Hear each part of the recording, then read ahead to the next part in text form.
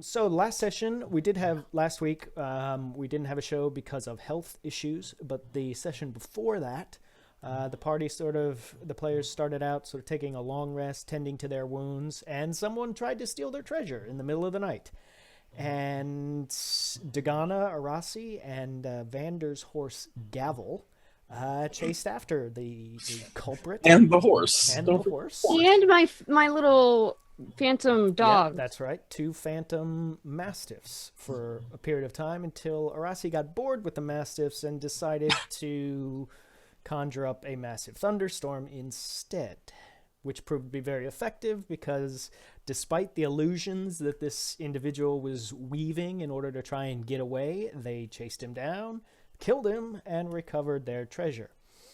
Samir, who was blind for most of the previous session, as well as the beginning of this one, while he was blind because he'd made this deal with one of the deities of the realm named Atar. We have to commend him for not attacking the darkness while blind. True. There was at no point that he attempted to attack the darkness. But so Samir, in sort of like a fever dream state, he made another pact with the same individual because he wanted his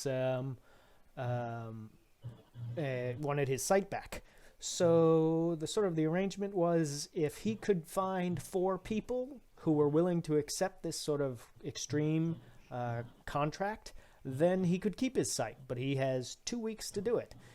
And After talking to whoever, his emissary. Right. Yes, that's true. I need informations. I need a book. Once you get the pamphlets.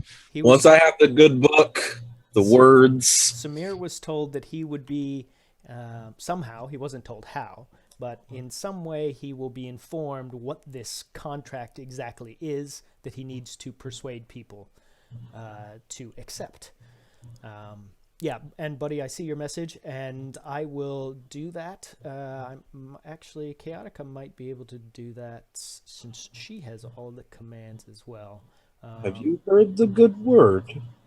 If we can put in the Discord, where would we put it? Just like ding me on the Discord with what you want me to do. Yeah. Okay.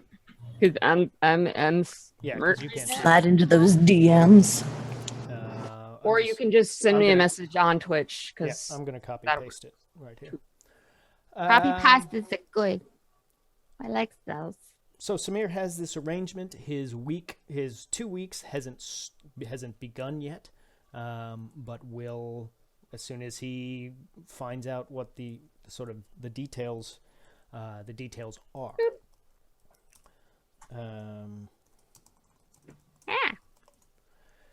So there's that. Then the group they were able to make their way back to the Farane harbor, where they initially landed on this sort of the island that they find themselves on, only to find that the ship that they intended to sail away on was no longer in the harbor. It was now sitting up in the remnants of the town. As you can sort of see on our little map here of the boat's up here, it should be down here. So that was something. But the sea mage that they had been escorting for some time, who we have renamed to Pyrexis, in order to avoid linguistic issues it was a joke that had run its course. This sea mage, this NPC, he's got an idea for a way that they could get the ship back into the harbor by manipulating the nearby ocean, and they are building these sailors are all working to try and to enact this plan, while the players saw some winged beasts flying above them, and were curious about them for different reasons, for different individuals. But Arasi, or Miss Chaotica's character, was able to identify them as manticores.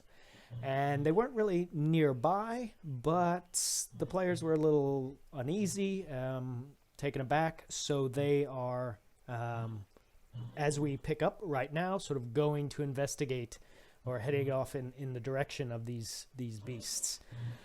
So it's about early in the morning, like the equivalent of say 9 a.m. our time, and that's where we're gonna pick up, unless the players have any questions for me before we jump into it. I think Arasi was sort of leading the way. Was that the... I think so. I was kind of heading off into the woods, but you have a question in the chat, Olaf. Etty, no. I am by no means a voice actor, as we will quickly find out when it starts time to be doing NPCs, where there's like maybe... He's got like three voices, Yeah, I got except when it comes to idiots. He's got like 7 idiot voices. Yeah, I'm okay. True. I'm okay with idiots. Yeah.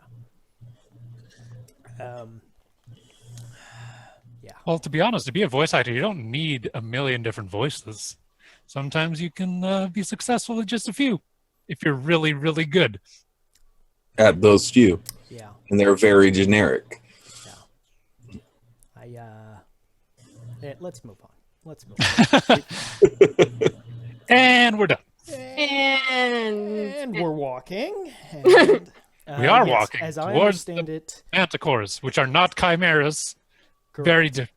Correct. Chimera, 3 heads. Even though, actually, as I was looking at some of the lore behind manticores, I don't know in which publication it was, but apparently they can have multiple heads. Who knew?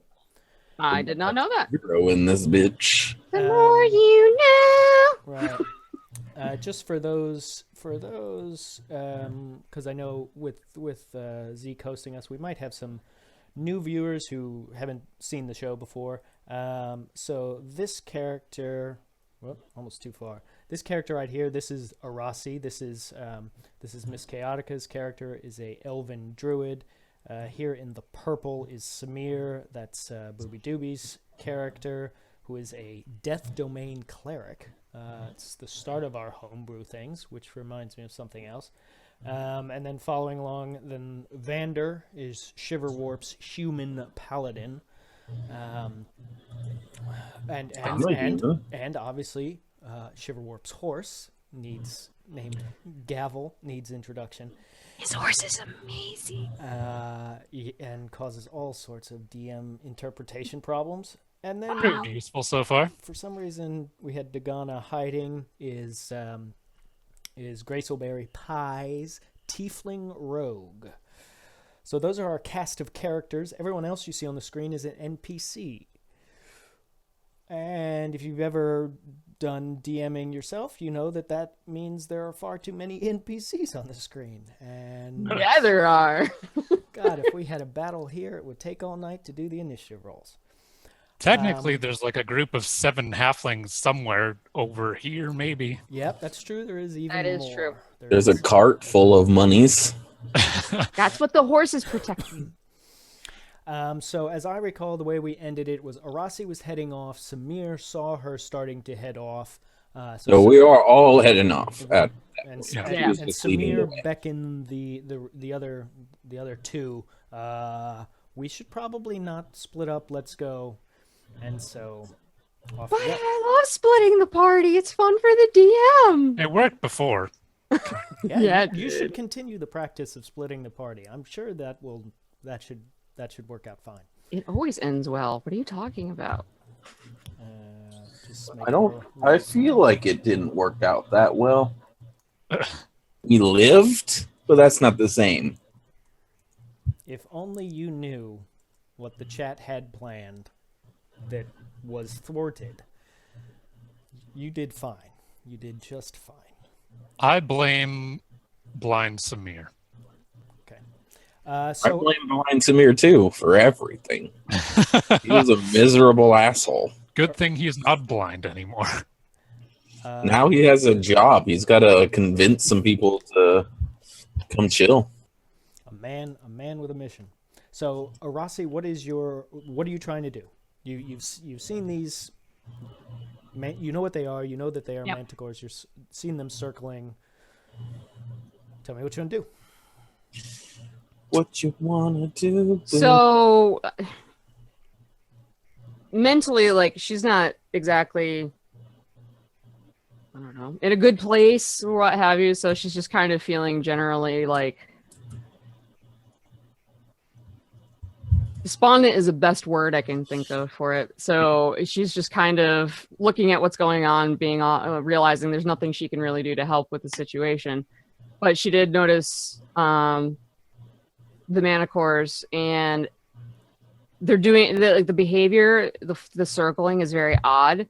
So if this plan that they've concocted to try to get our ship back into the water doesn't work out, the train of thought was see what the manticores are over there circling. And I mean, who knows? I mean, it's possible somebody suffered a similar fate to us, and there may just be something over there we can use to help ourselves get out of the situation, et cetera, et cetera. So yeah, Okay. I'm kind of heading in that direction where they're circling to find out what exactly they're going round and round. Okay. And I assume the other three of you are just sort of following her lead. Yep. Yep. About how far away are there? Yeah. Do we notice any landmarks, or is there, maybe like a cliff or something? I mean, there is the ever-present large mountain structure that is off in the distance, Right. but that you got relatively sort of close to. That the cave system where you had encountered this group of ogres and goblins was sort of in the foothills of that mountain, but that's still a ways off. The sort of circling where they are now doesn't seem to be that far away. You could obviously make them out from when she was looking Right. at them. So, but I can't give you an exact number of like feet or meters away. Definitely could farther than a bow shot. Let's put it that way. Okay. So, Arasi, from you, I will need a survival check. We'll see how you make your way through the. There we go. Sorry, I was like, where the fuck did the character sheet? Come here. The derp is real, so I apologize in advance. Survival. And it's just normal. Blah. That's going on. Oh, we got the roll sounds again. Yeah, I'm like, I haven't heard that in a while. So with her bonus, that's actually a 17.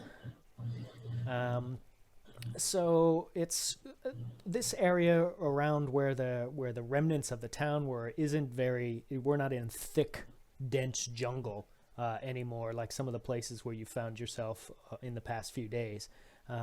So keeping an eyesight or keeping within view where these creatures are sort of circling isn't too difficult. And you make your way through the sparse underbrush, and I'll move our scene here. And scene. Let's get rid of that, shall we? And the bird noises begin, and I'll pull you guys in here. Thought that was something outside. It's like, God damn, magpies again. Seagulls.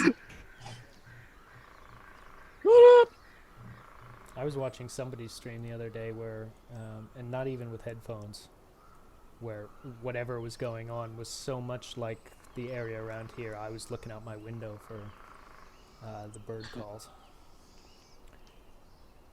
It's pretty funny. Okay. Can check. Let's see. So, and I'm going to just move over this a little bit so chat can see what you can see. So you're making your way through, and you come to this sort of kind of open area, and it isn't too hard to see as you've been keeping your eyes up on the sky.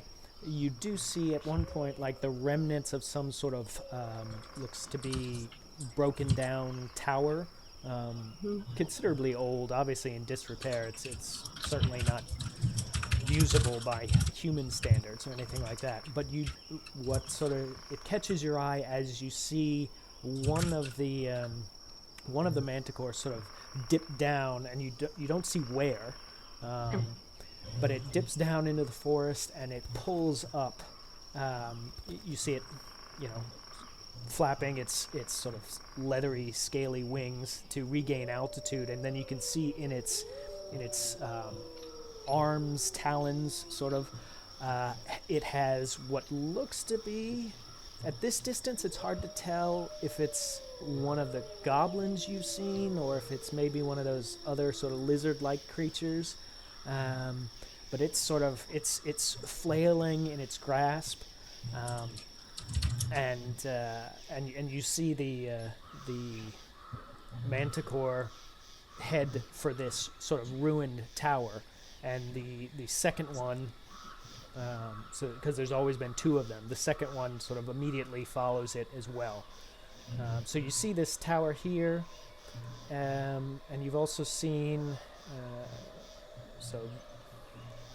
I'm just moving the map a little bit so chat can see where you guys are. So they're down there,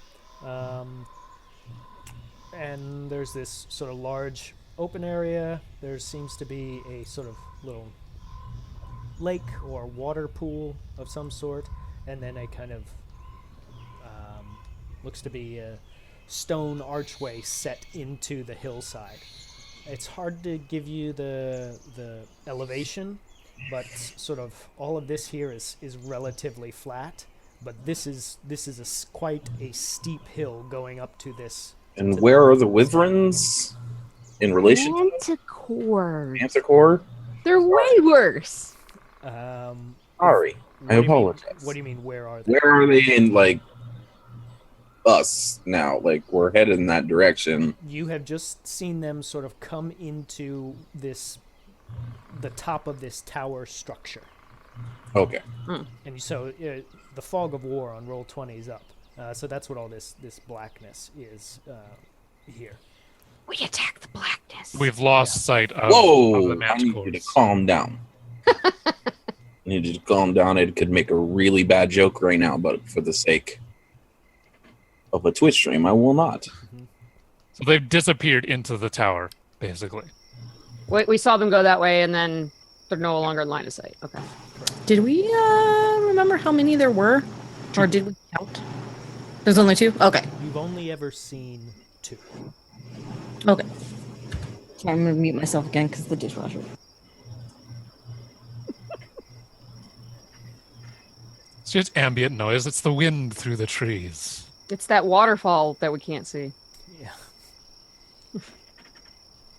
So what do you want to do? Ugh, make the meowing stop. Do we know how long they were gonna take to get the boat situated? Did they give us an estimate? Ghana would know. You didn't really ask them what their plan was. Don't worry, Gavel's got an eye on things. Okay. It's taken you maybe about 15 minutes, maybe 20 minutes to get here from where you are, from where you were at the harbor. Okay, so we're not too terribly far. You guys want to go in there, don't you? Is this really important? Yeah, I'm going to start moving forward. Just for Vander says that. Vander says, "Is this really important?" stop that. Just for scale purposes, I guess the question I have is the arch here big enough for like us to go inside, or is it just yes. kind of yes, decorative? it is a little. Whoever made this map obviously didn't make it properly to scale. Scale? What is that? Yeah. Well, the way you had talked about it, which is why I was like, okay, because I thought it was just a piece of the tower that had fallen off. Oh, so- okay. No, No, he said it. He said there was an stone archway built into the hill. Yeah. Yeah. Yeah. So it does. It is. It's actually wide enough that it could probably have a cart or of some sort. Okay. Yeah. It was just more of a. Is it human size or orc size or halfling size? Kind of a train of thought, mostly for me. So I'd say think of it about. Can an it's ogre walk through there? It's at least Casually. it's at least 5 foot wide and maybe 8 foot in height. Okay. An ogre could get through, but it would be Hey, like Strife. squeezing. You would be more likely to break it. Yeah, I was just trying to get an idea of how big it was, because yeah. So Dagana's moving forward. Yeah, I'm just trying to. Given what I figured out from before, from just kind of watching them around, and I know that the circling behavior is kind of odd for the manticores. Is it equally as odd that they would be taking up residence in some kind of like a man-made structure like this? Because that seems just. I would say the sort of their circling behavior made a lot more sense once you saw that they had struck something. I don't think. Well, give me a animal handling. Wait, no, we did this last time, didn't we? I About think the we debate ended between It's animal- nature, survival. isn't it? for nature or animal handling. I think Yeah, it was. it was nature because animal handling was Animal handling is like, hey, I'm holding, handling. riding and and persuading and sort of calming down and whatnot. Right. Yeah. Okay.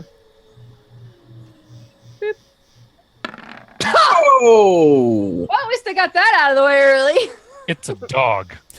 we're off to a wonderful start, Nice.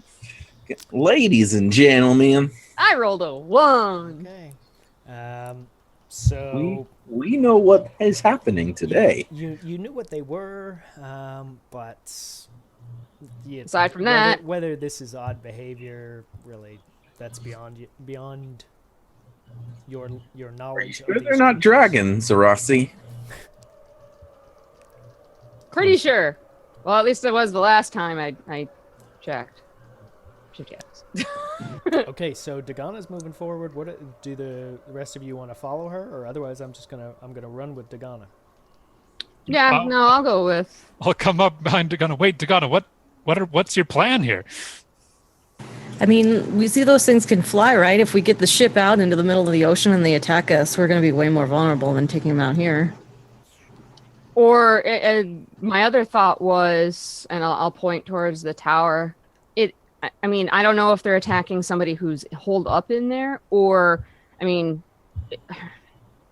if they were birds, predatory birds, aggressive birds, maybe, could it be possible they have a nest up there and then they're just protecting their young? It's like knowing what's going on with them tells us what we have to do. And to Dagana's point, exactly. That was my concern, that yet again we would set on our way and get attacked by either fish people or, in this case, manticores. Or maybe Samir just is hands in his pockets, walking along a little happily. I suppose better to be prepared. Like he might be whistling a little bit if he could whistle. I figured at the rate that we're going, we can't really afford to lose any. He's other- practicing whistling and it's not going well. So. Okay. I just kind of shrug and say, I'm just trying to be proactive. And I'll kind of like make my way over towards the arch some more.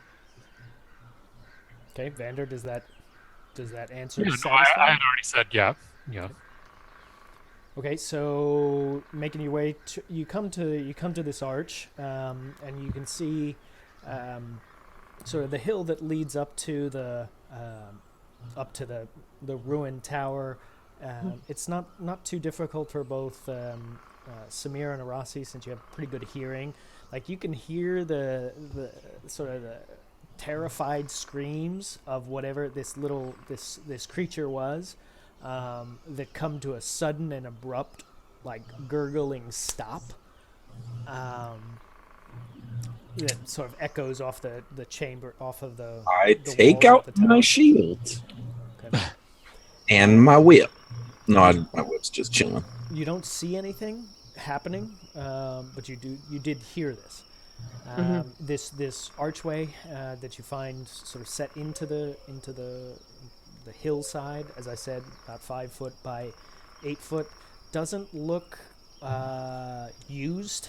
Like there's no like Oh God, Jay, seriously. To be fair, it has been going through my head the entire time. So Yeah, every time he says, so they're making their way downtown every single time in my head. Downtown. So if you want us to not quote it, stop saying that. But that's his work. That's like his phrase. It's my Every DM I've watched a show has like a phrase that they They can't stop. repeatedly I know. use, a phrase or a word, and that's Olaf's. So they're making their way. So Yeah, they're somebody else I know likes to say. So we're gonna go ahead. Yep. It's in. It's just human it's I his can't safety remember. phrase. Exactly. I can't remember what the word in Spanish is, but it translates to little tail, I think. And it's the sort of thing that people will use, like that it is their stopgap, or when they're trying to figure out what they're going to say. It's like Oro for Rurouni Kenshin. Like just a stalwart. Matt Mercer's is circumstance. He likes that one a lot. Circumstance. Stalwarts are the His best. circumstance. Yeah. I'm really worried that I don't know if Jay grew up, because Jay Justice and I live in the same geographical area, and we are, I think, the exact same age. And I'm worried that we may have actually gone to school together and just, You're worried about that? Okay, so now we need to know, Jay, how old are you? yeah. Anyway. You can roll a d40 if you want. and Jay, what school did you go to? J underscore. Oh, I need a slash before the band. It's okay. I can pretty much guarantee I'm the oldest person in the room on Twitch most of the time. So the sort of the passageway in this The archway in the stone. in the archway doesn't, it could be big enough for, like I said, a cart or sort of large humanoids, but you don't see any obvious tracks or wheel marks or things like that. Is there like a stick around? Just Can I pick up a stick? Oh, schooled in Michigan. That explains some things. Okay. dang. Far inferior state. Shit, son. Wow. Well, Wow. He had RoboCop, okay? Wow. No, he wanted RoboCop. He never actually got it. Give me an investigation check. We'll see. What type of stick are you looking for Just here? a stick. Well, you tell me what you like. There's like trees a billion. I'm just making sure there's a stick I could actually pick up in my hand. How big is the I mean, stick? technically, palm trees don't really like make Yeah. sticks. Yeah, a palm jungle is not prevalent for sticks, but They make fronds. give us an investigation. You never know what might How be about there. a rock? If palm trees. We're letting the dice decide here. It's not like I'm giving you a DC 45. It's still an investigation check, and Samir's an idiot. Not wrong. I feel like it should be like a perception check because I'm looking with my eyeballs. No, that's not how. That is how it works. When I'm looking for a stick, I go, "Hey, Jake, No, it's not a use question of. your eyeballs." It's not a question of would you be able to see one? It is a question of, is it actually there? Or can you find it? Sort of Perhaps like it is trap covered by mechanisms and many whatnot. other sticks, and you need this precise stick. I underneath. feel like he just wants Samir to Thankfully- roll investigation always, Thankfully, not perception. you do sort of close to the shores of this little pond area. There's some smaller sort of vegetation that seems to have died off at some point. I just make sure to walk over the water, Okay. like to walk around. Like walk. A little Here's exaggerated. the water. Bloop, bloop, bloop, bloop, bloop, bloop, to walk. Pick like the sticks on this end. He's walking around like that. I understand. And so you do find about a 3.5 foot stick that's maybe about an inch in diameter. Okay, I'm gonna pick up the stick, cast light on it, and throw it into the fucking hole. Okay. Just one. Just throwing a stick down a hallway. Hall, folks. We're doing it. Okay, let me find. It's a magic stick. What? Okay, and what is the radius on light? Someone remind I thought it me. was 25 feet, but I could. Cantrips, guidance, light. 40 total. 40 total. And is it dim at 20 or just 40? It's 20 bright and then 20 further. Okay. Got it. So like a 20-foot radius and then a 40-foot that's dim. 20 foot, yeah. Yep. Sorry. I just found it. Okay.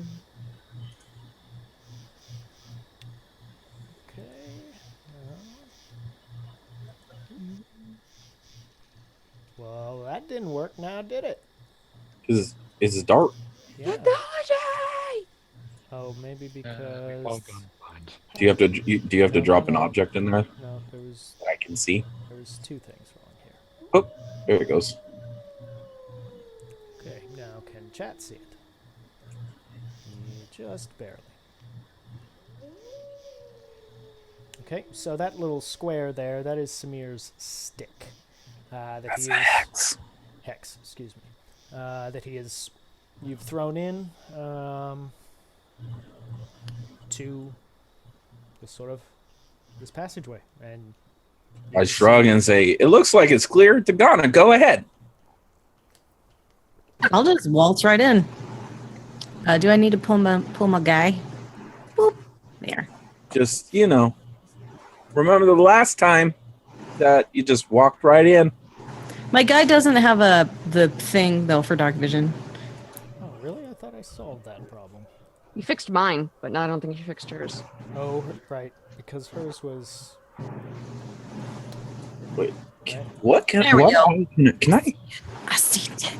Oh, I can cast light on myself. Yeah, You can light up your life. I can light up myself. anything you can touch. That has some exciting Oh dear. We all know where this is going. possibilities. Oh, Dagana, I think I've fixed it, so it should, Oh, every time you do it from Cool. now on, it should work. It'll just be So, there. Chat, we have Roll20's dynamic lighting implemented here in our when it's appropriate. For the most part, I think we have it set so you, the chat, will be able to see what sort of the players collectively can see, as opposed to, for example, Samir can only benefits from one set of circumstances. So what you are seeing is what almost everyone benefits from. That I don't know if that's entirely clear, but They can see Well, like- everything us with dark vision can, and the stuff that, like, if he casts light can, as opposed to I can only see what I can see with my dark vision. but everybody can see what I'm casting. Sure. yeah, Well, unless yeah. as You long made if it's yourself a been light bulb. right, if it's been labeled as a Well, I mean, I'm just saying, Public visible. if I cast light on myself, Sure. Yeah. these three could see. light sources are global. Vision is not global. There you go. You can see what characters have All dark. right. As we step in, I will cast light upon my entire person. okay. So we're I'm just gonna touch myself. taking it off of that. The stick Stick. fades away. Yep. And then now Samir is emanating light from his entire body, seemingly happy as a clam. I am just excited to be able to see. Okay. He knows that there's no talking to Ghana out of whatever the fuck she has in her head. So Okay. you can see. That's all that matters. I'm going to be very cautious of traps because traps hurt a lot last time we were in a cave. Yeah, I'm Can gonna be I- cautious because of what Samir said as well. Yeah, I did say that out loud. You did or did not? I did say it. Okay, yeah. second. I'm sending a I whisper. was just reminding her that she, had a boulder and a tripwire. That whole the last time we were in a cave. Which wasn't that long ago. No, it was not. Okay, let's see. I'm going to mute myself to you guys here, but I'm going to still tell chat, so 1 second. Okay, they should now not be able to hear me. If they can, say so. Somebody say something ridiculous. Okay, good. So I'm not switching the scenes, but I'm just going to tell you, chat. I'm sending Vander a whisper from his horse. So the Find Steed spell that he has active allows him to have a telepathic link with his horse that is back in the camp.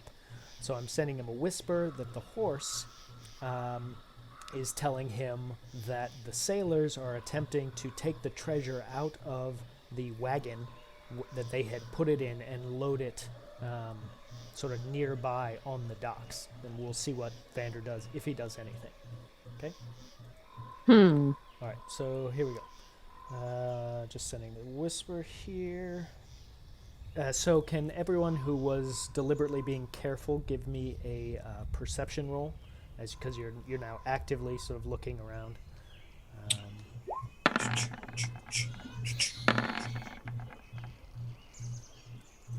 I will go last because I'm in the back. 6, 10, and 12. I was Perception. actually thinking about doing 25. Okay. so this is just I don't know. I'm presuming if they're spirits, they wouldn't trip any kind of a trap. Who were spirits? His If I got my little doggies out again, they probably wouldn't trip shit because they're not corporeal. Unless it's a magically triggered trap. I mean, they are considered. Each beast is considered fey, and fey doesn't necessarily mean they are. Because they Yeah, but it says face spirit. Yeah. That's the kicker. That's why I was Depends, like, yeah. it won't hurt to have them out. But do you really want to burn this? Oh, it's a cantrip. Never mind. It's a cantrip, so yeah, I do. Never mind. Okay, and which type do you want? I was just gonna get the mastiffs out again, so they could possibly alert us. Nature call, are you peeing? No, but the dogs will. Nice. I'm gonna have to render out some 3D dogs here. I like my dogs. Don't talk shit about my dogs. Is one of them named Meatball? They don't have names yet. Is one of them named Tortellini? What? Why? Why wouldn't you name a dog Tortellini? Because Well, Meatball and Tortellini are the best dog names ever. My cat is named Tweak, so I'm okay with weird names for pets. My dog's name is Pudge. I'm gonna keep my opinions to myself. How do I Kind whisper? of Tweak. He's an English bulldog named forget. Pudge. Slash My W perception doesn't work. was 25, by the way. Yeah, you can either just say it to me, Shiver, or you can whisper it back to me. Whatever you want to do. But yeah, I would have 2 mastiffs basically to help, and I'll just kind of point kind of, I guess, ahead of Dagana a little bit and just be like, scout. Okay, I've made both of them can be controlled by you. Oh, there we go. I can click on one. There we go. I'm like, I clicked on myself on accident and moved myself. Okay, so our roles were for being Perceptions. perceptive. We had we had Vander with a 6, and then converted with a 6. Arasi with a 10. Dagana with a 12, and then Samir, who unfortunately is at the back. Hey, It's Jack. not unfortunate. Good to see you. Samir with a big I'm using the shit out of my eyeballs again. with a These peepers are wide open. 25. Like he's maybe a little afraid to blink. Okay. That's how he's acting. Hey, maybe we can name one dog Jay and the other dog Jack, and we'll see who lives. Oh dear.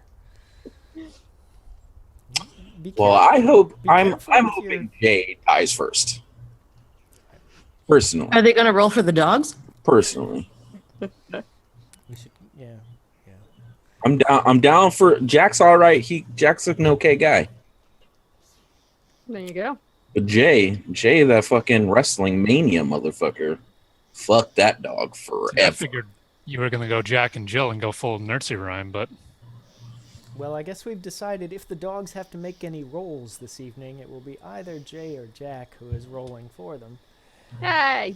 I don't know how we'll get a face spirit mastiff beast to need a roll, but who knows?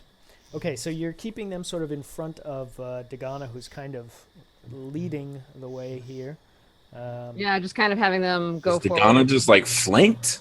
No, like Oh, they're a little okay. ahead of her, kind of like checking I didn't out. I didn't have the thing open.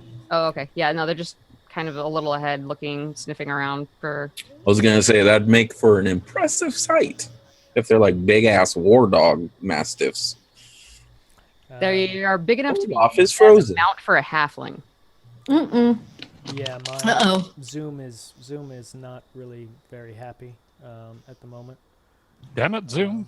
But it's actually just Zoom because the stream is fine.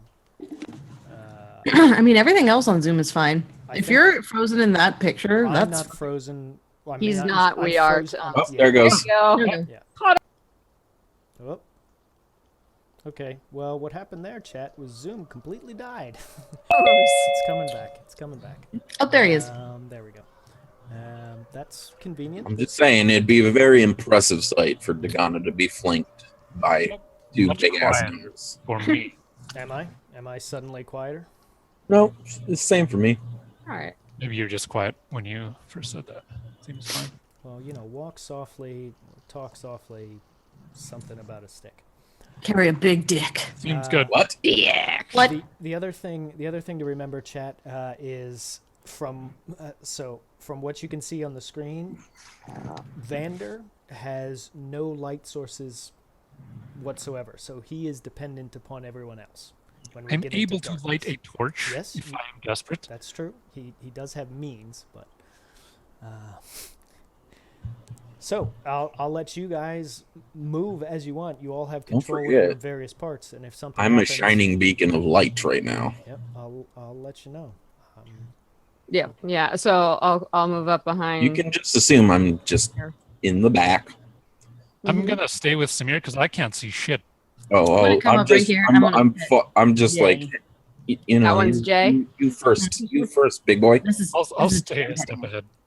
Okay. Yeah. So I'll just say to Dagana, I'm just sending the dogs a little ahead. Maybe they'll be able to sniff out a trap if there is one. I have tinted one of the dogs pink. That's Jay. That's Jay. No, Jay shouldn't be pink. Pink's the best color. He's That's pink his in his username is pink, isn't it? Oh, I changed my mind. Jack Stryker should die. So yeah, the dogs are kind of just sniffing and making their way down the hall, checking for traps and what have you. Okay, give me an investigation roll for a mastiff. Oh God, that's not gonna be good. Wouldn't that be? Wouldn't Jay roll that? Isn't that like Yep. negative? Oh, sorry. Yep, that's right. We'll need it. Isn't for- it like -4? From Stryker and Jay, right? Yeah. So here we go. Here's our first. Doggy NPC. Jay's still here. He hasn't said anything. So at least Jack. If Jay is not near the computer, we can. So do a anything. mastiff has perception +3. Yeah, but This it's an is- investigation check, So Which is intelligence. which is intelligence. -4. Yeah, his intelligence is 3. Um, here, I'll do a sample here in chat. So Jack, we got our roll bot in chat that can handle all sorts of things. So, for an example roll, that would be a 1d20 minus 3. So that would Jesus. be really bad. bad. So what we I need, figured that they would smell like. To be fair, that the reason why I went with perception was I figured they would smell like the leftovers of the person setting the trap. That's the only reason why I went that way. But yeah. okay. But that's not what you said. What we essentially need is that without the parentheses. A 4. Okay.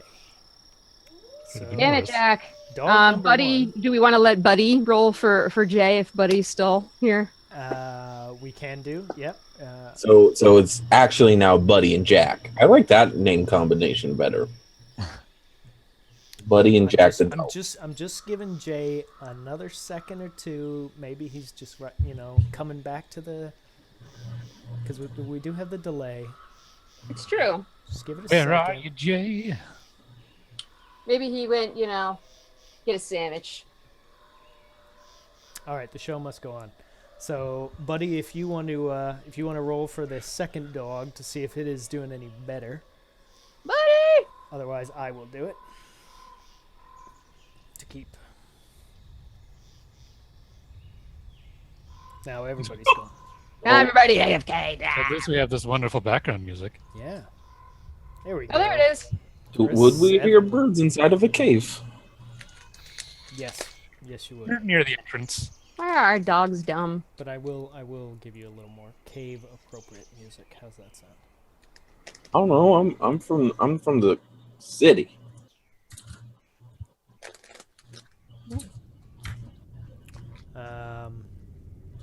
No worries, buddy. We got it in there. So You roll. You don't. They sort of, they're on the lookout for what you've told them to be looking for, but don't seem to be finding anything specific. Yeah. I don't know. I feel like after all the screaming, gurgling, birds would have been like, "Peace, I'm out." Depends how far it carries, I guess. I mean, I heard it. So it's still on you guys. Whatever you want to do. I'm waiting for the leader of our party Oh, to yeah. Sorry, come on. I didn't see Dagana was AFK. Give her a second to come back. She's putting her Donna children is the in water. adventurous one of us four. Yeah, normally this first hour for Grace is a little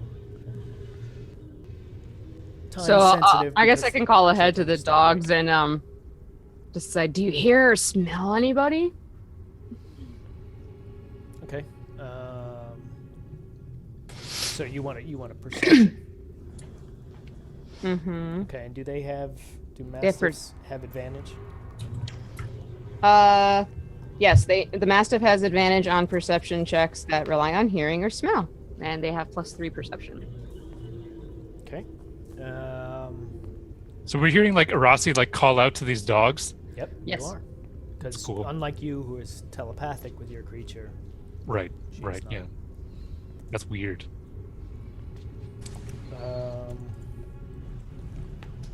So, Buddy and Jack, if you're still there, can you give us a second roll? That is what I've just put there. I need you to do it, each of you to do it twice, because it's with advantage with this circumstance. Good dogs. Good dogs. A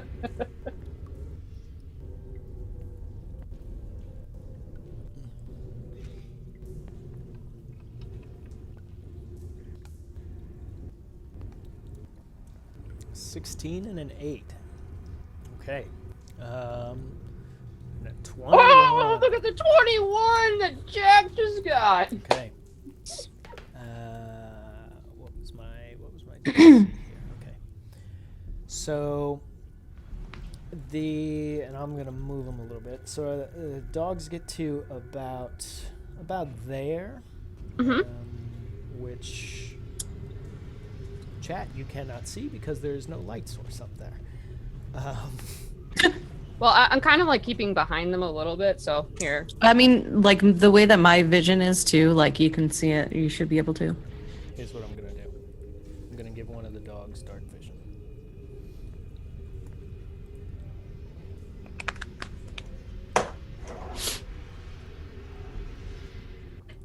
Just give it to the pink one. He's already special. You did. And that'll, unfortunately for the players, that will light up for everyone. Spoilers. Yeah, that's all I had. So they sort of get up to this area here. Look at that, he got 21 twice. Holy shit. Wow, well Jesus. done. The advantage. Good thing. And they sort of stop and start barking in this direction. Just sort of they. Totally they, thought you were they've- going to say they were barking in Elvish or Sylvan. No, they have stopped and are just sort of. Their barks do have like little bell tingles going on at the end, you know, because they're fey. And they're musical. Yes, it is not an aggressive, raspy. It does have a melody to it of some sort. Oh yeah, sorry, Jack. I'll fix that while we're Okay, sitting. that's because Buddy would have been exempt from it, but normal. Just chat use a mod. members. Yeah. Okay, that's good to know. See, we're beta testing before things are really important, like death saving throws. Anyway, so the dogs have stopped and sort of feet out and looking in that direction. I'm gonna sneaky snake way forward Wait, to kitty. to right in between the two dogs and see if I can see anything. Okay, give me a perception roll. I'll kind of wave Vander forward, Vander and Samir forward a little bit, and I'll just say the dogs found something. Yeah, I can tell from the barking. Okay, so with her modifiers, that's goes up to a 21. So in looking around, what you can see is on either side of the cave walls here and here. No, though nothing really. The floor is sort of a mixture of rock and dirt and dust and whatnot. But along the side of the walls, you can see what does look to be a almost like braided rope that matches the color of the stone quite well, but not exactly. And you do it does catch your eye. Dagon. I'm gonna look at it. I'm gonna look hard at it. I'm looking at so hard at it right now. You win the staring. I guess contest. investigate Yeah, this is to see investigation. what it does. This is investigation. I'm looking at that. I'm gonna fucking rope. look at it. That More rope don't know what. concentratedly. That rope has never had that eye before. It didn't know what to hit it. Oh god, that was That scary. could have been bad. Scary for a second there. So with Dagana's modifiers, that actually goes down to 17. But you see, as sort of, without really moving too much forward, you do see the you see where these braided ropes or cords or whatever they are come down to the floor, and you do see it looks like they go under the floor slightly, but there's like this artificial bulge that can't really be rock can't do that. It just looks unnatural. It really reminds you of that tarpaulin that was over that big pit trap that you found when you were in that other cave system. Not exactly the same, but that's what it immediately reminds you of. And so in sort of kind of you go to where the edge of this kind of strange looking ground formation, and you can see like it is some sort of flimsy cloth that has been made to look like the floor, and underneath are these look to be series of different ropes going back and forth. Looks very much like a net. Oh, okay. So I'll let everybody know that this is a trap. Like a net. Looks like a pull-up trap. So should we purposefully You want to disarm it? set it off, or should we disarm it? I feel like you should at least try to disarm it so you know in the future. Okay, well, just it does seem step- to run the entire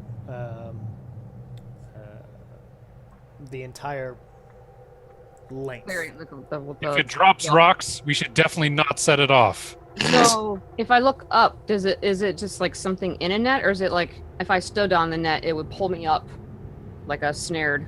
In looking up, there does seem to be some sort of apparatus above it that there looks to be pulley systems or ropes tied up there that you conjecture that it is the kind of like the hunter's trap of something walks through, springs it, and is snared in. Gotcha. So it's a I snare. would say you just disarm it like you did at the one back at the cliffside. Okay, I'll just get back. Take you way back to the way back. And then sleight of hand? Is that what it'd be? Yep. Sleight of hand. Plus your proficiency. Yeah, I'll get the Plus- dogs out of the way too. How do thieves' tools apply? Do they apply? Will allow you to add your proficiency to it if you aren't already proficient. Yeah, I'm already proficient in it though. And some things require, like you can't Okay. do it without thieves' Right, tools. right. Or you suffer disadvantage when you try to do so without. I could have been bad too. Okay. Donna, you have some scary rolls sometimes. So with bonuses, that goes up to 23. I was scared you were about to fall in it for a second there, Dagana. I mean, coming down. You are able to find a point where you can sort of sever the net that is on the ground from whatever the tripwire that would cause the counterweights to release and pull everything up. You're able to disconnect that without actually harming the overall mechanism. So you feel it would be safe now to walk over if needs be.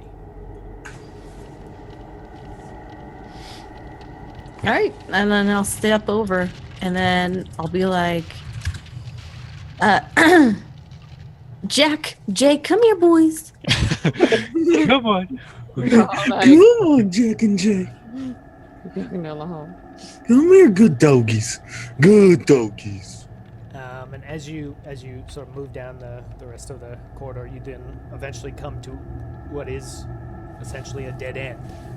However, the one prominent thing you do see is this large stone spiral staircase, and you can see in this area here, there seem to be some remnants of old ropes coming down that look to be like they used to be some sort of like pulley system, but it is that you can see on the ground. There is a few block and tackles that have just fallen on the ground, cracked wood, and they don't seem to be usable at all. But there used to be some sort of elevator or hoist mechanism that was next to the stairwell. I put my hand on Vander's shoulder and say, "Do you think you can handle the stairs today?" Sure, the stairs will be fine as long as they're not greased. Okay. I was just making sure you're going to be okay with the stairs. Didn't know if you had like a PTSD flashback. Just looking out for your mental health. I'll be just fine, Samir. Okay. Unless you guys want to climb up some ropes. Somehow I wouldn't trust climbing ropes meant for pulleys. Judging by the pulleys on the ground, especially. That's a good call. I was never too good at the whole rope climb thing. I can tell by the way I had to haul you up that cliff earlier. Yeah, thanks. I appreciate that still. Is this dog big enough to ride like a horse? Only if you're a halfling. If you were a halfling or a gnome. But there's certainly two of them, so if you strap them together. Could I ride them like jet skis? if your acrobatics was good. Dagana has a thing for riding other things. Well, Wow. really? Just throw it out there, why don't you? Just throw it on out there. I didn't take it that direction. That's what you did. Well then. I will I'm not. just imagining Vander saying that out loud. Total And dead man. Samir is just dying right now. Just dying.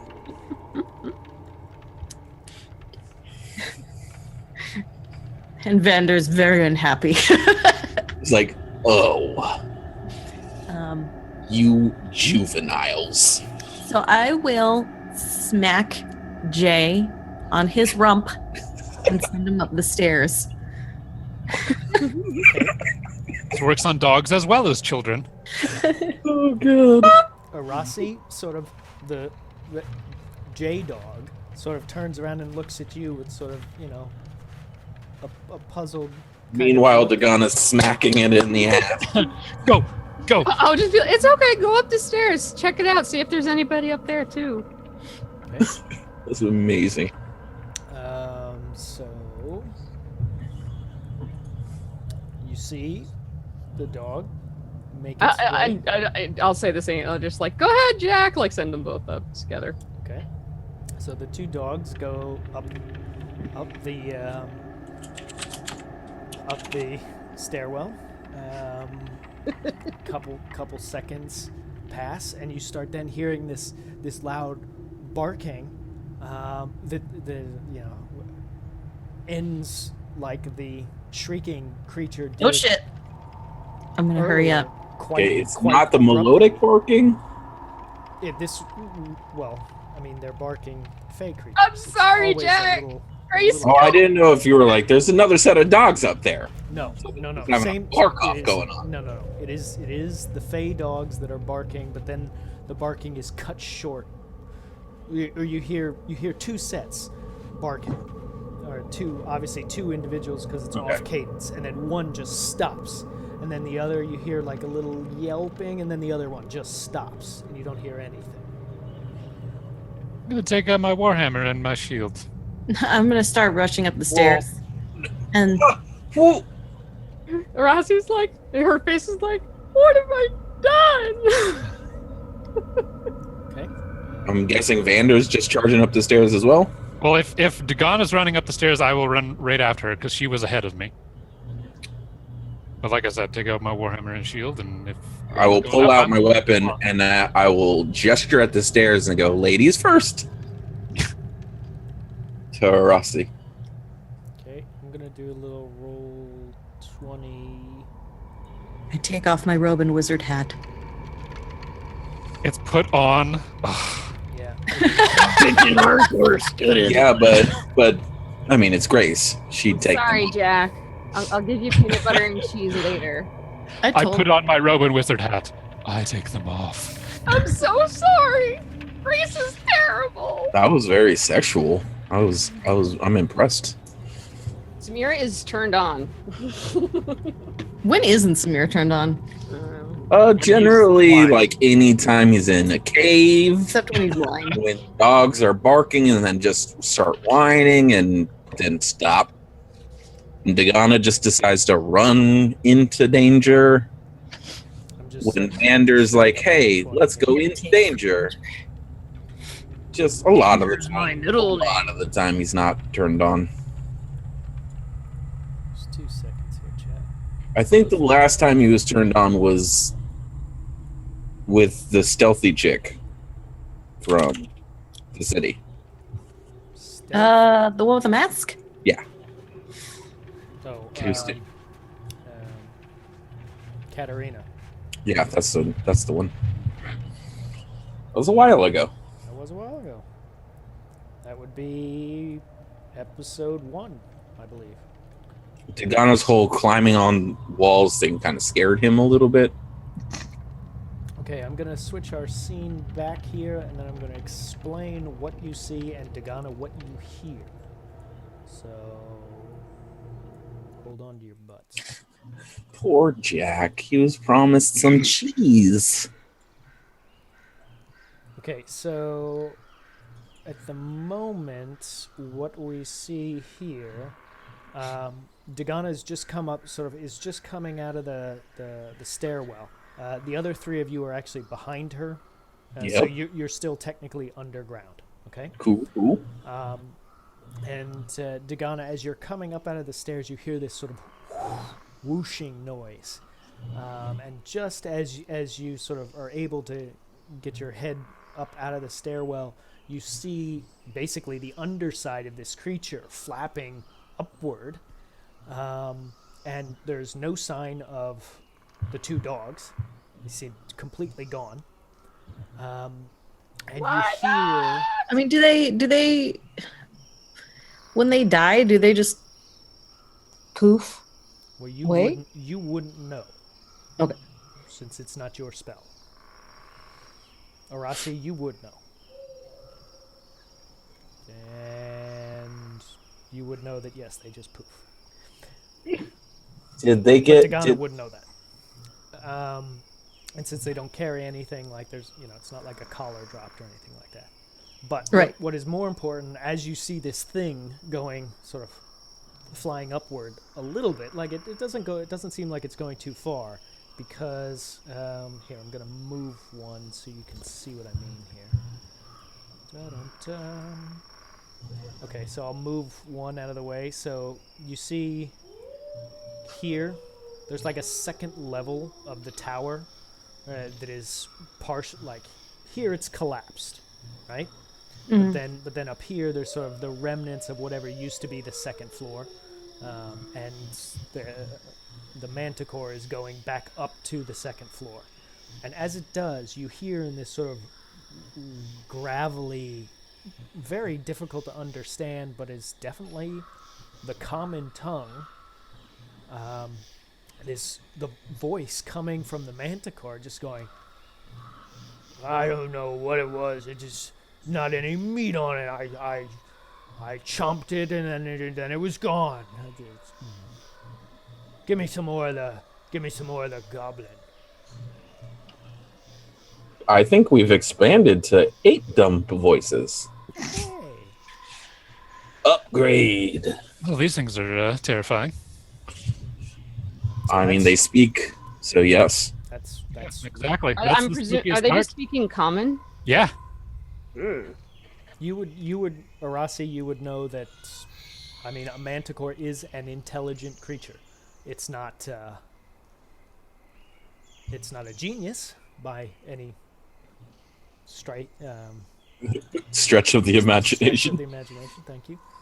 So is it? I can hear you when I above, walk like, away for the record. Sorry. is it like could I reach out and touch it, No, he said he's flying onto the second. or is it like a lot higher? It's When I it's get there. probably about you can see the belly? the floor that it's gone up to, but Oh. it's a probably 12 feet maybe.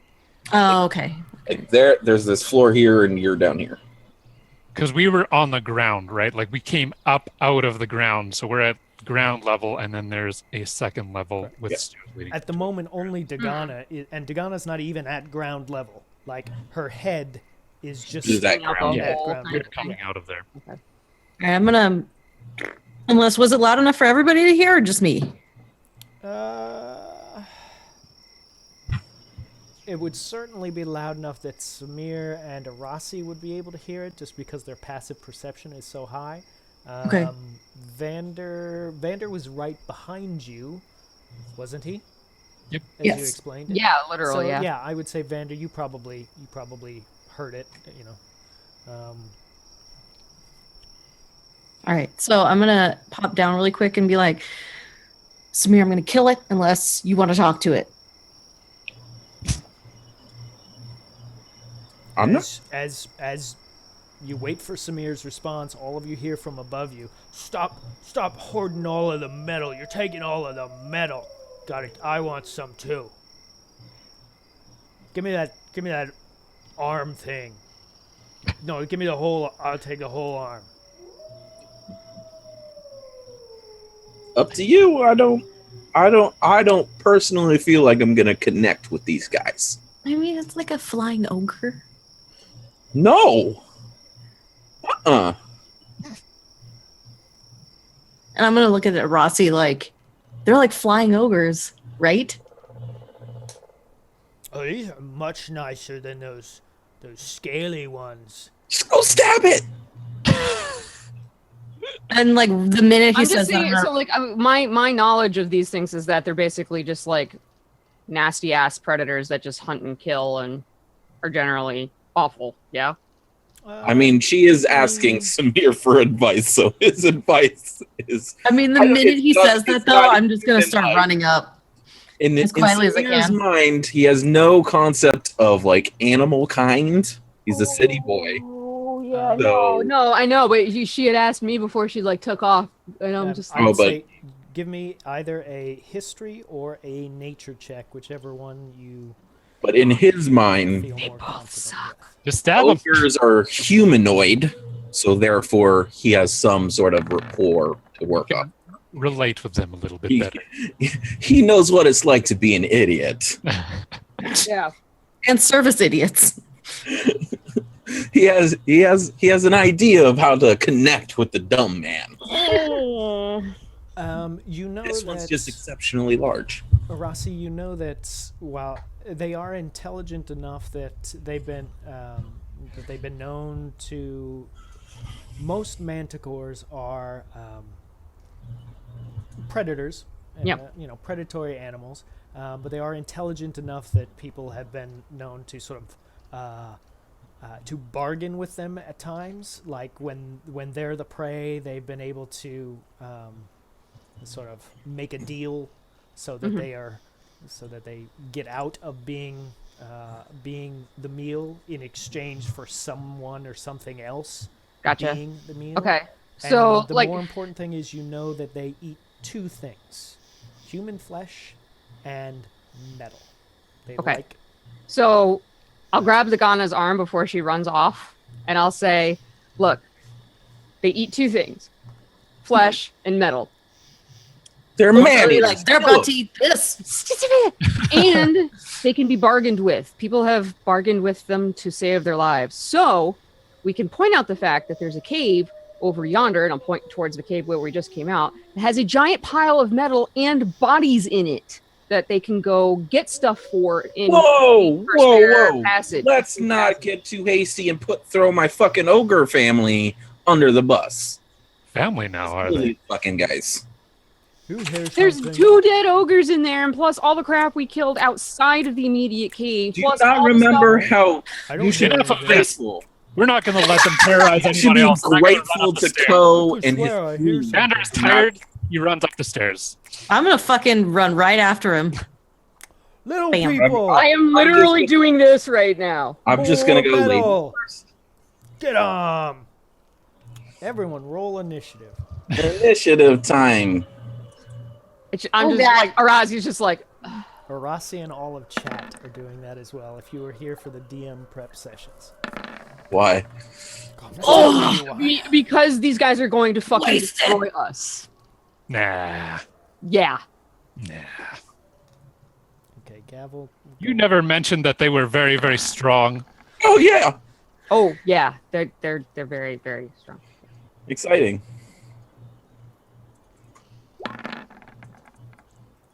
Those day old bodies, though.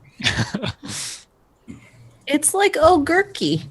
Delicious. It's not like they're eating anything particularly fresh right now either. They just Hey, caught it. It was hey, definitely alive very recently. We heard it screaming.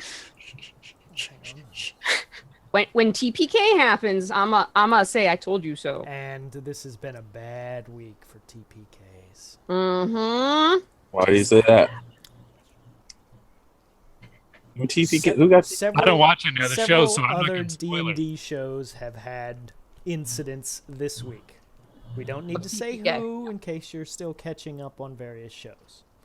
Yeah, Sork, you read my mind. This episode has been brought to you by the letters T, P, and K. So the first two people in chat who can give me a exclamation point roll D20 plus 3, we will use those for the initiative of the two manticores.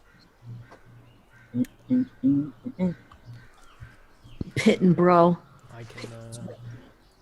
It's gross. Oh, well, Strife did it. Oh, it's It got has to to be be a lowercase d. Sorry. Lowercase d. Strife, it's a lowercase d. Little d, not the big D. Poor Strife.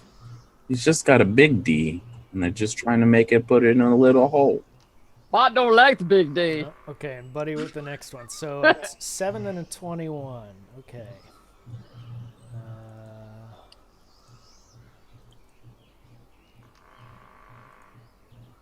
I'll modify them.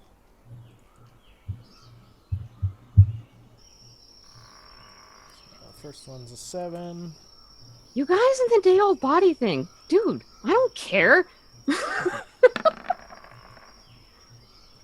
No, we're not feeding them my fucking ogre family.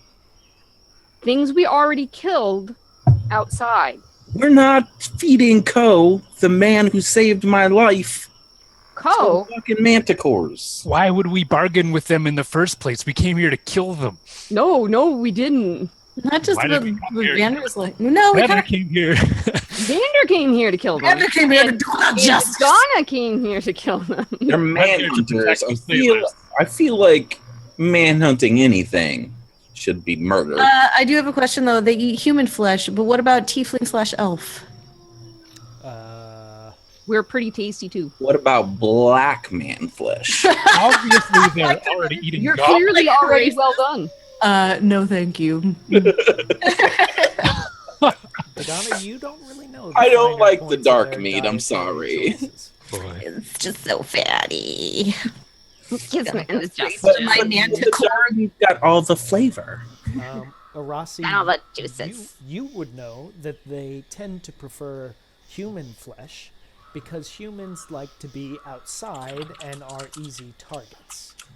AKA opposed to big things like- stupid motherfucker. Like dwarves, they don't really hunt dwarves very often because dwarves normally are underground, are difficult to get to, go out in big, large parties if they ever do, and so it's hard do they to taste pick good? them off. If I feel like if I ever catch Did anybody actually ask this out loud? if Dagana's ever eating a human's flesh, Smear's out. He's done. He's gone. How do you know she hasn't already? I'm just saying if he catches that happening, it's like she's just chowing down on like a leg. Smear's gonna be like, And we're out. And, "Bye. and Good. see. I got this water walking thing. I'm just gonna load up and peace. We're done. I'm going home." Okay, so first on the list in initiative order is Dagana with a 25. You guys, don't worry. I'm the very last one. Now, Was the it 1 problem through 20 is- plus 5, right? Well, Yeah. it's Or what? the creatures are 12 feet above you. Yeah. Oh, they're both flying No, right they're, now? they're on the sort We of told you the it's second like- floor. The second So then I'm going to floor. run up. Just running. There is no stairwell. Grace, come on. So what has But happened? then is- what's this little Oh, Archie Darch thingy? Like, these are stairs. Okay, I had understood that those were stairs upwards. True, they are, but they only go about halfway and then have just completely fallen into rubble. I think, unless once again the map maker is being a Riri. You've been hanging around me and No, picking no, up my that one- vocabulary again. You should stop that. Vander, move. Vander, get the fuck out of the way. I move. Move your fat ass. No, okay, all right. Yeah, those stairs go all the way. We're playing according to the way the map was made. Hey, Kevbot. So you're able to use 10, 15 feet of movement to get up, going up the stairs, and then you come face to face with this creature that's about the size of a bear has seems to have a man's head, but then the body of a lion, and then these big sort of leathery wings that look more suited to a dragon or a bat. Yeah, They look kind of batty, which is why I said bat. it's an amalgamation of strange Given how creatures. big they are and the platform, do they basically take up almost the whole platform? Almost all of it. Okay. And you can see, like, as it's looking at you, it's got like gore coming from its mouth. Pagana cares not for its size. Gross! Okay, so attack roll of 21 will hit. 1d8 plus. Wait, which one are you hitting? Are you hitting left bro or right The bro? one who's like right in front of me. Gotcha. The one behind it looks to have more of a feminine face, but not by much. They're both pretty hideous looking. I'm gonna aim straight for the face. Back. Get in the face soon! So with That was terrible. all bonuses considered, 16 points of damage. Okay. I don't know why I'm still typing it out, but okay. And so with the offhand, Damn it. and I'm like, it was flirting with a 19! It was fucking flirting with a 19 and it was bullshit. But with a bonus, an 8 will not hit. then I'm gonna do breakaway and go. Disengage is the word. Well, whatever. Can you I'm gonna actually, break like, off our engagement and back away. Can you actually Wow. like run along the edge? He got you a brand new, lovely rusted metal ring, and you're just gonna break it off like that? Yeah. Can you run can't. along this thing? Have you seen his face? I can't believe. If I you- think it's No. too high. If I mean, if you could get climb up to there. it, then you probably could. But I have a terrible idea. But I'm gonna disengage the rest of my movement, which is 15 feet. you're going which way? Back down? Back down. Okay. I'm just looking for a little bit of Poop. more appropriate. Music. Oh, music. Let's go with this. Then there's some wolves, apparently. Peru. Dances with Wolves time? Peru. Are the wolves cheering us on? Doesn't seem to be, no. Rossi, tell us. Are the wolves cheering us on, or are they against us? Are they just taking bets? What's the deal? What's the situation? Rossi speaks wolf. I do I don't now. know. She's a druid. I assume she can talk to any animal. Talk to the animals. Walk I with the technically animals. can if I have the spell prepared, but I don't. Samir would know that. So just to make Samir feel better, I would say, yeah, they totally want us to kill these things. I mean, yeah, probably. On your turn, you can tell him that. Okay, so Well, then he Dagana, can't talk either. true. So Dagana has moved back, which means, which one are you? You are the one in front. So the one that Dagana just struck sort of reels back at the rapier that's just been jabbed in its face. But then when it looks forward, Dagana has just moved back, and then there's Vander, this 6-foot mountain of a man in this bright plate mail. Dinner. Vander, all you see is this large, sort of snake-like tongue come out of its mouth and do kind of a whole mouth lick. Ew. Gross. As it comes at you, mouth first, like trying to bite you first, and you can see those two front paw claw things are coming right behind it. Shut up. So First, for on the bite, 16 versus your AC, which I don't think that Does hit. not hit. No. And so then on the claws, first one is an 8, doesn't terrible, but then a 23 for the second one. 23 will hit. 23 hits for 6 points of slashing damage. Boy, 3 attacks a turn. No joke. There was a reason I wanted to negotiate, sir.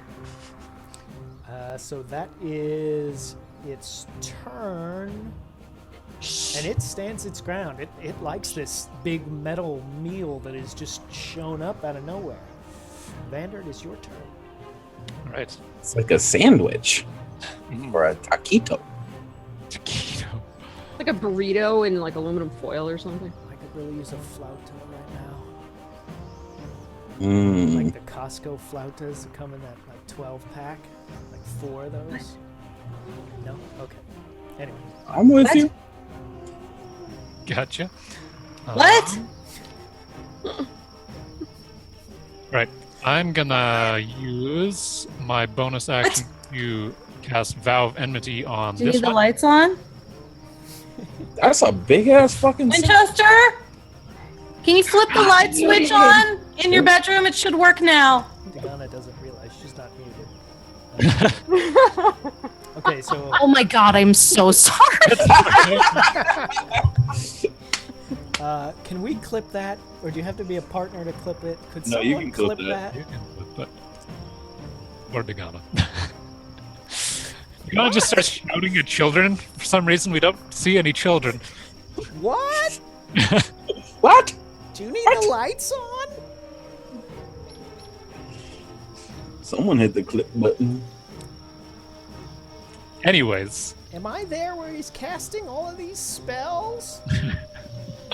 Are there any girls there? Okay, so Vander's casting Vow of Enmity against the one right in front of you. yes, one right in front of me. Okay, so is using one of your channel divinities so you can gain attacks against it for a full minute. Advantage, yep. Advantage, yeah. Until And I'm gonna take up a defensive stance and cast Bane of Vengeance on both of them. That didn't work. This one worked. Okay. So up to 3 creatures, so there's only 2. They have to make charisma saving throws. Whenever a target that fails this throw makes an attack roll or saving throw, it has to roll a d4 and subtract it. Okay. Saving throw is so, 14. Bane is a fun spell. just to keep us moving, I'm going to roll those 2 for them. First one fails.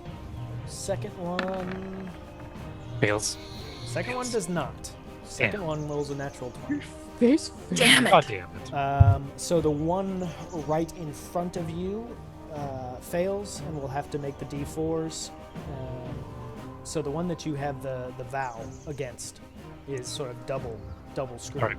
The one behind it, the more feminine one. Yes, Taco, you have missed the players foregoing Arasi's negotiation plan with Manticores, and instead... She wanted to give up my ogre family. Fuck that nonsense. I came here to protect the sailors, and I came here to the way to kill make that things. permanent is that they're dead. So we've got... I came here to kill And, things. and Bum. so I'm like feeding dead things, and then I have Murder Boner 1 and Murder Boner 2 who will have murder boners to kill these guys. And I then don't, you're I like, don't care if they live or die. You just don't fuck with my fam. That's all I'm saying. so yeah, I'm just like, That's my turn. The end of my turn. fuckers. Okay, because the Bane was your Bane is action. a full action, yep, and Vow of Enmity is a bonus action. Okay, Rossi, you are up.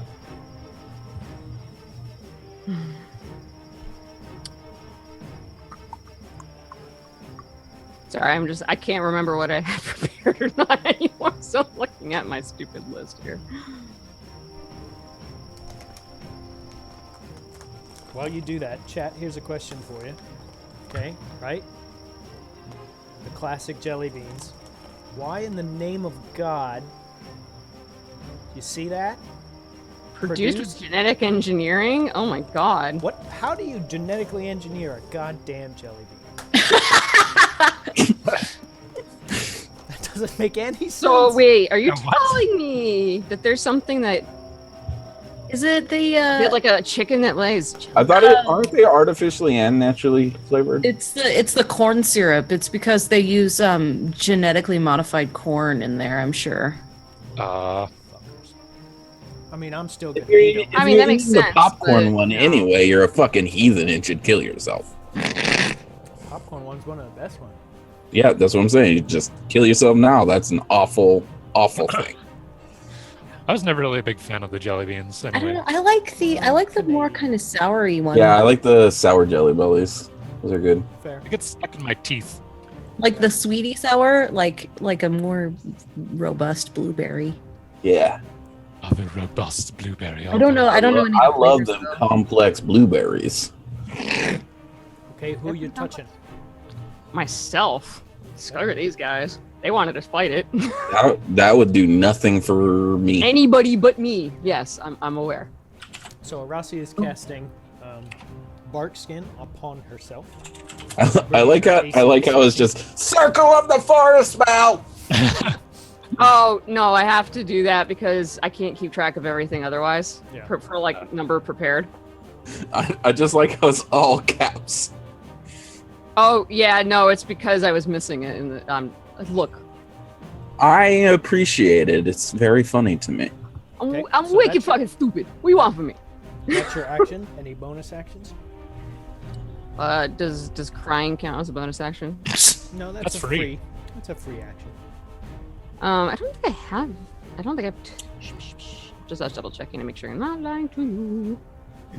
Excuse me. Oh.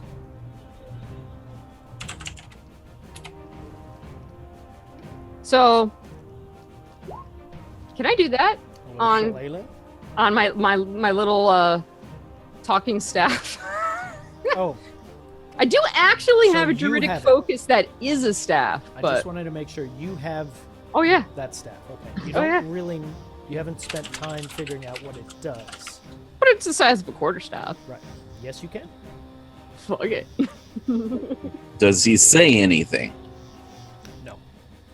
Motherfucker. This guy could be an amazing grouchy asshole. And it's not happening. I haven't smacked anything with it yet. What are you doing with why are you touching me like that? Oh, are you really using that spell right now? Ugh. That was so like 3 centuries ago. Ugh. Yeah, no, I'm not moving or anything as of yet. So yeah, that's it for me. I'm good. Am I a lot lower for you guys, chat? Because I can. Still got a little ways to go on the game. Just let me know. You usually are quieter to me, but Taco, I don't believe that's the case because, getting prone is just movement. And crying is a free action. Oh So yeah, it reset down to 72. Hang on. I knew you got quieter. Okay, that should be better. Maybe a little bit. I think the rest of us are just loud motherfuckers, and Olaf isn't. So Yeah, true. I'm I don't think Shiver is that loud of a person. Sometimes I can get loud. okay. So you are casting Shillelagh, yeah? yeah, Okay. that's my bonus action. So and I'm How not was that right now. spelled? because I don't think I can really get past the other two in front anyway. Okay. What's Are you HI? so? Are you moving at all, or you're still down underground? Way to cheat, guys. Way to cheat.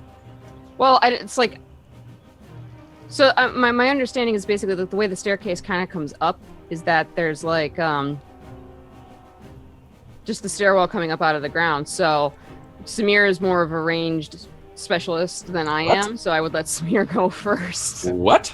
He's stabby stuff. He's all Have about you, stabby have you stuff. seen Samir ever ranged?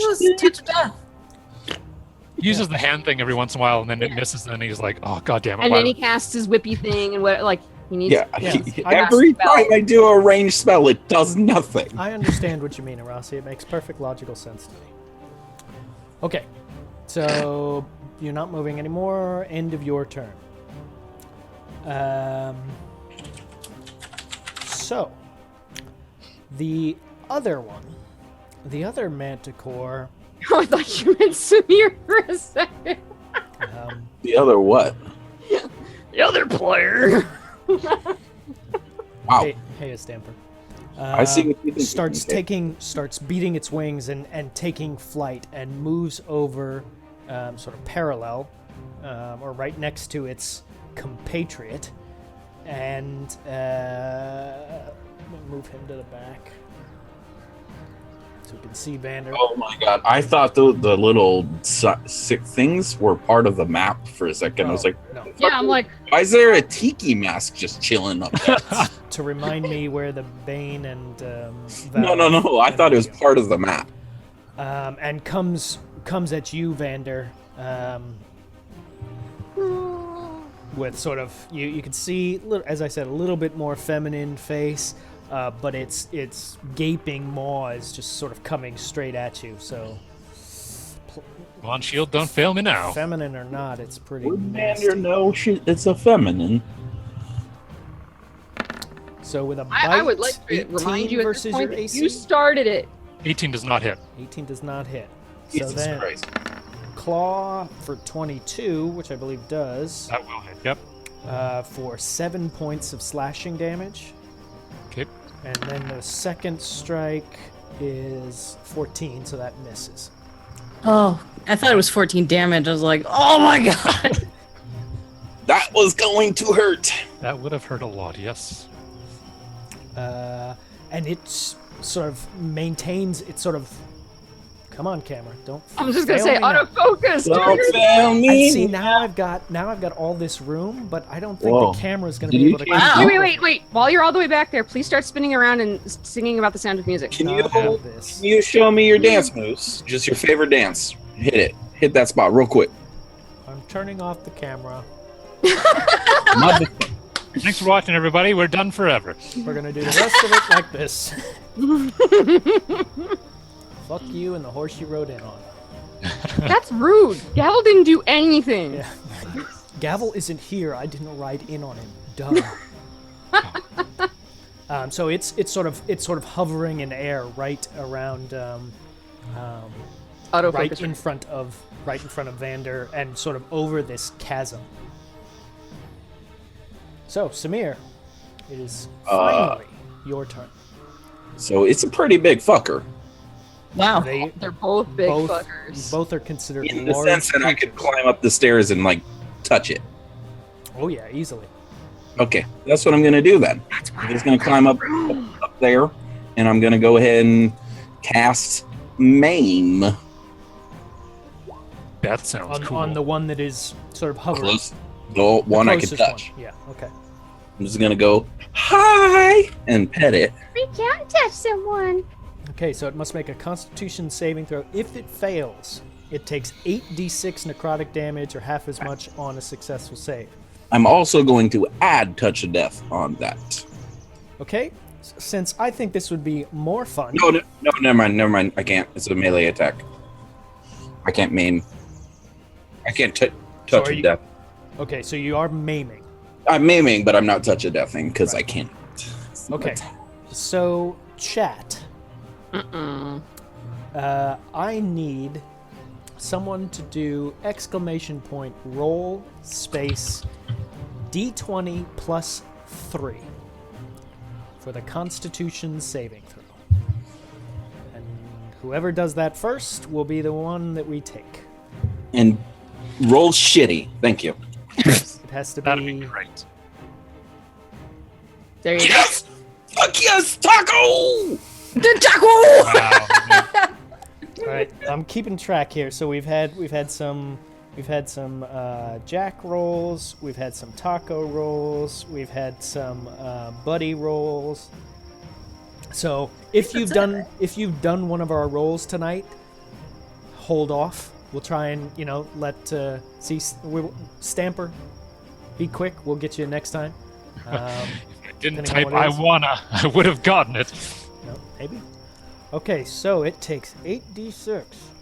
With necrotic damage, and it cannot gain HP. Oh, Oh, well, sorry, that's great. Sorry, you, Samir, you roll the 8d6. Yeah, I was about to. Oh, Oh, 25. Oh, many. Jesus. That could have been way better. Fucking, it It just could have. straight up average on all It that coulda shit. if I didn't. That's a pretty like average array, I would say. Average. 2 points of damage. bottom, 2 high, all mids. Pretty good. Come on, roll 20. So Samir sort of, not necessarily running, but makes his way up the stairs, and you're just able to, because as it's flapping, the legs that are dangling are kind of moving, and you just get this point where you're able to grab like sort of the paw of one of its feet, and you transfer that necrotic energy through your hand into it, and you see it sort of spider up into the body, and the manticore sort of tries to shift and get away from this source of pain, but it's inside it, and so you see it move and sort of thrash around in midair, but takes the 25 points of damage. That's your action, bonus, or movement. Further I'm going to just touch myself and cast Shield of Faith, so increasing your AC. and then I'm just going to give it the middle finger, and just say It fuck doesn't you, understand. and just say fuck you, It understands that. fuck you, Tiger Lady, Okay, top of the round, Dagana. and I will get in with a significant look at Dagon. I'm taking the hit for you, punk. Okay, Dagana, at the moment you have, like, which one I assume you're attacking, Yeah. but which one? Because both are within your striking distance. The one that's still top. Okay, One the that's one- higher. Okay, the one that Vander has been harassing. Yes. Yes. Okay, Ugh, that doesn't work. so with the first strike, a 10 does not hit. Or with the second one, a 15 just hits. Nice. So. Plus. I hit space for a second.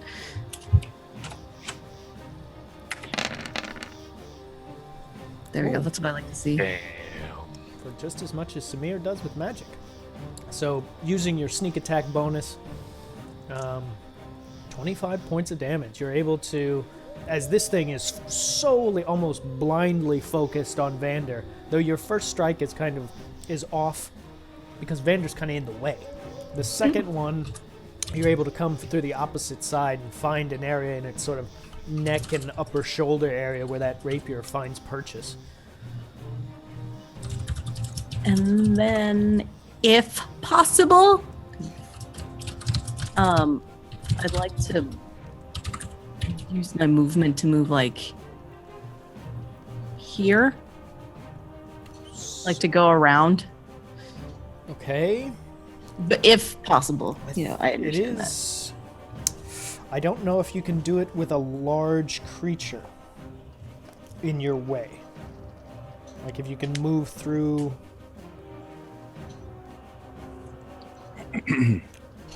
And she wouldn't get There's one attack of level. opportunity because of her. Well, she's always within melee range.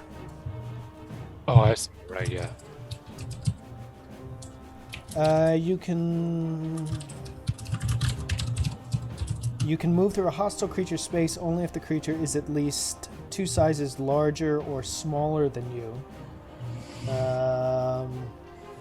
So no, that's the problem. Is that it's He's so- not 2 sizes bigger. right. He's 1 size bigger, so he's taking up enough space that he's blocking you, but not that there's like that obvious run between the giant's legs sort of option. And yeah, guys, you can Miss Chaotica is the one that got the rolling bot up and running for us, and ask her at your own peril how it works, because the explanations are beyond most mortal individuals. Taco, it's Python. 3. See? What does that mean? No one knows. Scripting and coding language. So what do you want to do, Dagana? You hold your position, or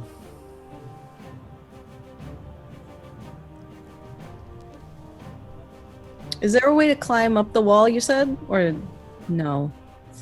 I mean, it's fairly rough stone with testing your acrobatic ability. Can you find handholds or? Wait, where are you trying to run to? Climb up onto the lip of this thing. Not right there necessarily, but She wants to sort of circumvent the.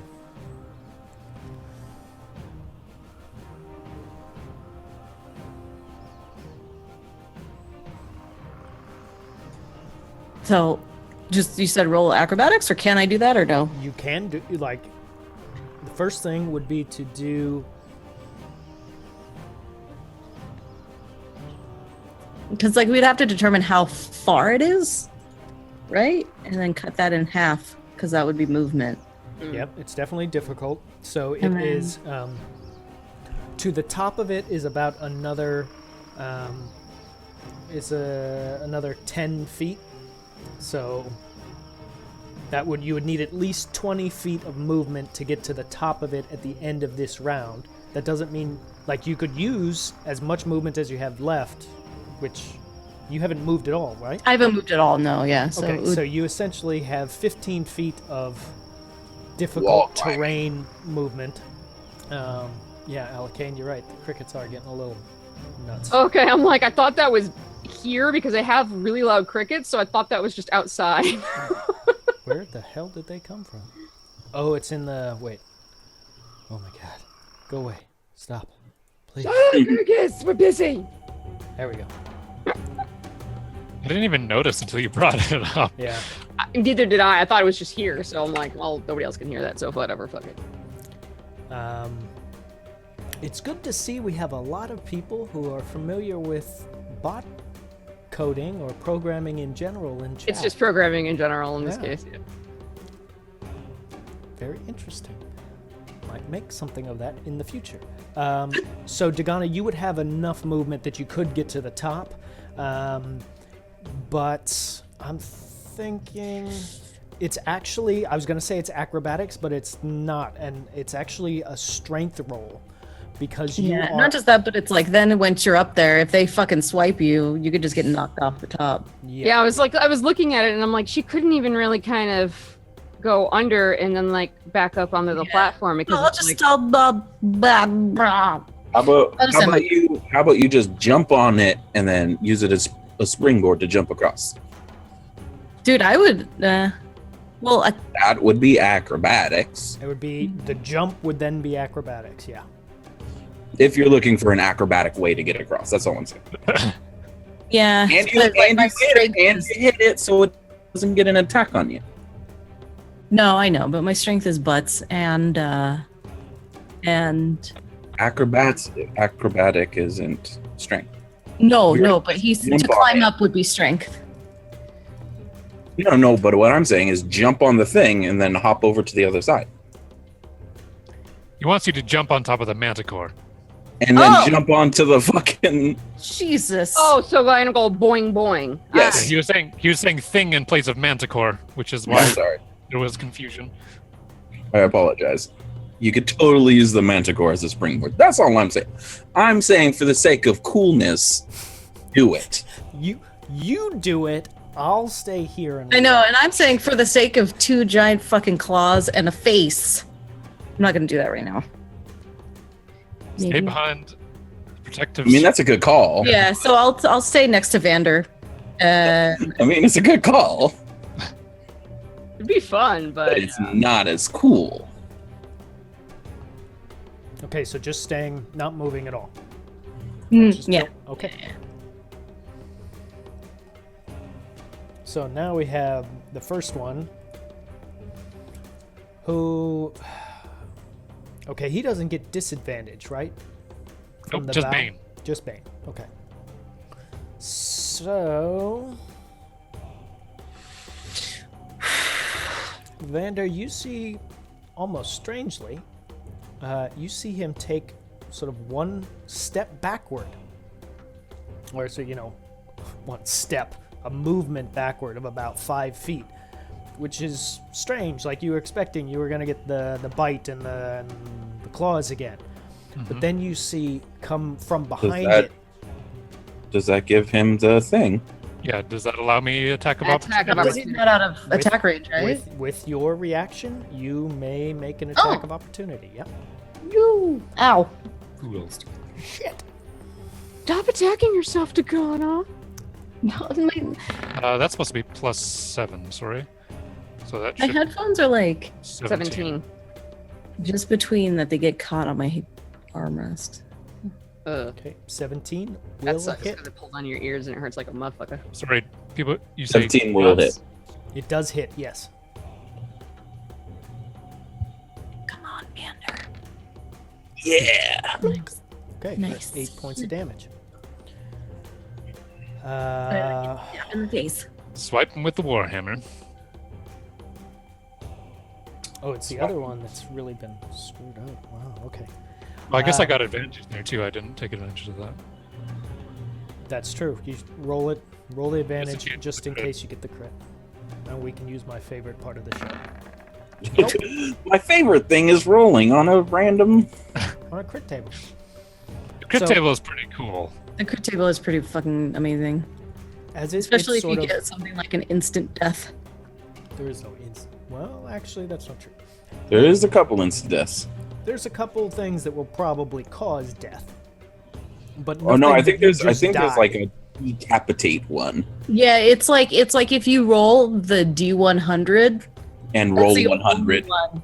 Yeah, only the 100, I think. And also some of the names are a little more flavorful than the Oh, okay. actual thing. I just saw that one of the D100s is like decapitate. I'm like, well, that's instantly gonna kill whatever. Your head's gone, but you're okay. Somebody could stabilize you. Don't worry. Don't worry about it. Someone's just gonna sew that bitch right up. Don't worry about it. It's magic. Don't question it. So Vander, you see it starting to move backward, and instinctively you just come over the top with the warhammer, and sort of you catch it on the bridge of its nose as it's moving backwards, and you just see the blood sort of spurt out its nostrils, and it's sort of shaking its head as it's moved back. It could get even uglier. Then you see come around the back of it its massive tail that doesn't look like a lion's tail or bats don't have tails. Sort of looks like a scorpion's tail if it had like the quills of a porcupine on it. Does that make sense? Oh, how terrifying. That sounds like a lot of fun. And it catches your attention as 3 of these quills or spines fly out of it in your direction. What? But what? First one, 21 versus AC. That's with Bane? Oh, damn it. No. Yes. Don't just start guessing yet. He hasn't rolled. Might just roll a I 1. mean, still, There it's you go. just, That's what it looks you'll like. have less. Isn't it pretty? It's okay. Yeah, there you go. 17. Does not hit. Suck it! Yes. I have to roll this Bane for every single one, don't I? Mm-hmm. Every auto attack. Well, every Auto attack. Every Yes, we're playing attack. Dota 2 right now. It's just how it is. Everything that 20? is an attack. 20 20 does hit. 20 does hit. for 4 piercing damage. Yep. And the third one, 17 without Bane, so with Bane it won't hit. Does not hit. So one flies by you and it goes onto goes over your left side. The second one slams into your breastplate and you can feel it pass through the metal and strike skin. And then the other one flies past on the opposite side. You are thankful you did not take all 3, especially the first one, which would have hurt a fuckload. Sweet. That's a technical term. It's in the manual. Believe it. I'm not going to check, but I believe it.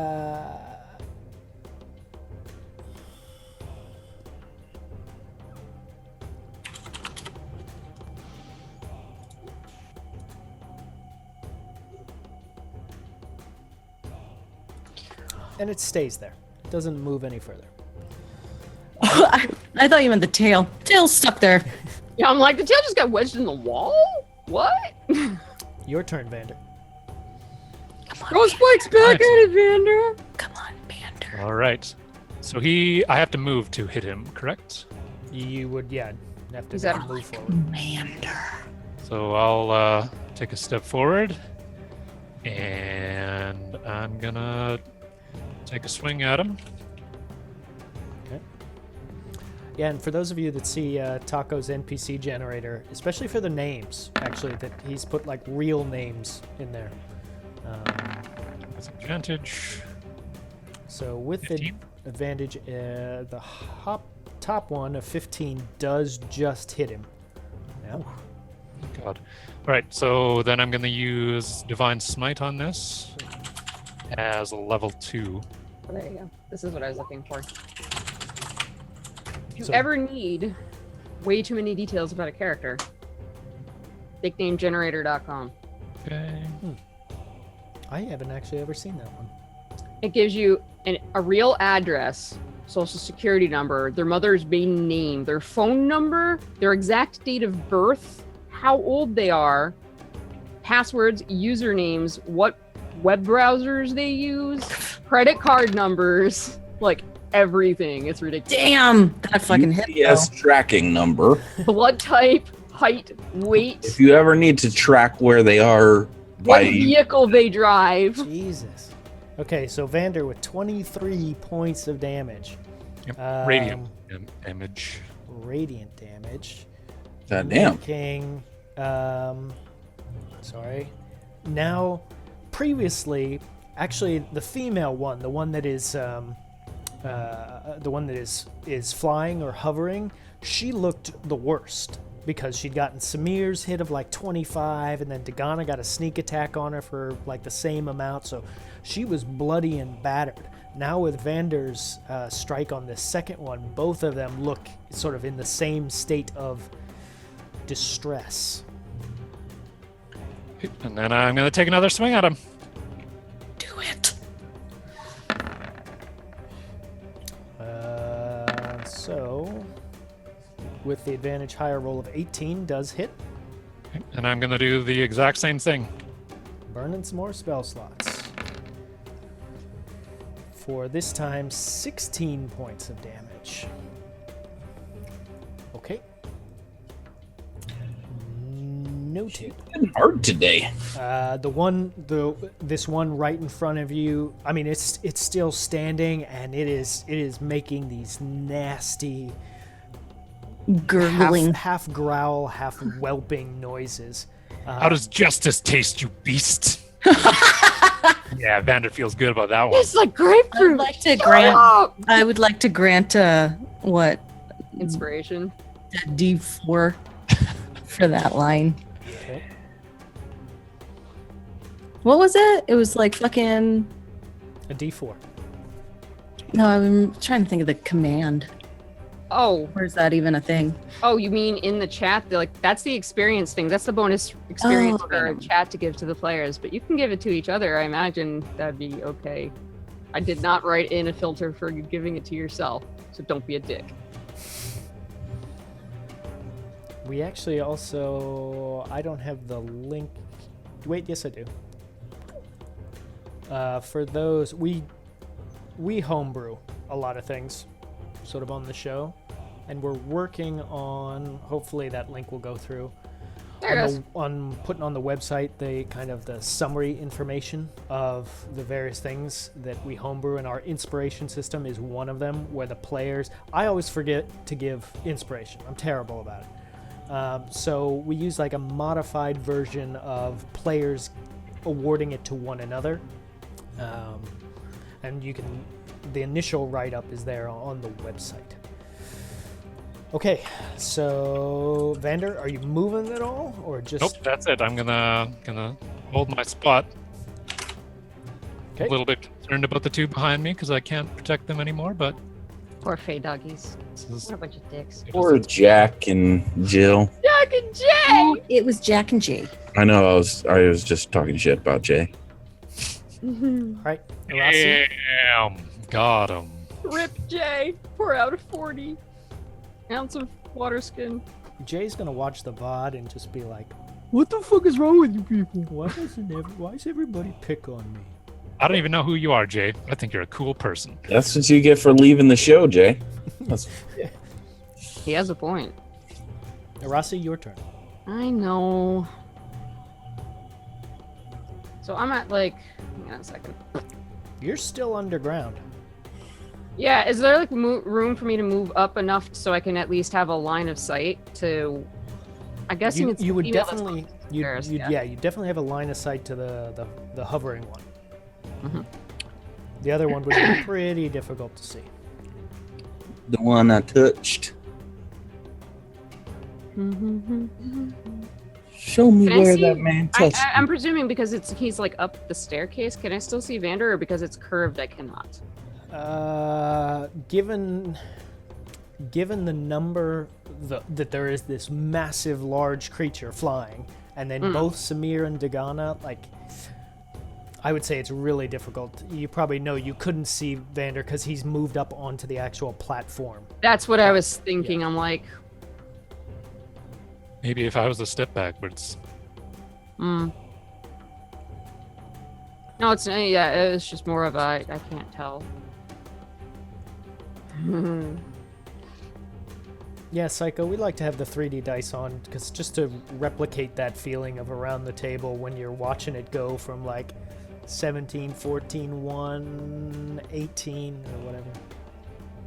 Higher drama with the dice rolls. It does add a lot of tension. And you especially notice that when you do it without it. When it just pops up in the chat window, that's kind of boring. Yeah. Like if you So- watch any other show that rolls for 20. How wide are the stairs? Like, could I scoot behind these guys up the stairs a little bit? You can technically move through any Friendly. any friendly, but these stairs are quite narrow. So That's what I in was doing. thinking. You could still do it, but it would require. An I will just acrobatics go ahead check. and let you know Samir's not going to be about that life.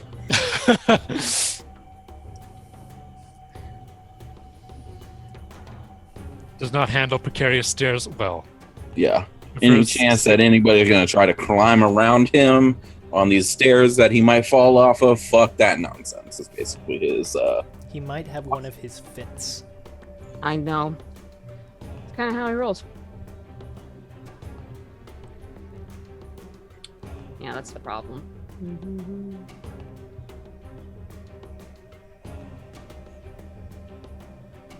Oh, fuck it. I'll just do it on this one. So straight basically in front of me, like that way.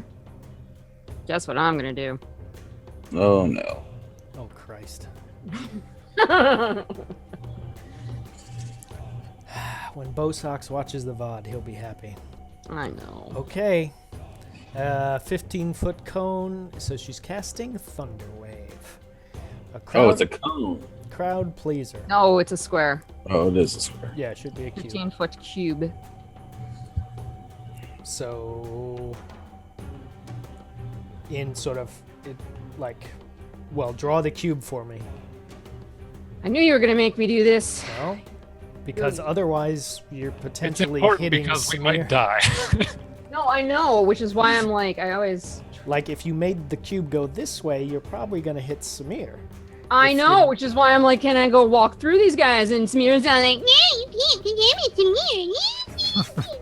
I mean, he's not going to let you walk past him on some fucking stairs like that. That's just how. It's not something he's okay with.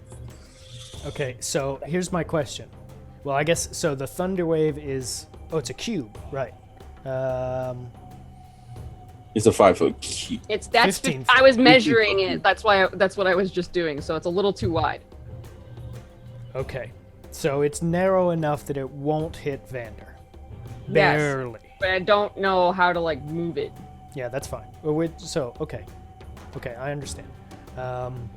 It needs to move towards me a little bit and like Yeah. towards Yeah, the but because that way of a the little bit. snapping of Roll20, you can't freehand it. You can hold Alt, I think, and allow you to freehand move things. Oh, Oh, look at that. You're quite correct. Except now I just made a mess on the map because yeah. All that Whoa, hard oh, work. Oh God. Oh God! What happened? Oh no! I think you can control Z that. Now we've done it, Chad. Nope. I can bring back one of them. Oh, Shit, control Z. what to happened? get everybody Control Z brings just one back. back. Wow. Thankfully, that's Oh, why. I've deleted. I am a giant. Many control Z's. Go, go, go. I am a giant. Okay. This is the first time we've ever had like anything actually, particularly bad happen. We've got some. Do you know the fucking roll hit 20. points on them and stuff Yeah, too? thankfully I do. This is why you shouldn't let me mess with this stuff because I can't figure out how to make it go away. Oh, Chaos drawing again. Oh, If you pull it, if you drag it to like highlight it when it's not, like highlight it and then you can delete it. Yes, that's what I was working on, legitimately. Like, I just deleted myself. That's okay. Oh no, I'm not as gigantic anymore. that happens. I deleted myself. I'm very sorry.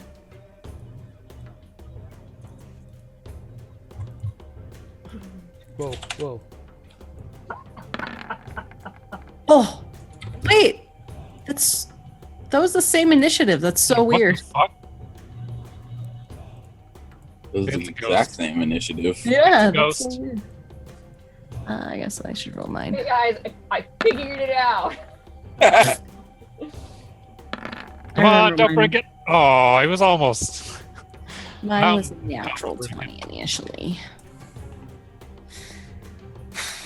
That's what you get for letting me doodle on the map.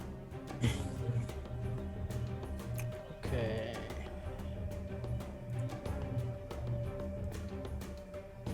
Oops, get rid of that. Sorry, chat. Just restoring order here. Okay, this is, I'm gonna call it close enough. Boop.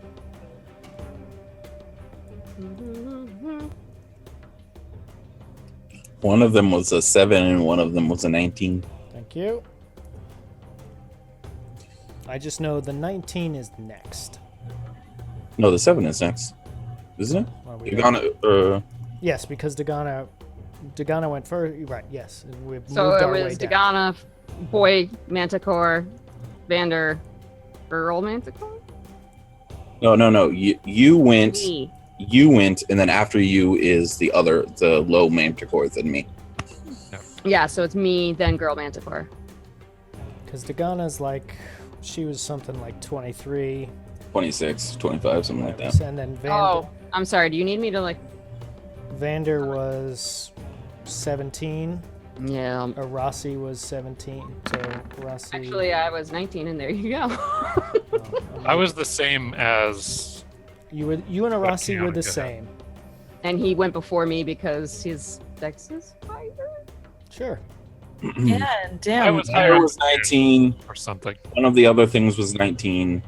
Yeah, and I'm the We top. could scroll up in chat and see. There you the- go. No, Good no, enough. We're good. 19. We're good. Dagana was Okay. 25.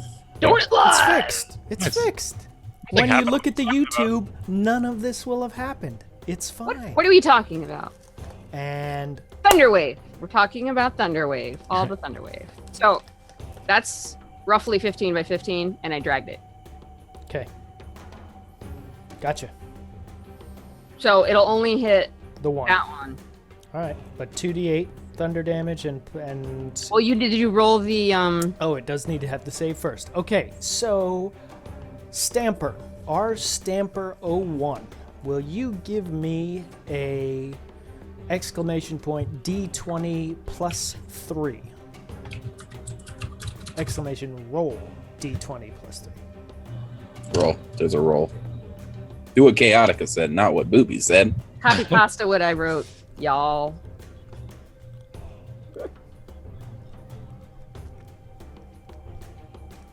Screw us over. You know you want to. There you go. 9. Yay! Fail. Good for us. Okay. You fail miserably and that's good for me. And what level were you casting it at? I lost track of my page. I feel like she didn't specify, so it's default. I don't remember her specifying, so I did not initially, but yeah, usually I roll that as a 2.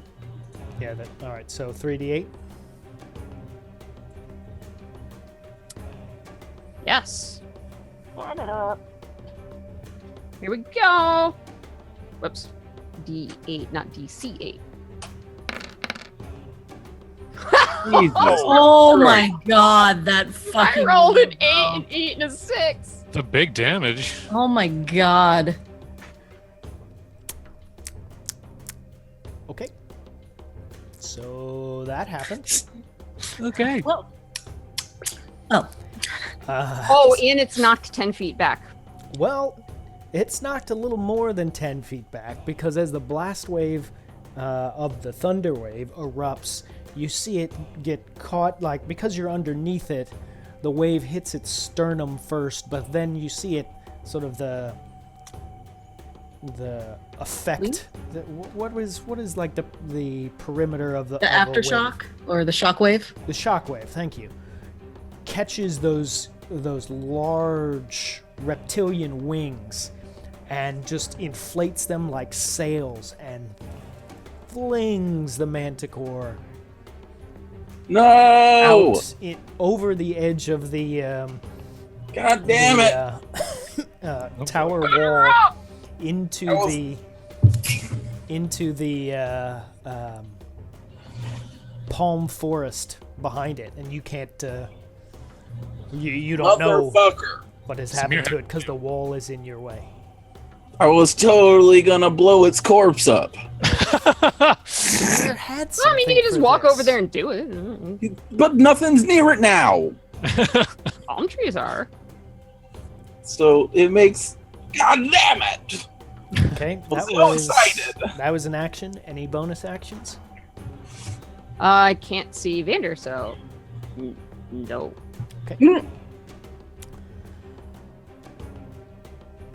Nope, I can't see him, so yeah, no. Unfortunately, I can't heal him. Okay. And well, that was the manticore that would have gone that you just flung. Suck it! So it is Samir, it is your turn. I don't think my manticores are gonna get another roll. Wait, is that manticore dead? The one that got flung into the trees is. Okay, I just wanted to make sure because, like, if he was still alive, he could move back if he was going to. And... Okay. As he was flying over the edge of the tower, it looked unconscious. Okay. There's a lot of blood. He's a ways away. This other one's a ways away now. And that means I gotta use like some ranged bullshit. Well, how far? I'm not. He doesn't wanna Samir go is not past going to you. cross you. He's not going to try to slide past you on these goddamn stairs. Do it, Not happening. baby. No balls.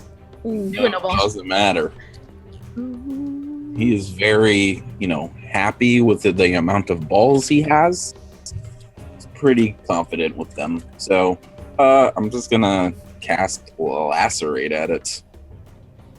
Flatulate? Yep. You're gonna fart at him? Okay, so we're Yep, gonna that's need what I'm gonna do. 2 ranged spell attacks against the target. +7. 23 and 13. So the 23 will hit, the 13 does not.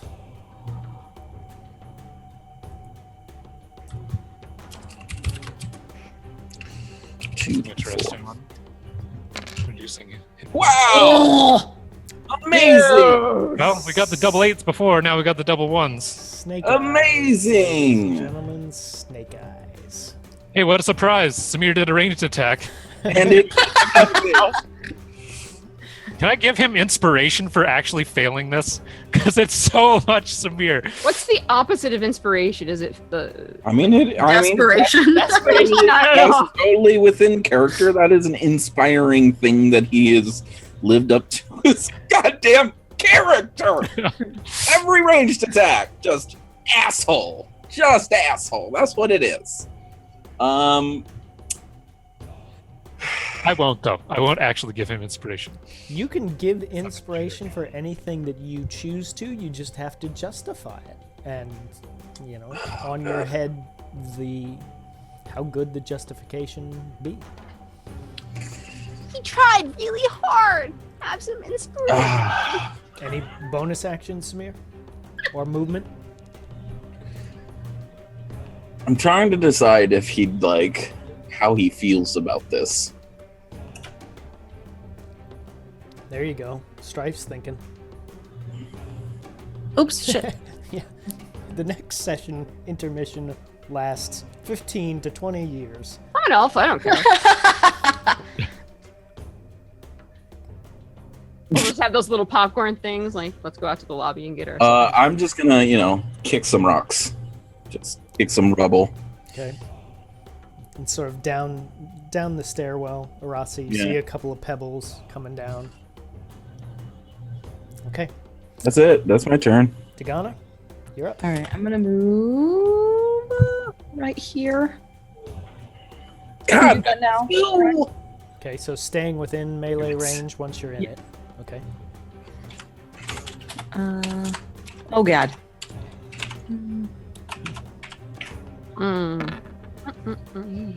That's so 15 butthole. just hits.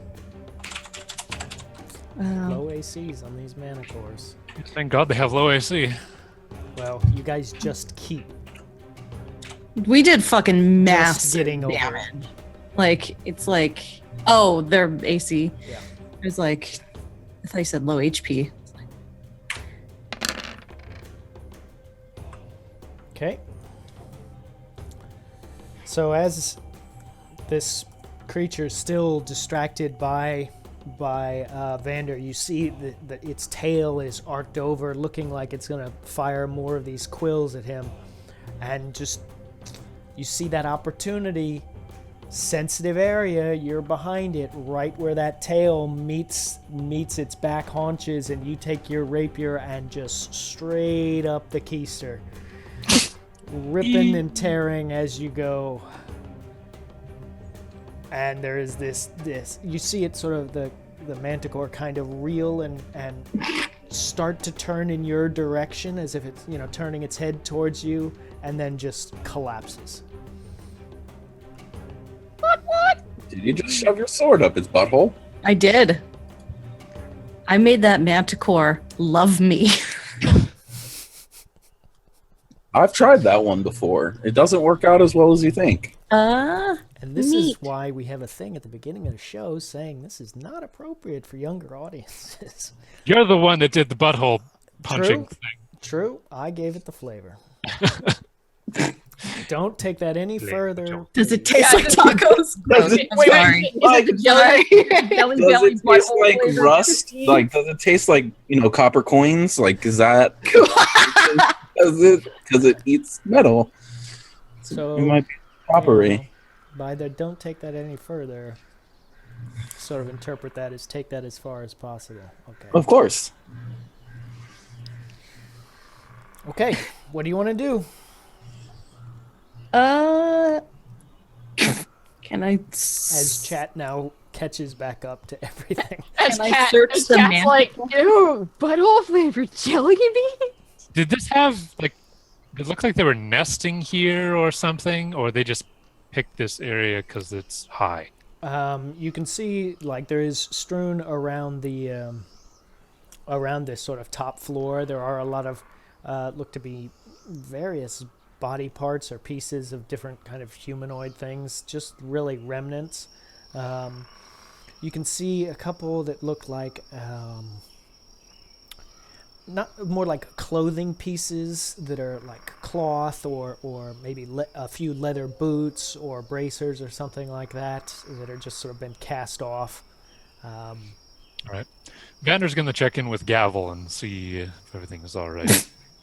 Okay. Like, we just kill fucking 2 manticores. It's like super intense, and Vander's just like, Okay. worse. Reporting, Oh, Gavel. back to you, Gavel. What's the weather like today? Can I search the manticore? Does he have anything? I'm gonna walk up to the manticore and touch it. I mean, you're already halfway up its pocket, so it'll be easy.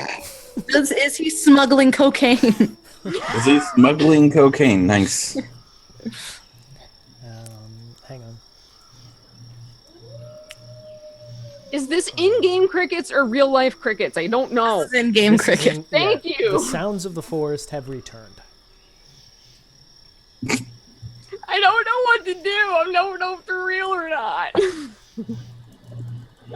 Okay, Vander, that's what The poop sword? Gavel sees happening. Does Dagana wipe her poop sword off on the manticore? I will wipe it off on the manticore. Right on his rump. Okay. You don't find any sort of like there's no gold or They ate it. pouches or anything like that. I mean, this is, while an intelligent beast, it is just an animal essentially. I'm going to touch it and cast Necrotic Feast.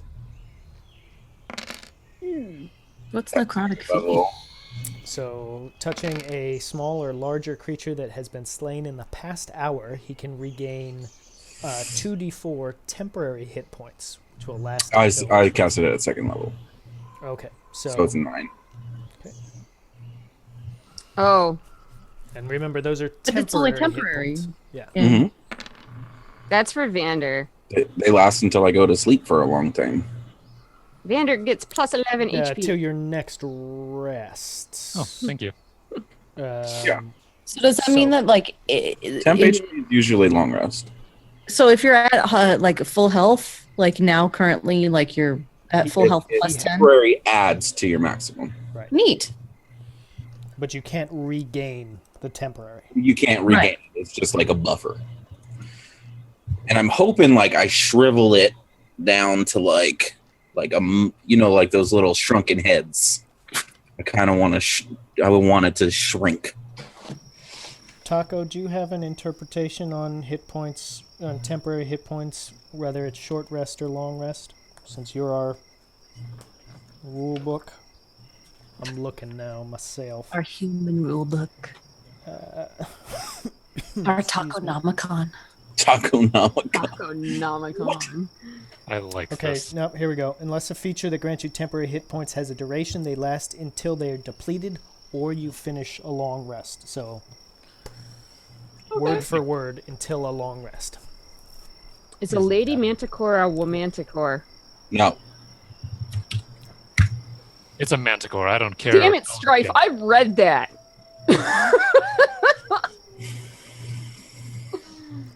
Okay, Vander, did you mark off the 11 hit points from Arasi? Yes, I did. Okay. Nope, Stamper, like in the 5th edition, it, like Can you describe? straight in the language of the book, it unless it says something otherwise in the actual spell, they last until you use them or a long rest. So that's actually, they've kind of buffed that a little bit. That's kind of helpful. That's super helpful. Super helpful for you. Not my problem. So can you describe what happens to this corpse? You see like sort of the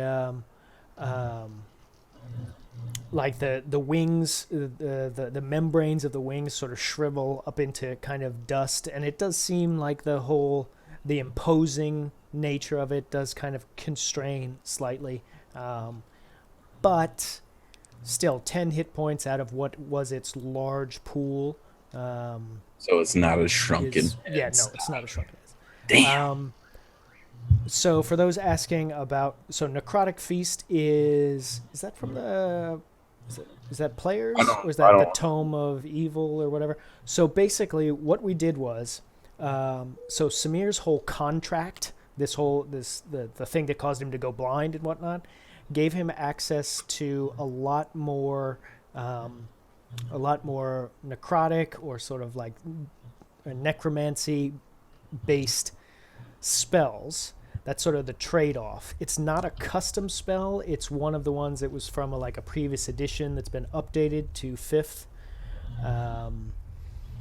but it is not. You won't find it in like the standard list.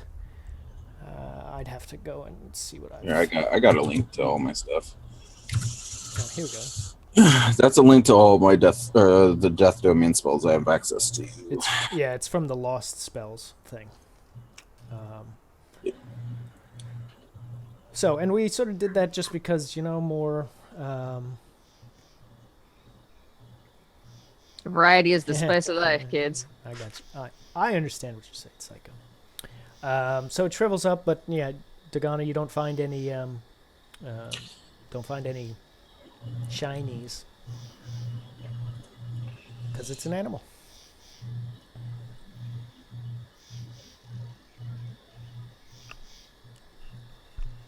Yeah, it really was Taco. Seems sort of like an oversight when they added the death domain as an option. Yeah. I'm just. Well, it wasn't like death domain; it's like a huge PC thing. So. Yeah, I'm just gonna. But even still, like wizards have the option of going necromancy, or specializing. Right, as the school. And, Okay, so Arasi's heading back down the way you guys came. Dagana, you doing anything further? Is there anything that looks valuable and carryable? Not just like ingots or and shit like that, but like maybe like rings or something. or magical. Oh. That will talk to her and not like her. Yeah, I was gonna down where we were before we came up the staircase. What was that had some of the stuff from people that they've eaten kind of fallen through down on the floor as well? Yes, and so it's sort of on both levels. Is this motley collection of discarded? Seems like Stuff. Any clothing or items that weren't metal, they have or metallic in nature, they have just discarded because they don't want to eat it. So there are a lot of various. Is their poop metallic? Ew. Why do you ask what's his name? Yes, it is. It is. Sure. There's a very coppery. Could they have consumed full rings? Like It would be very possible that they could have swallowed a ring whole without any problem, but then their digestive system would have absorbed the metal. You get ringworm while looking for ringworms. Yeah, no, I was just gonna I'm not gonna look through its poop. I was gonna kind of poke around at the pile down at the bottom of the stairs a little bit.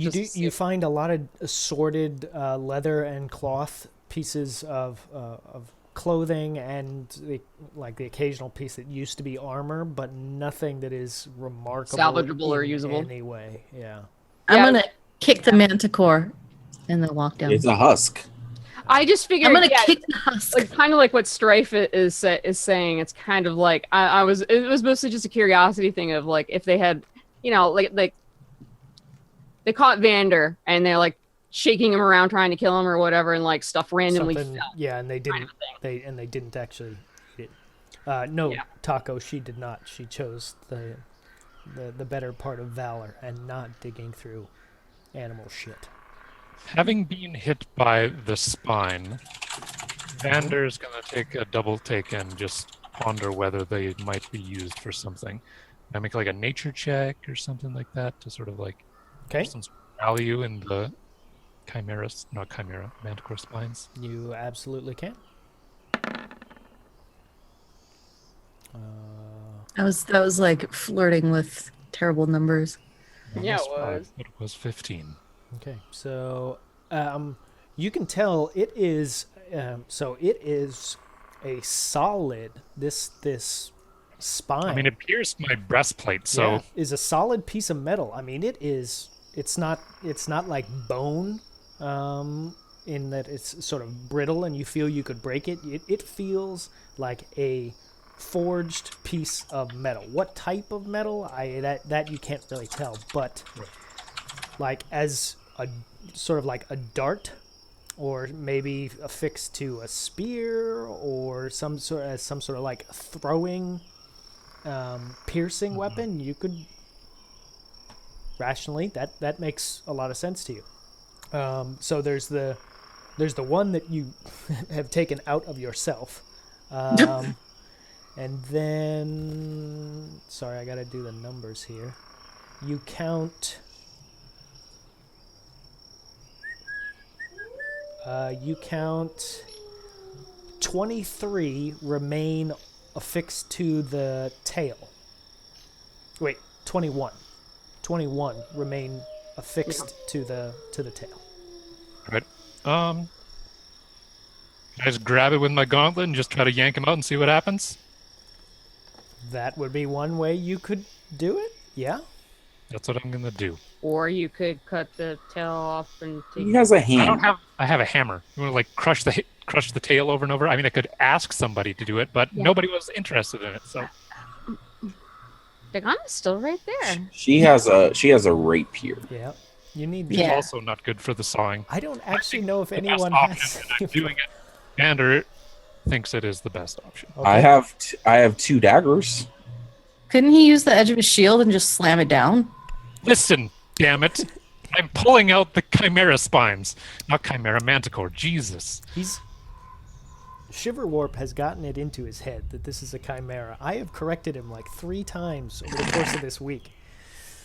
Okay, so straight up, this is just raw strength trying to pull him out of their pores, I guess. Okay. 14 strength saving throw. Okay. And so you grab a handful of them and you sort of brace yourself and just yank with as hard as you can, and you almost throw yourself off balance because these things come straight out without almost any problem. And in doing so, that kind of makes sense since they're propelled outward by some biological function that you I don't know really the mechanism of anything about. chimeras, manticores. They're beasts. But they come out really easily, and so it doesn't take. I mean, you're careful since they're so sharp, but it's very easy for you to pull out the rest of them. All right, I'll try to wrap them up and put them in my backpack. Fucking. So 21, you said? A poopy sword. Around this time, Chimera spines. who is? Oh wait, no one.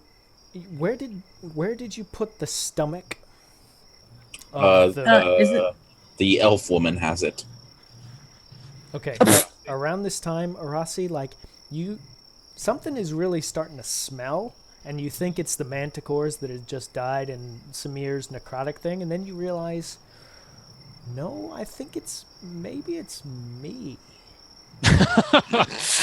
Ew. And like process of deduction, like, oh, it's not As I me, walk by, but it's what I'm carrying. you absolutely stink. That because you basically cut most of the torso out to keep the stomach I intact don't of think that she creature. had a chance to shower either. I'm just gonna say I don't smell anything. So I'm just letting you know that it is starting to smell. She's Okay. probably covered in like blood and I'm acid. gonna like kind of make my way out back to Yon. Which is Cover the completely off screen for anyone in chat. Okay, not my problem. I got it. Kind of start trying to clean it up a little bit. Rossi sure is fast, I whispered to Dagana. I'm quick like bunny. So y'all were up there He is digging an around elf. Aren't finding all shit, elves and I'm fast? just like, Elves are fast, yeah. Yeah. I'm trying to the fix corpse it of the now, other one, but- Taco. God, get off my nuts. I like the way your temp HP looks, Samir. Oh, I'm about to lose it. Okay, so what do you guys want to do? Clean up Whatever. The stomach of stink. So Are we going back to town? I'm I'm guessing, heading back to the ship. or not town, I but guess I'll see Arasi cleaning, and I'll look down at my sword with manticore asshole all over it, and go to wash it off. oh, you're not gonna lick it. Ew, no. What? no, I'm just looking at Dagana and just feel like, well, I mean, I hadn't had time until now to clean it. Sorry. And so No, able to there's sort of the mucus that's kind of forming, and you're able to wash off some of the pus and disgusting nature, but this is not gonna get better. I know, until you Strafe. can find some sort of long-term solution for it. As we're getting there, everybody said we're going back to town. As we're walking back to town, I'm gonna Town, you mean the boat? doing some of this here. Yeah, I figured what I would do is kind of like clean it up as much as I can, get excess bits and crap that I was in too much of a hurry necessarily before to get off of it, and then maybe grab like a leaf off of one of the palm trees and kind of just wrap it up in that for now. Neat. Okay. So Samir, okay, all right, noted. I'm subtracted that health. Samir is using most of his all of his temporary hit points to Oh my god, that is clever as shit. infuse his weapon, which is another one, a necromancy spell, which basically means he sacrifices 10 hit points and his weapon for the next 24 hours. One of the following benefits, and I'm doing damage. Okay, so any successful attack will do an extra 2 points of damage. And to specify, this is the whip, not the sword.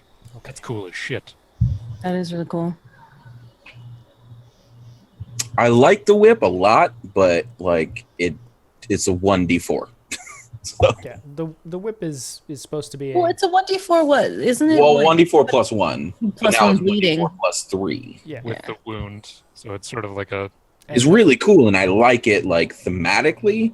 I just wanted to buff it up a little bit so I can use it more often on like Dagana and Well, it's also got 10 feet. It's also a reach. yeah, that's what I'm saying. So Really like I can kinda stand rangy. behind Dagana and Shiver or Vander and whip them good. Okay, so but you're only doing 10 points. You're only sacrificing 10 Only hit 10. points. Only 10. Okay. And so with this sort of situation felt to be in hand, you start making your way back to the let me close Downtown. this. to the boat, the ship. Making our way downtown. Back to the harbor. Harbor. Which Harbor. I'll have to dress up a little bit here. And Oh god, I'm so zoomed in. Yeah, me too. I'm like, I was just so zoomed in on Bruno's abs. Boris. Boris, Bruno, same look, thing. at least you didn't call him Olaf. I've been calling him Olaf. We need to call him Olaf. That's it. His name is I'm Olaf. sorry, I'm renaming Abs Boy to Olaf. He not only doesn't have a beard, but has far more toned of an abdomen than anyone we know named Olaf. Trust me. So here's where we're going to take our break for make a sandwich, get a snack, get a drink. 2 to 3 minutes, closer to 3 probably. I need to do a little housekeeping here on our harbor map, and we'll see if they can get this ship back in the water. Back in And shape. sweet. Make it ship shape. Where, Well, I'm just gonna be chilling for an hour. That's so my we'll be back. I'll mute all the Zoom stuff, and then we'll see where we go from here. So.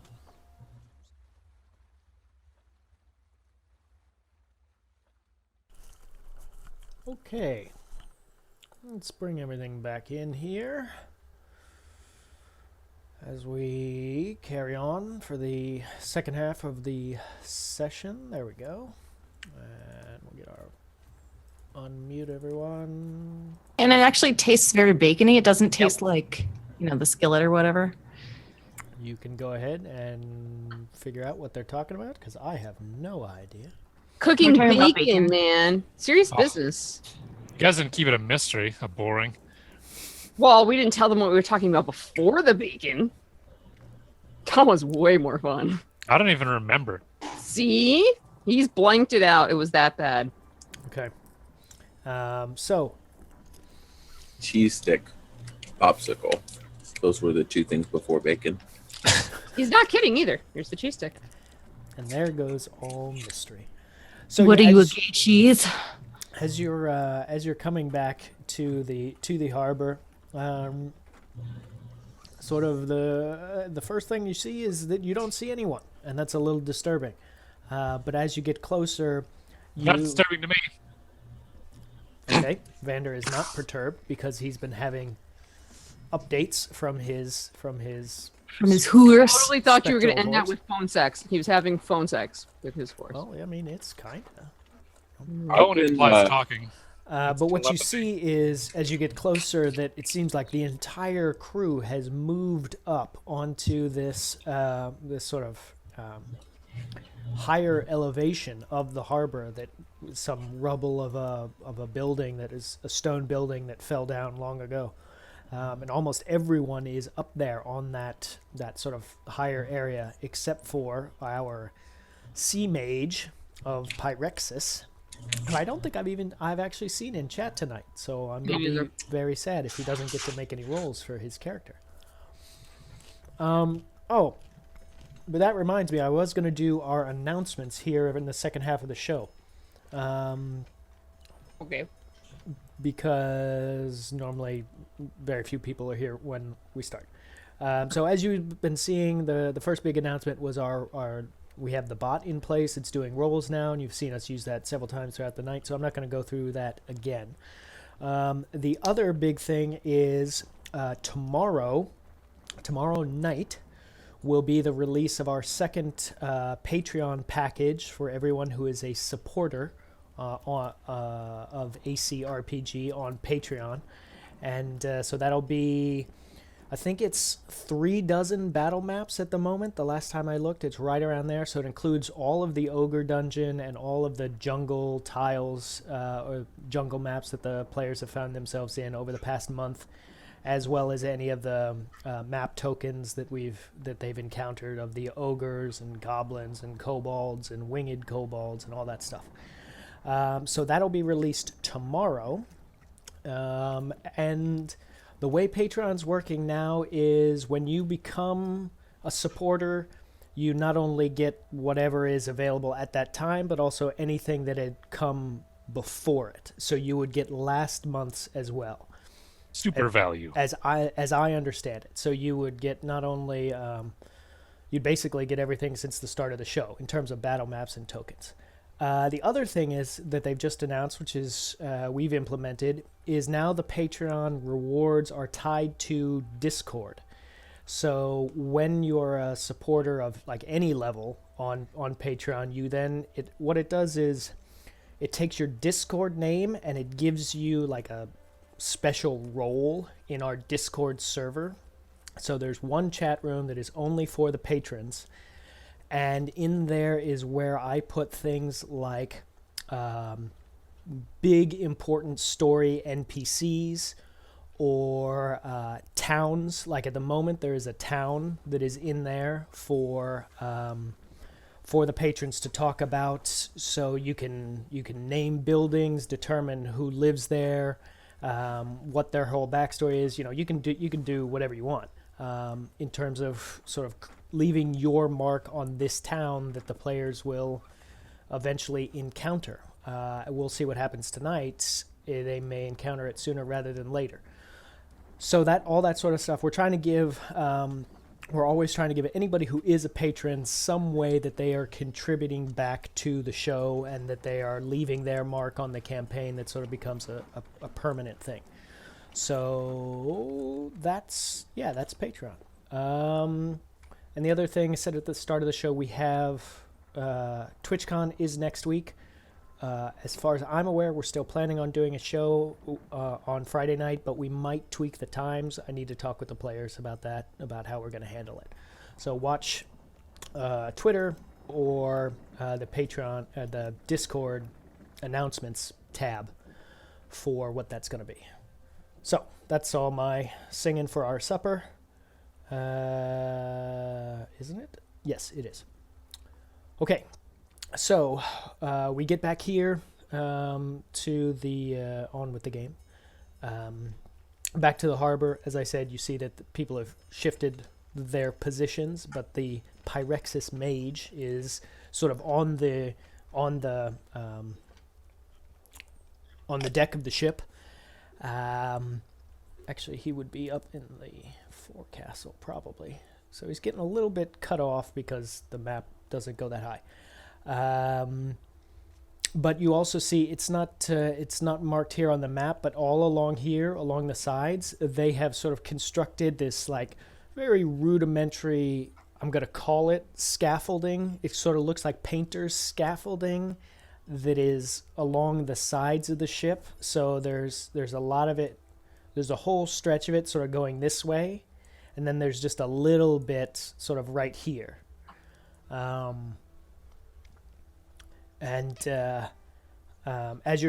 you're walking up, Pyrexis, the mage, sort of turns and looks at you and goes, "Quick, get to high ground. You don't want to be down there. You don't want to be down there." All right. As I'm going this way, can I see this guy? Which guy? Oh, yes, Samir, I think you're muted, by the way. Looked like you tried to say something, and I didn't hear you say it. I follow his advice. I also do the. Can I go up like around the back end of the ship where he's standing and get up to the top up here? No, there would be a built-up wall that you'd have to For scale. the sake of Samir's knowledge, how would he feel it might go if he were to stay down there with his whole floaty on top of water thing?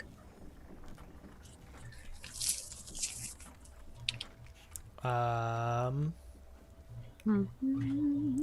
don't know. Given Samir's confidence, you tell me.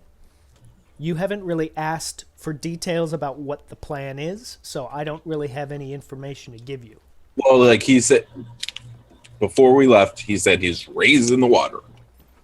Right. And sliding the ship down like stilts or whatever. So, well, okay, you don't know. He's gonna try to stay down there. Okay. Dagana, as you're moving, you do see. Let me move it. Let's see. So chat knows who you're talking about here. So Dagana is there, and she's talking about. This never goes well. Can we? Okay, well, because Roll20 is dumb, I can't even zoom in any further. But there is a guy. One square over from that. Here, we'll have to do it this way. There's a guy. I promise.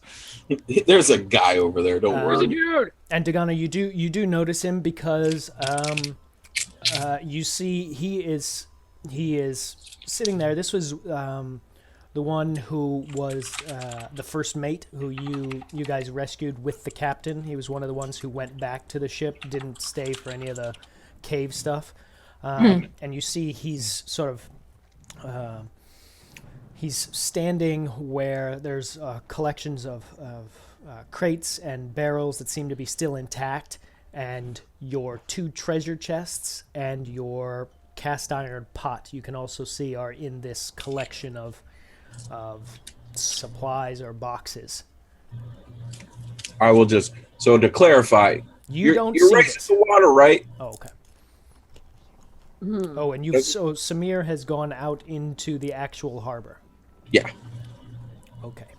He wants to ride the waves. Cool. Of the town that's kind of left behind me, is there any kind of obvious indication of a building that may have been a tannery or something along those lines? Nice thought process. Or anything you might be able to cobble together? Yeah. First person in chat to give me exclamation point roll D100. We will take that roll to see if there's a chance of a tannery in this very ruined town. Oh, at one point it wasn't ruined.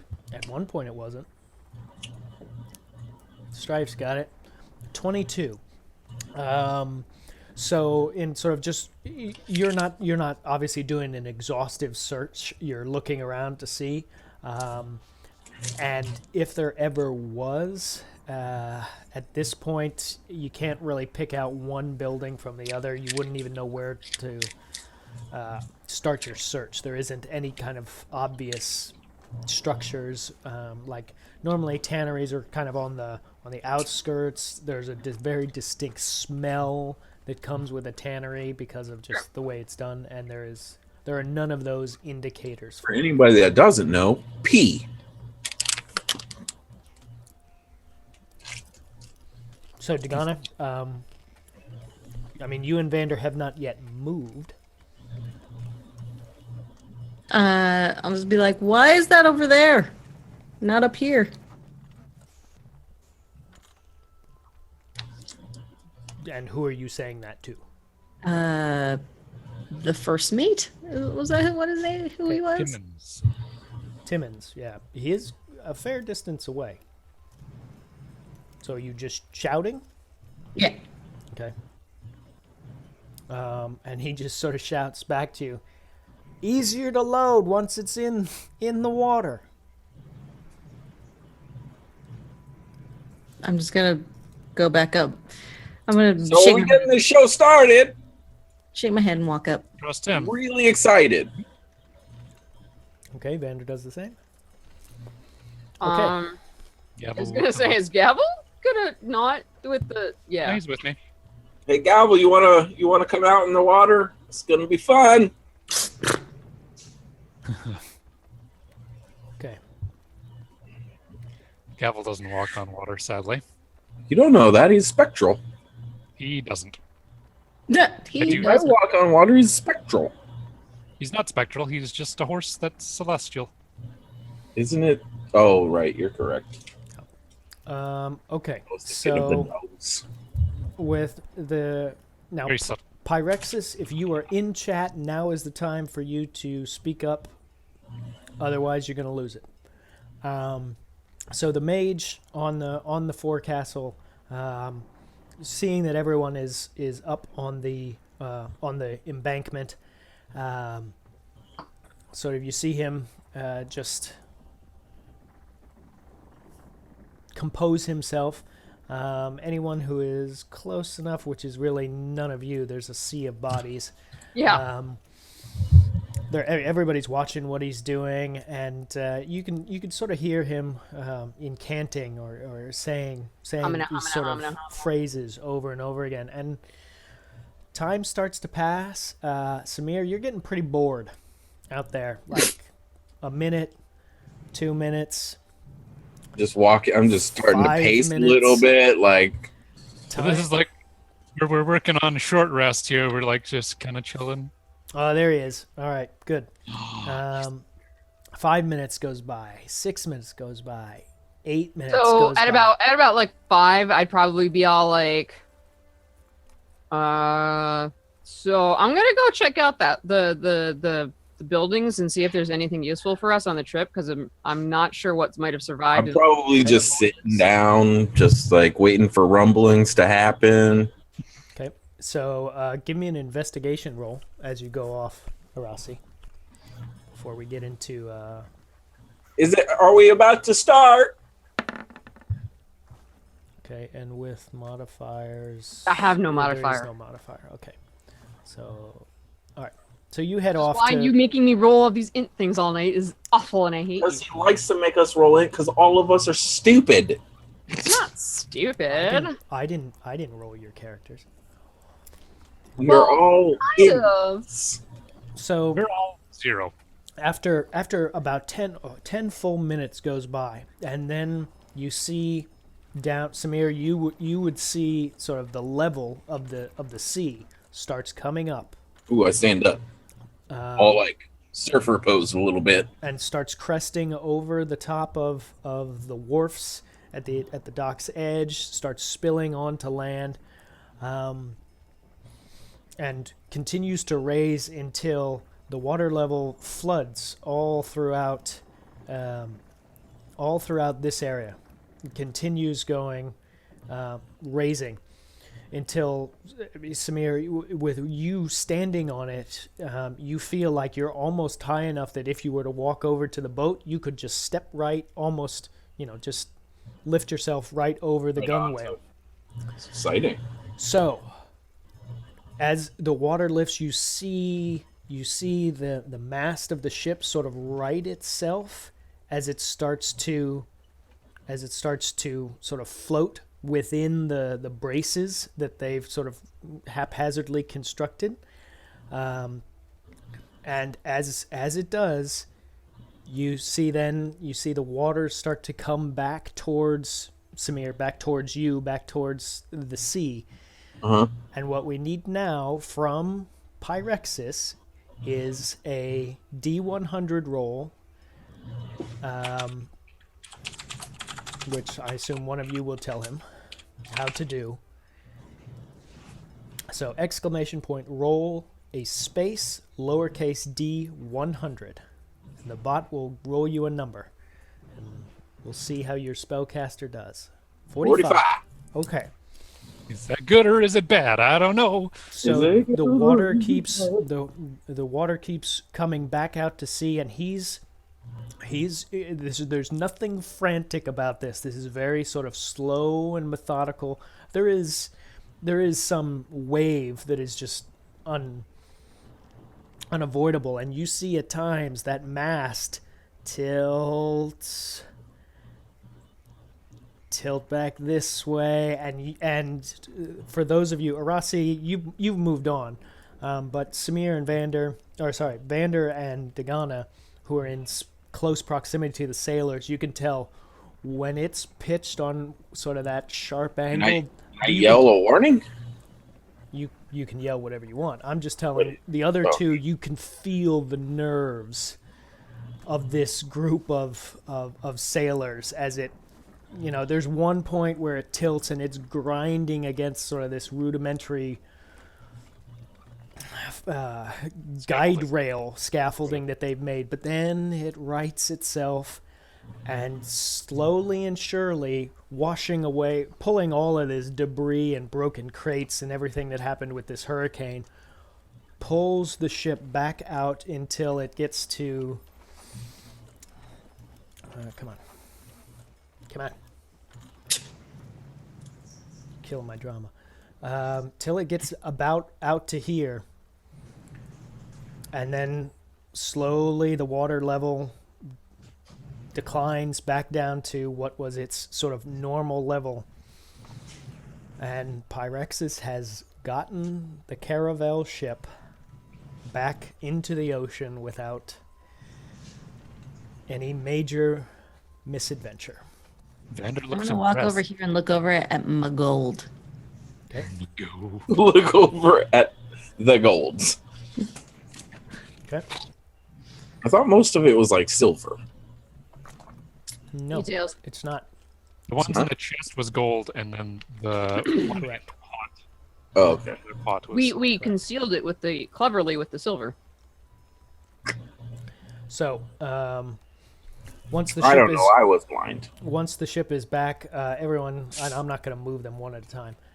They all start coming down, and a few of them just jump straight into the water and start swimming over to the ship itself. And one of them says in passing to you, Vander, just let us get it back up against the dock. I wouldn't suggest you diving in just yet with all that metal on you. I walk over and climb up the ship. Okay. just kind of raise an eyebrow at him. And Samir, they sort of pass Is you. that the thank you, Captain Obvious eyebrow? Samir, they start talking to you with all these sort of nautical terms about they need you to, well, if you want to be helpful, go over to the starboard side and see about Which side's lashing. the starboard? And so they say a couple of things to you, and you respond, and they're like, okay, well, maybe why don't you just stay on the side and tell us when we get close to the dock. I can be a good lookout man. Okay. And so over the course of the next 10 to 15 minutes, they sort of through sailor techniques that I'm not going to get into, they are able to move the ship back until it's up against the. Sorry, this way. We Up did it, against guys! up against this dock. I totally helped with my eyeballs. Glad you have those. I have a chance to mute it. And they start. So everyone starts coming aboard. The first mate and several of the sailors start carrying the various things, the various supplies into onto the ship. You know, making so that like when people are bailing water. And one guy's filling the bucket. He passes the bucket to somebody else. They pass it to another, to another, to another, Yeah, and the they'll final just- person. So they're doing that sort of chain thing. No worries, Pyrexis. You woke up at just the right time. Yeah. Perfect timing, really. Basically, that role. So the spell that the mage was going to use is control water. Is the spell, and basically there's a provision that any vehicles that are subject to this sort of flooding action have a chance to capsize. So if you had rolled underneath a certain number, then instead of the ship slowly coming out and staying upright, it would have tipped. And God knows what we would have done then, because they killed their manticores. So there was no flying option for leaving the island. Oh, I see you understand why there was the negotiation thing. Yeah. Yeah, Mhm. yeah. They were man-eaters. Fuck them. Well, they were goblin eaters. That's a They kind were of goblin The goblins. information that we received was man eating. True. That is true. That is true. So it takes about an hour to get everything, the various supplies that were able to be salvaged. At one point, the first mate and the captain come up to you, Dagana, as you've been kind of keeping chaperone over the two chests and pots, and the captain says probably best if we keep your hard-won treasures in my cabin, in the captain's cabin, not in the general hold. Otherwise, I think you're going to have some. Let's just avoid any chances of sticky fingers. And Meanwhile, Samir has taken over the captain's cabin. not without a key to get in. He's not. If you would like to try that. No, I was just joking. Arasi, as they've been loading things on, you've been making sort of a comprehensive search of the remnants of the town, and you found a blacksmith. Must have been not like an armor smith or anything like that, like a metal worker kind of building that was very obvious because of the forge. You also found what seems to be the remnants of some sort of lumber processing, taking the palm trees and converting them into usable, workable wood. But you didn't find anything that seemed to be a tannery. I was more looking for like useful shit like arrows or stuff like supplies for the voyage and whatnot. Okay. Like you would have come across like old discarded like just blankets or cloth. But a lot, actually not cloth, most of that would have already been pilfered by the sailors in doing repairs. So there's not a lot actually that you find. Most of what would have already been salvaged has been done so by the sailors who've been there for quite some time. Excuse me. It was worth a shot because there's always a possibility somebody might have missed something. So, or, not thought to grab swords that were sitting around at the blacksmith in case we get attacked by fish people again, or shit like that. Okay. Yeah, that's true, Taco. Which is why I described it as much usable wood as they could. I'm also getting word. Word. We're bumping up my mic a little bit. So now we're at maximum, and I can't go any louder. Oh shit! So what do you guys? Like you're inside of me. Hey. As I crunch on my popcorn. Is he a manticore? Wow. So it takes, as I said, it takes about an hour to get everything stored away, and then you're overhearing talk about how they're upset that they're leaving behind so much treasure, but then you're hearing others who are like, "Don't worry, we'll come back for it. It's just it's not feasible at the moment." Back and forth sailor talk. Mm-hmm. Is there anything the four of you would like to do? I would like to climb up to the crow's nest. Okay. I'll just get on the ship I'll and do what I can to get it on its way. get myself and Gavel on the ship. I don't know if there'll be any problem. Like the gunwale, I mean, I assume there's like a plank or whatever that we're walking up to get on the ship. Yeah. Samir is determined to use his eyeballs for good. Okay, hang on here. And he remembers seeing a man sitting in the crow's nest on his way over here, and he's determined that's his new job. Okay, Vander, you are able to. Okay. All right, I'm writing it down. I tried to surf. It didn't work out too well. I just kind of went whoop, whoop. There was not as much a wave as he was hoping for I was really hoping. a tidal wave. Yeah. I was hoping for something. What was I saying? Oh, Vander, you are able to if Gavel was a real horse, as in an actual animal, it probably would be difficult to get him to walk up this plank that is basically the exact size of his footprint or his mass, but because of the seamless mind integration, whatever you want to call it, he just you tell him what to do, and he does it without hesitation. He's taking up a fair amount of space on the on the ship itself, but it is he's up there, and drawing looks from the sailors as to why the horse, the ghost horse, is coming along, but no one is questioning it. Okay, I want to just something for the.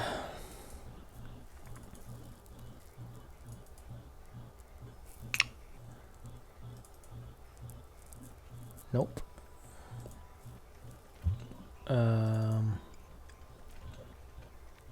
Is this right? Yeah. Okay. So for chat, screen's gonna go black. Oh no, our little dragon. Okay. So enjoy the dragon for a second. Enjoy the We're all going to die. pa. The little dragon from Ipanema. I know someone who loves A Girl from Ipanema, the song. Just absolutely loves it. Favorite song ever. Okay. Exciting. So this is the ship. So in terms of perspective, this is the kind of the trading ship that they will be hopefully leaving on and setting sail into the open sea. So much bigger than the rowboat that they arrived at. Poles. Yes, there are. There's one on the main mast and one on the foremast. Which one's cooler? That is a subjective question.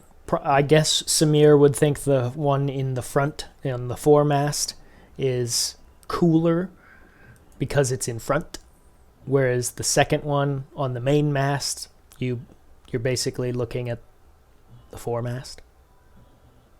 I agree. That's a good logic. That's the crow's nest he's taking over. Okay.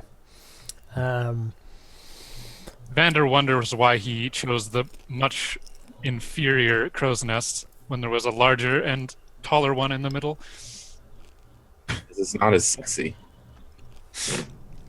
I want everybody, like, the first crow's nest I'm ever not arguing. is my crow's nest, Vander. Okay. And everybody knows you got to make a great first impression. So as the ship, everything is made ready. By now we're at let's see, the time. That took about an hour. Okay, so we're passing. Just chilling in the middle.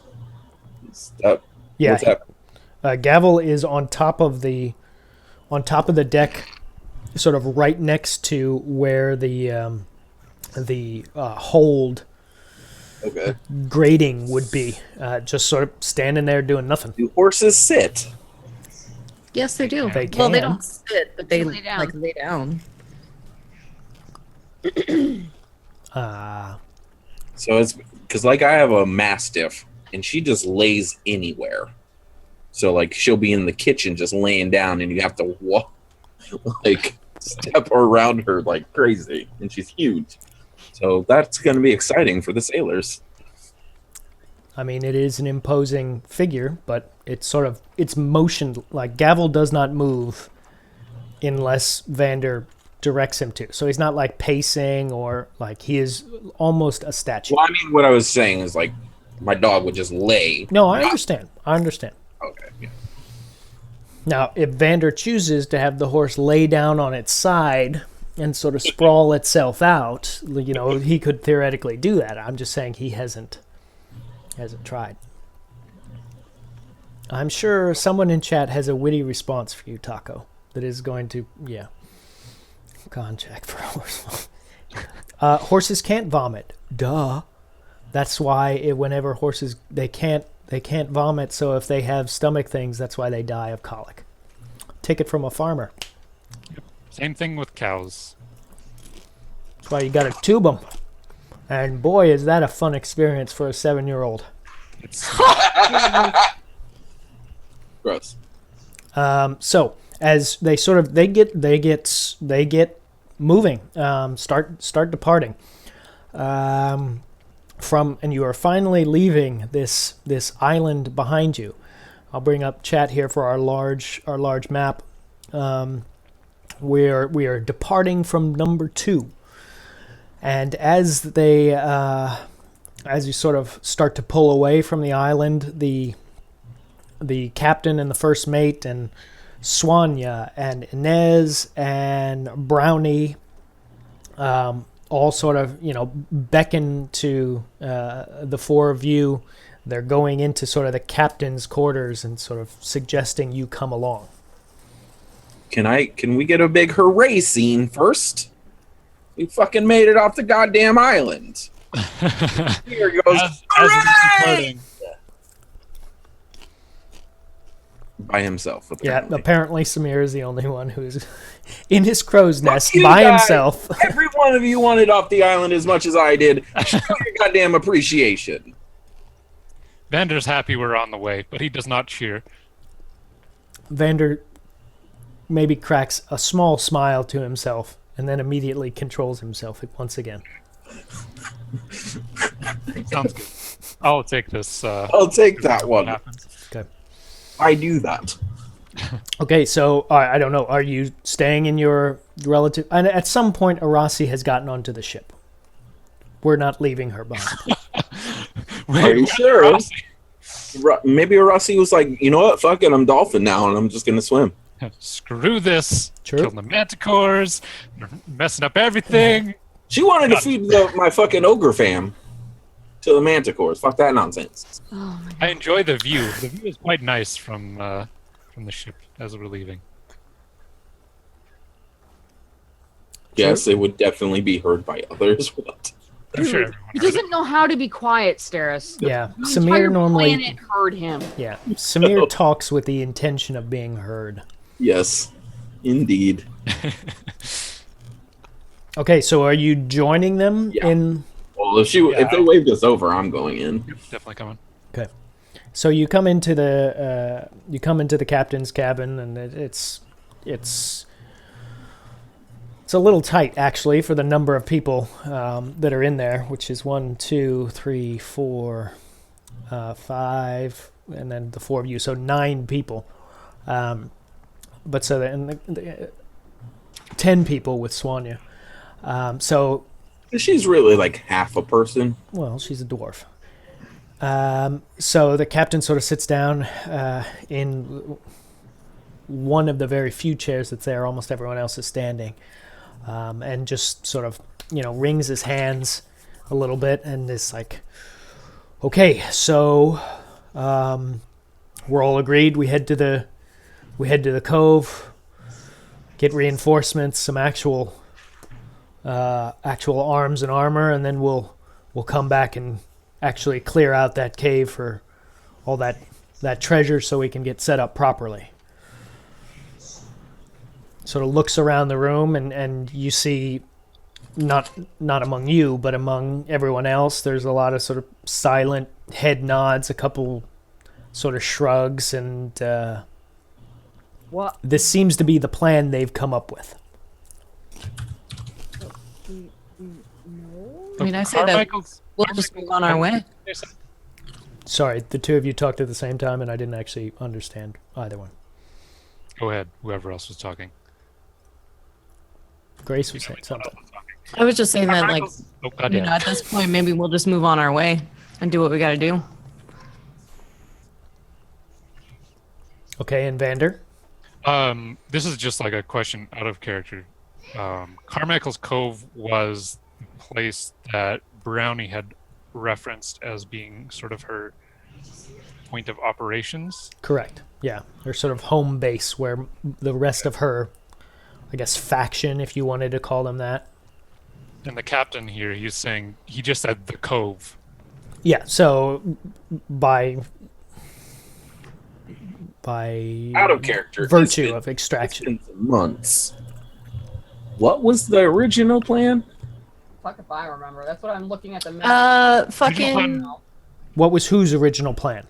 The original plan. The original Okay, plan. the very original plan that when you left the city of Skolinus was that you were just quickly coming here in order to pick up this ship and the sailors that were crewing it, so that you could then use it to make your way to their base of operations, which Brownie had told you was the Cove, or Carmichael's Cove. And then from there, you would be able to launch excursions, operations, whatever, against white-cap targets in order to force the Whitecaps to abandon Skolinus Harbor and try and deal with you away from the city. That was the plan for breaking the blockade, was essentially being a thorn in the side elsewhere so they have to pull their ships out of the blockade to come and deal with you. Why the fuck do I care about the blockade? Why do you? You probably don't care at all. Cool.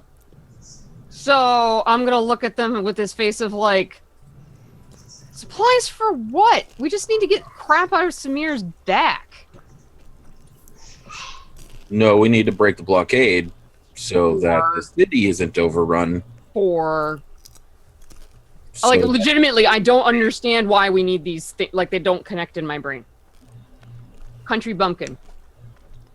So for the benefit of chat, so Arasi came to the city very late in...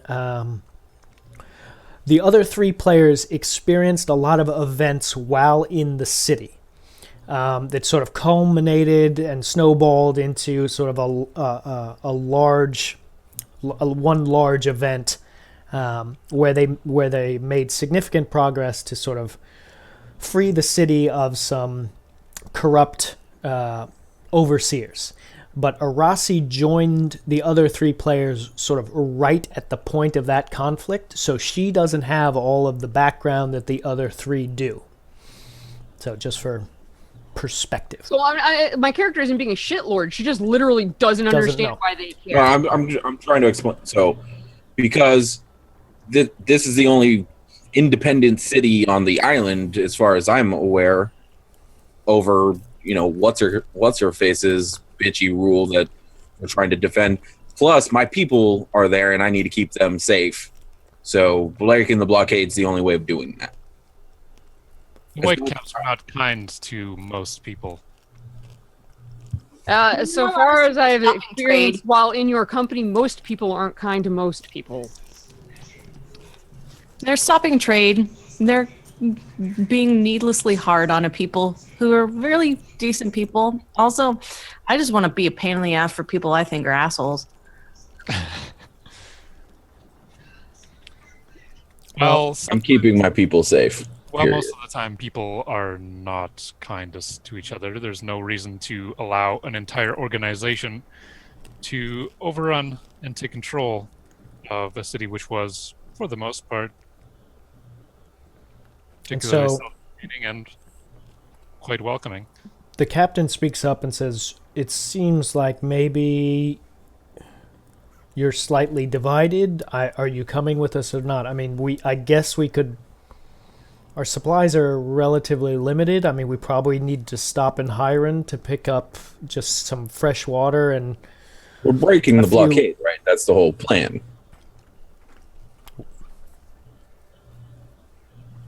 Brownie, Well, Swanya.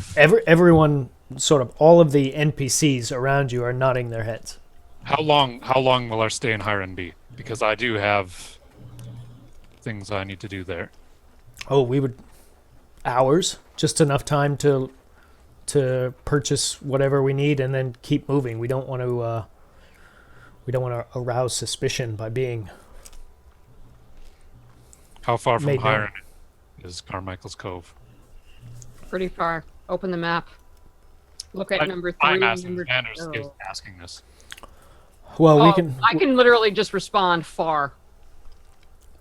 and then one of this one like probably who's native. I guess Brownie would probably be the response of saying, "Well, it took us last time when we came this direction. It took us about 2.5 days under good weather to get here from the cove. So going in the opposite direction, we'll see what the winds are. 3 days. I mean, we'll be in Hiron. That's what." And she sort of looks to one of the others for sort of confirmations. Says 6 hours, 8 hours. Definitely by the end of the day. Probably by sundown, we'll be there. So what?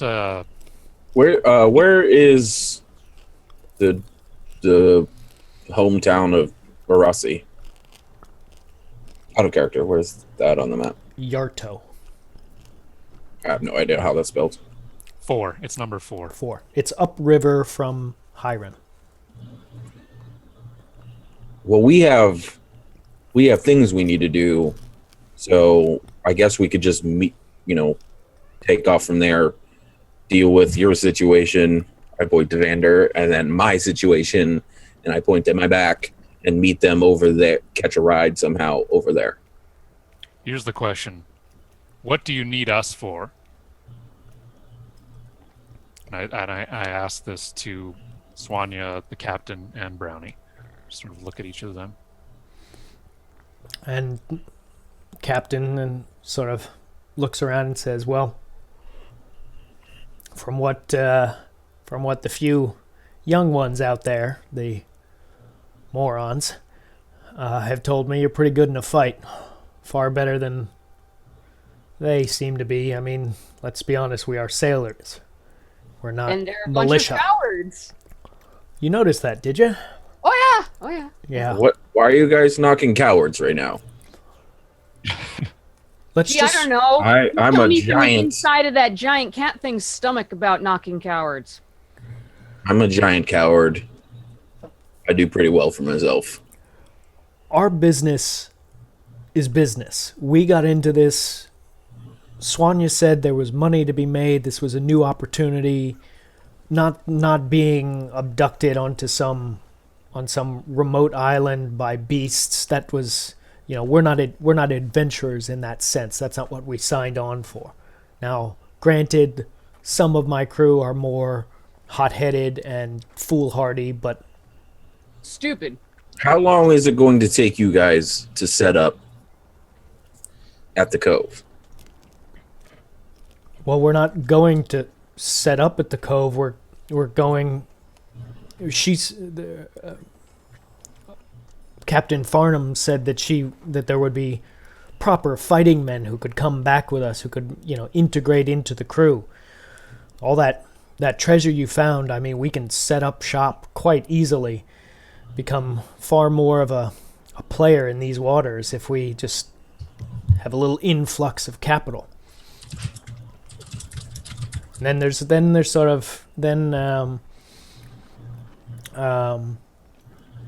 while we're in the captain's quarters, so to speak, I will be sitting on one of the treasure chests, and as like this whole we need an influx of capital, aka be our sugar daddies. I'm literally just gonna sit there and just shake my head. Okay. So if I got this right, you're going to go to the cove, get men to go back to the cave, and take as much money as you can to set up yourselves up to continue to break the. Absolutely, we can be far more effective. I mean, we could hire mercenaries and just have proper support for raids on these. So they don't need us. Okay. Nope. Well, I suppose we're gonna be getting off at Hiron, dealing with Vander's thing, and going up the river to your village, Rossi. Up the river. We're gonna send them upriver. Yep. To deal with this whole thing, and wish you guys the best of luck. Dugana, anything? I just don't want to. I want to make sure you're not overlooked. Oh no, I want to be like sitting with my feet up on the table. Okay. Just picking my teeth. So there's sort of looks that go around the room, and a couple of shrugs pass between the sort of the captain and Swanya, the dwarf, and sort of slightly puts his head down and says, "Well, okay, then we're agreed. We assume you'll go ashore when we stop for supplies." Unless you got any Dugana, Vander, Rossi, I feel like we can do far more good in the city than sailing around with these guys. I'm no sailor. And there's always that fight to get close to what's her name. Mm-hmm. It's happening in a couple of weeks. And that is time sensitive. Yes. Are you referring to the The arena parties that thing. are planning to overtake Scalanes? Is that No. The players were told about a event that happens in the various towns around the island called the Crucible, where the young men compete in like arena combat to try, and whoever wins from like the town, each individual town has a hero or a champion, and then those all combat one another in a central area in order to, whoever wins that can become the consort of the ruler of the entire island. The reason this is important is because they've heard that there are still 2 towns that are going to have this, that still need to hold this. And the overseer, I guess, of this contest is someone who has been directly is an opponent, is an adversary of sort of their pursuits, has caused problems for them in the past, and this might be the only opportunity, or an easy opportunity, for them to at least get close to her and try and remove her. So, yeah, high school English. I love that movie. It's called The Consort's Crucible. But it is time sensitive. It's going to be held Yeah. in one town, and then shortly thereafter it will be held in another town. And the situations of like how it's set up will be very different in each one. So, okay, so the meeting sort of starts to break up. People leaving, and at one point, as a fair number have already left, Brownie comes up to you, Dagana, and it says quietly, I understand your feelings from what I've overheard about your dealings out there with some of this crew. I can certainly understand it. They wouldn't be on a ship of mine, but this isn't my ship, so let's move past that. But I do think you could be a serious asset in moving forward our common goals. Is there some way that we can? I don't know. I'm not really this. I understand why they want these to come back to sort of to try and take this treasure. I understand that they're a company and a business, and this is their way of being set up. And my people will have similar goals, but is there some way that I'll be able to get a hold of you if this consortium over here doesn't turn out to be the answer to the goals I think we both agree need to be achieved? I'm gonna go over to Arasi and ask her if there's a way for her to magic, I don't know, something or a message to You can these. magic something. And that's Yeah, like probably one of the, exactly how Dagana would say it. Can You you magic something? You do the thing. You know the thing with the thing. Can you do a magic thing?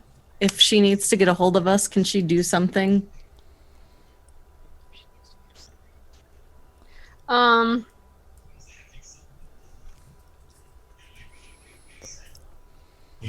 So there's a God, I can't remember the exact spell name, so roll with me here for a minute while I'm scrolling. A way that I can, correct me if I'm wrong, Taco, you fucking walking rule book. Attach a spell to like an amulet or something along those lines, such that it can be used to do the equivalent, I guess, basically of an animal messenger kind of a thing. But it may only be for like an armor thing. I can't remember the name of it right now. That's interesting. I have no idea what you're talking about. A minute or 20. I'll see if I can figure this out.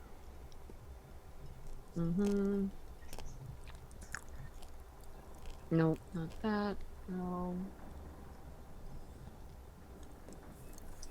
I don't know of anything in your level. Oh, here we go. You can enchant an amulet with the ability to protect a wearer from a specific spell. So yeah, no, that's not it. But it's basically, I'm thinking of like a flavor variant of protective amulet. I would say, yeah, what I would think probably would come to your mind as the only logical thing would be you could set up some like periodically checking in with her through the animal messenger, sort of some bird, like every 2 days. Seagull or something that flies Yeah. out. Checks in.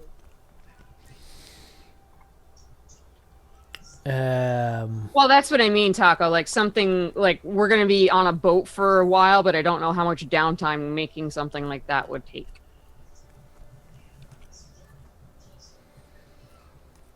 closest thing I have is locate object, but that only works within 1,000 feet. So nope.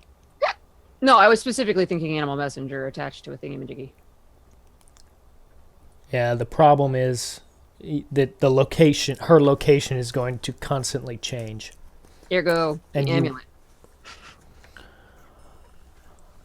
Okay. What? Okay. Here's what I would do.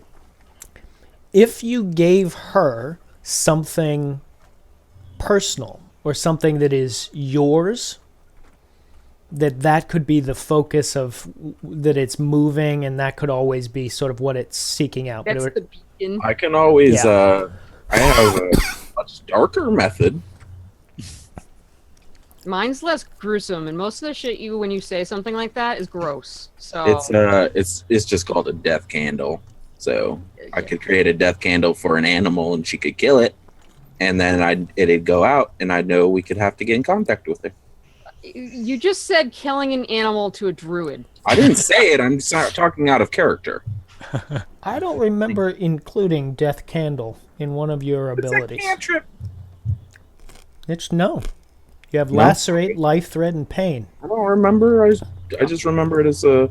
Oh, I remember reading it and going, no. Really? Yeah. It's literally just a candle of death that does nothing but go out if something dies. I don't remember why I didn't like it, but I must not have liked it because it's not there.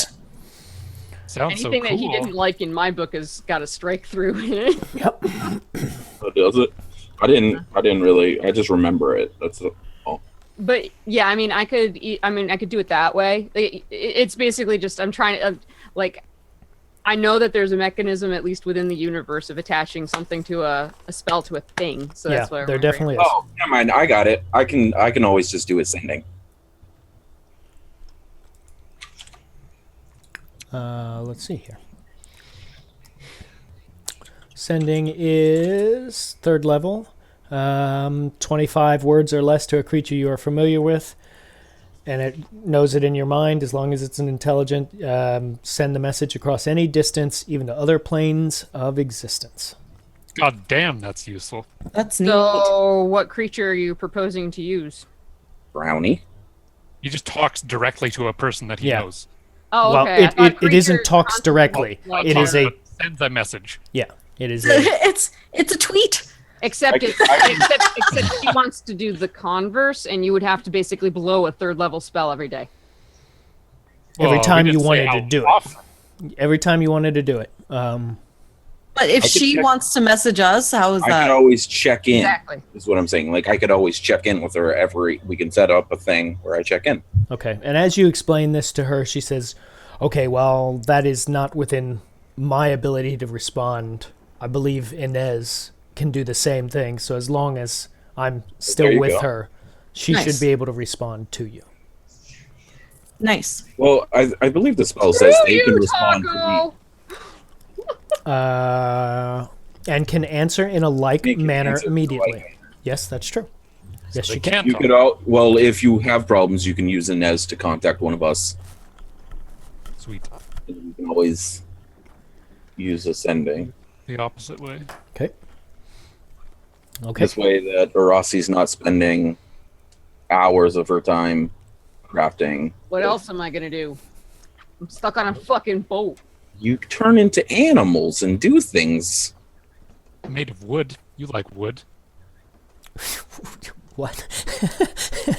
You can, Vander's, Van- Van, about eating lead paint chips. Vander's Whoa! attempt at soothing. You like wood? It's made of wood. God. Okay, and Brownie seems comforted by that sort of knowledge. you could be the nighttime lookout. You have brilliant fucking night eyes. So the next couple hours pass. Yeah, the bot does now do quotes. By the way, any of you that put puns in the quote database will be punished accordingly. I'm looking at you, Strife. I know you're still lurking in there somewhere. Yep, see, there he is. So the next couple of hours, you find you have a pretty good wind, tailwind pushing you along. Yeah, oh God, here we go. You started it this time. I did Not start even it. my fault. I look at the red. And I would like a Constitution check from Vander, Samir, and Arasi, who have never been on board a ship before going probably 8 knots, 9 knots. The ship that we took to the island did go this fast? It was a much bigger ship. Ah. Okay. Do they have advantage on it for their thing, or his thing? I don't remember. Yes. I don't remember how to those. Those of you wearing the anklets of calm seas, yes, I think that's Dagana and Vander, would have advantage. Okay, so Arasi with a 16. Yeah, that doesn't help me. Vander, My inspiration? Vander with a 11. You still have a D4. Yeah. Wow. It's just getting better. A 12. And then what was Samir? Samir had a big one of 21. So though first time being on board a ship of this type,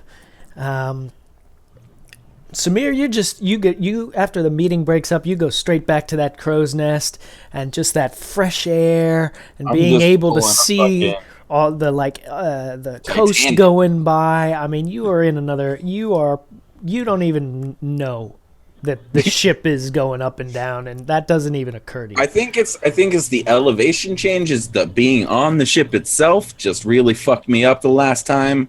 So being high up, I feel like that's just. Right. And Arasi, you haven't. This is your first time on a ship like this as well, but the sort of the movement doesn't disturb you in sort of natural outdoor world better than being in a cave somewhere. Vander, it takes you a little while, like stoic, right? Not letting anything show, but there are a couple times when you hit a couple waves when the ship bucks. And you feel your stomach go whoa, and you're like,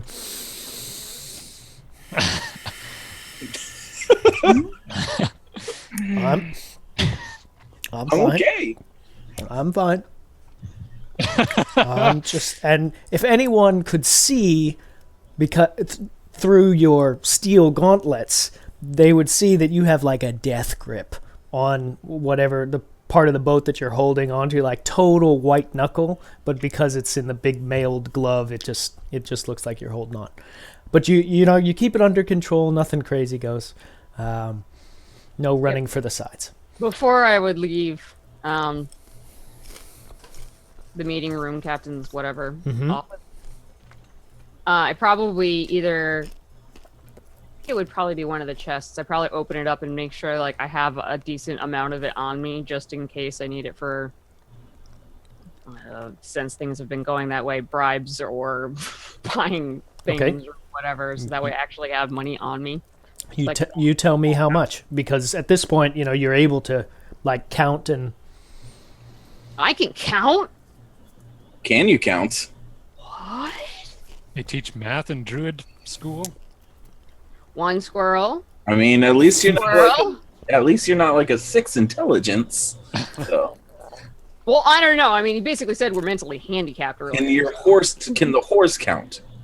Because there's a job on just waiting for him. Oh, yeah. I mean, I could do that. Take a little bit of an air quotes inventory of how much we've got. But yeah, I wanted to just take some of the coin. I mean, if we're counting money, I'm going to join. I'm kind of like... No, Samir has gone to... Unless That's someone true. calls You're Samir correct. back, he You're doesn't know correct. what the shit's going on in the captain's cabin. Before everybody left the captain's Yeah, no, I would literally slide off the box and open it up. And, like, I want... How do I... I don't know how to nicely... So, like, I guess basically immediately after the meeting breaks up and Brownie's kind of having her... Okay, I'm going to have a double fistful of money in a pocket, and then I'll count. I'll be like, I'll count this up in the crow's nest. Yeah. Okay.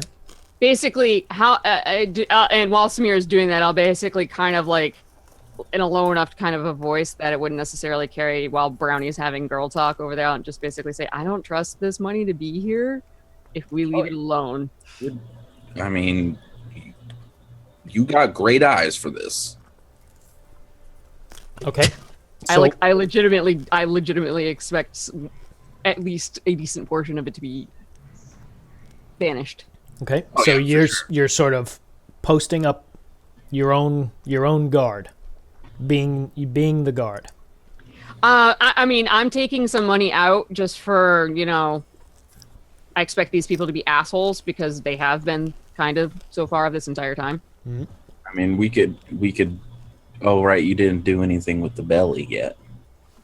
Did you figure out how to do anything? I looked for a tannery and I could not find one, so I don't Can we just know. try it at the top of one of the crow's nests? Do it in the middle crow's nest, not mine. So, I mean... Okay, what I need to know is how much coin are you taking out and taking onto your person? I'm just gonna take like handfuls. Okay, so Samir is taking probably, with the size of the coins, we'll say he gets around 50 coins. I feel like I want like at least like 200 coins. Well, that's more than 2 handfuls, to be sure. I said a couple of handfuls, so. Basically, what I wanted to do is... I have it here. I'll let him finish, but... Anyways, I will just roughly take about $200 golds worth of coin into the sack, coin sacks. Okay. And then tip my hat. This is my bag of dicks, which is awful, but something about this size. Okay, so sort of what would be a standard belt pouch. Yes, exactly. Okay. And it's actually semi-relevant to what we're doing because it's Just dicks. Dicks on your my bag dice. of dicks. That's what I keep all my D&D dice in. Dicks on your dice bag. And I'm like, it's the right size. Where is it? That's amazing. I'm so excited. I would say, given the size of these coins, which are about like the equivalent of a 50-cent piece, or a $50, probably a satchel of that sort could hold about 100. Okay. So Samir trying to hold 200 of those coins. Okay, so you're like putting it in a backpack. Hang on, I have cats to deal with. No problem. The cats. Friskies. That poor guy, Grace.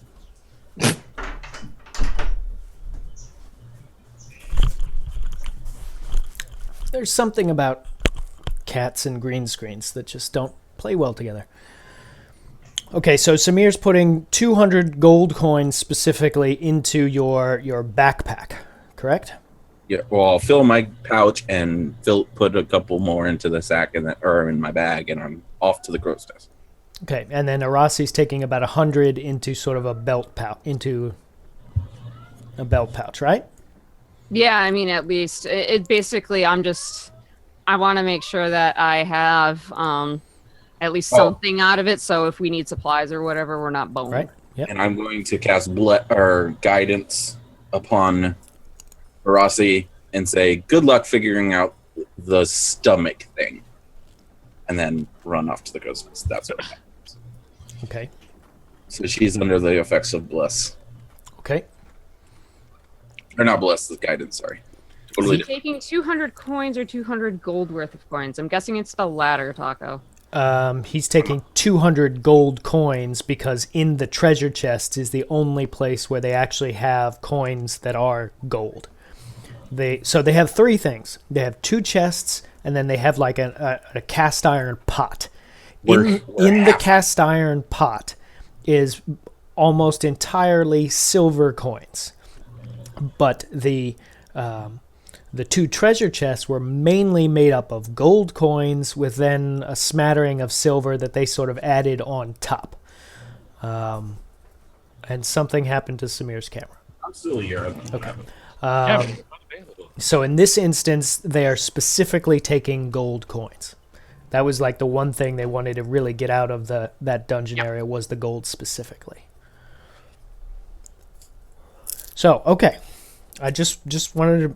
So then are you leaving the area, Arasi, or are you staying there with it? In the captain's quarters?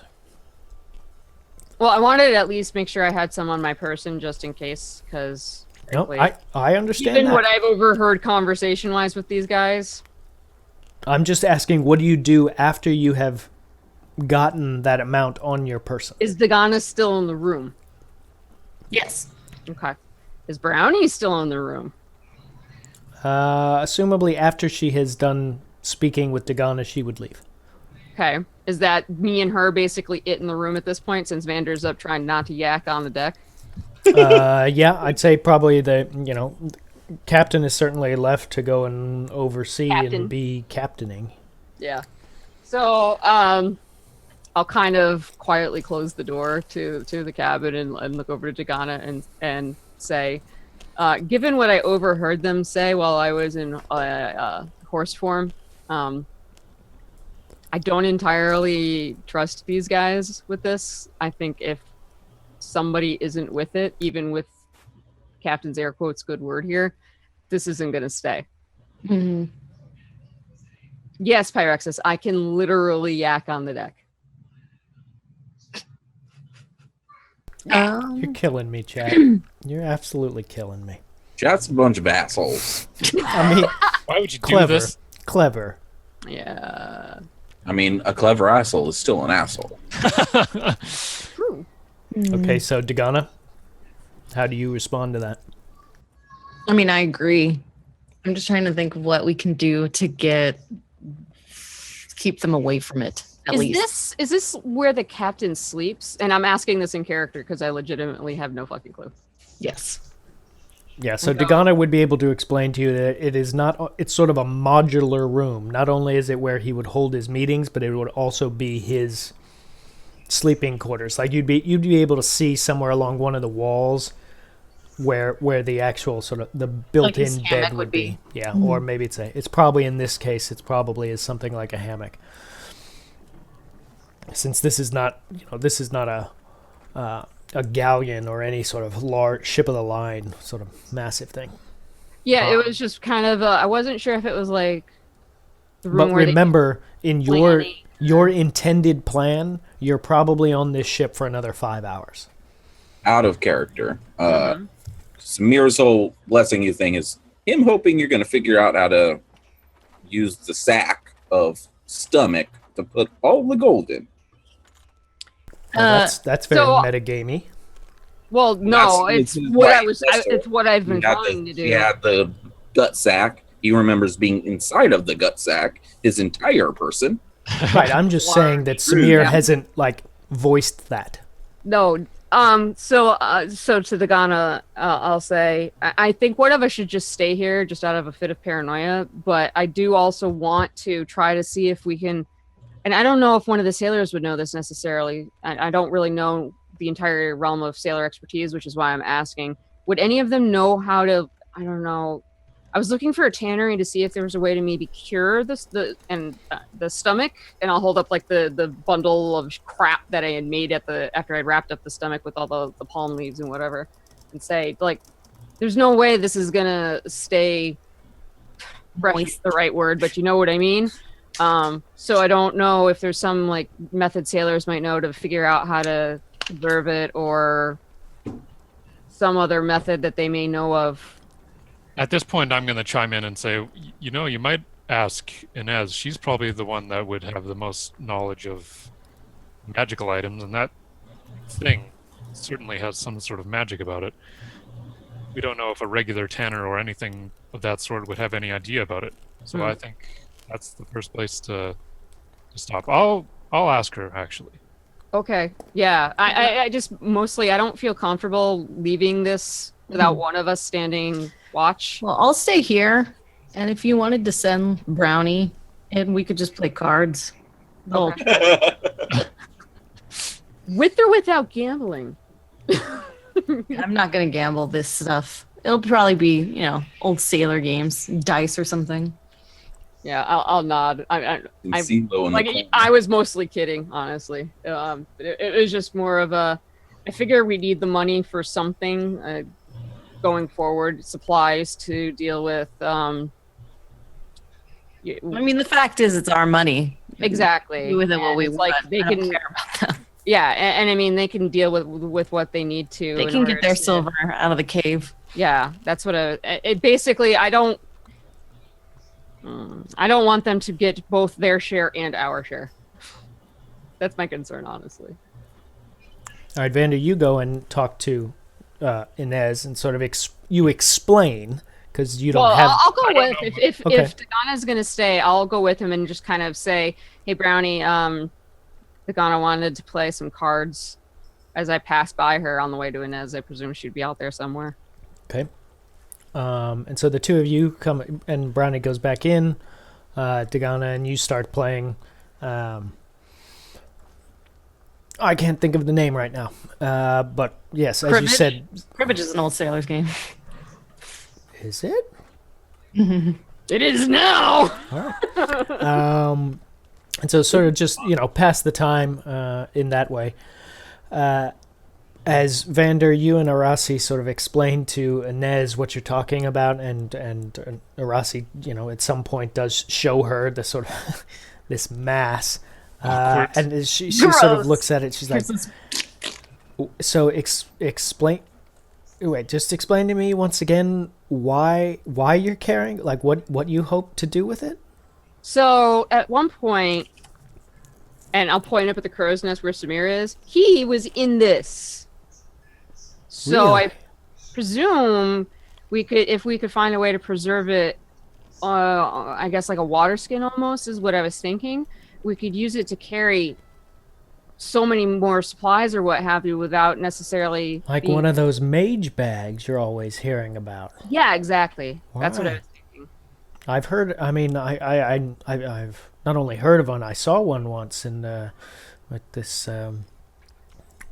Can't remember what town it was, but there was one of these scholars, and they had they just kept pulling things out of it, and it seemed like it was a bottomless hole. Yeah, Um, yeah. Yeah. I mean, Okay. it fits the mirror in it. God don't- damn. Stuff. I don't. I mean, you could ask. Like, I'm sure you'll be able to find a tanner in Hiron when you get off. But I would think you're gonna need someone a little bit more magically inclined, in order to manipulate it in the right way. Someone who works with like wild beasts or monsters or something like that. Like, there was someone. I had just heard of someone back in when we were back in Scholinus. Someone had just started up a business of some sort. Like, Where's Woodard when you need him? he was advertising for Woodard. That's right. That's what is copper or something with a C. I don't remember. Tall elf guy. I remember he was coming in one of the trade halls trying to get people to go and find all sorts of exotic things. Someone like him, that's the kind of person you need. Someone who can like take monster wild arm parts and make them into usable things. What about maybe a dryad? Oh yeah, that probably would even be better. Probably be better at sort of preserving the natural elements. You probably get a better product out of that. But dryads are dangerous creatures, and like, I mean, I wouldn't. Well, I don't even know where you'd find one, but I wouldn't. I prefer some random elf over a dryad, but that's just me. I just smile like crying on the inside. Well, thank you for your helping us. I don't know what's going on in chat. It's You don't want to know. yeah, it's getting explicit. They're talking about stomachs of holding, and it went downhill from there. Can I animate a stomach of holding? To do, I don't know if you can hear the cat. Sorry. I If it's- can, if but it's a dead I object, can definitely hear that. keep it, preserve it. Can I preserve it magically with my necromantic powers? What spell are you thinking about specifically? I don't know, chilling touch, animate dead. Anything to preserve it. It's stuff. I use cure wounds on the stomach. Not that I can think of. No, okay. I was just just double checking. I mean, I know a story element thing you could do, but I'm not going to tell you. The story element thing Yeah. I could do. Yeah, but Oh, not giving you any solutions. Boy. I don't Okay, remember. fine, you little monster. So Yeah. you shut up. Just don't screw with the green screen. I'll look over. I could eat it. I'll look over to Vander and say, that jug that you have. Do you think that could do something to keep this? I don't know anything about tanning or preserving animal flesh. I'll point. Well, There okay. are- So I technically If you probably need would if to you a certain need extent. something, Yeah. you can ask. Other than that, I have no idea. I was gonna say, this is really. I'll just kind of look up towards Samir and look back at Vander and say, would he know? Like he death domain? Yeah. I don't. I honestly. I don't. Yeah. I'm like. I'm just legitimately asking in character because I'm like. I'm not really sure I don't what the think domain. anybody knows my domain. Well, you've been casting. Darker shades of magic. That's just I'm certain that you have some sort of, necromantic, whatever. Yeah. I mean, you That just doesn't- fucking desiccated a corpse in front I'm of you. just saying That's nobody very knows. Like magic. I've never talked about my domain. Yeah. his I would domain. say All right. I'm not saying domain, but like I can tell that you fucking do stuff with the dead because you've done things with the dead in front of me more than once. Right. I would So say it's like- Taco is right. Gentle repose would be, if it's not on, that should be added to the list. I already As- have that. I think Okay. I'd have to sleep though. Yeah, you would have to. Prepare it, or there is the ritual option. Yeah, but we have the time while don't we're you on have to be? Doesn't it have to be prepared to use it as a ritual? I don't think so. Does Or it? can I just cast any ritual spell because it's a ritual spell?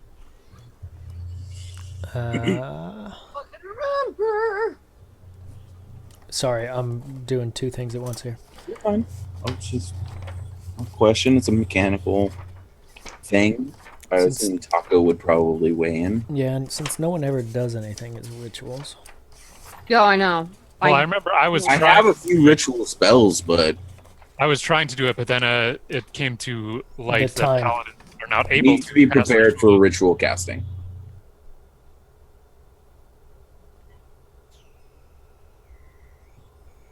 yeah, and it doesn't blow the slot. Yeah, so it still has to be prepared, but it won't blow the second level slot. Yeah. Yeah. So you would still need to sleep in order It to. also takes 10 days. Oh, does it? Never mind. That's its duration. Oh. So it would preserve it for 10 days. Oh, it preserves it for 10 days. Yeah. Got it. The ritual would just be 10 minutes.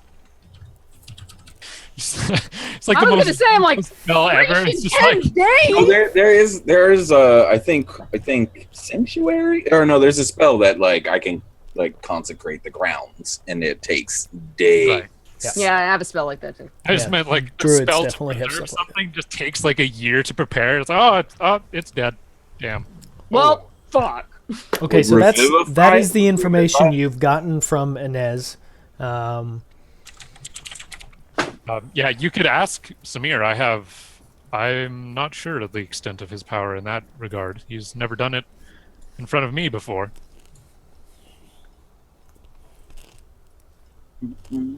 Fair enough. Given what we've seen him do, I mean, the Manticore is being one recent example. It just seems like he may have some knowledge. It's the only reason why I ask.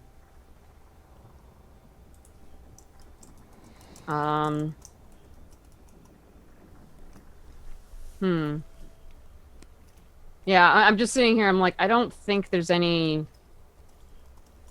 skill or anything that I have that would help with this kind of a thing at this point. Yeah. Okay, what do you want to do? You want to ask Smear or? Yeah, What? I'm kind of just trying to figure out how do we get him down from there? I'm just kind of looking up, like, and waving at him, trying to get his attention, but Smear has pretty good perception, so he probably has seen you. It's a question of if he chooses to acknowledge it. Sorry, I'm looking something up. Okay, I will like wait one and climb down. yeah, I'm just like, come here. And then climb on down from there. I was looking up spells that I have access to. Mm.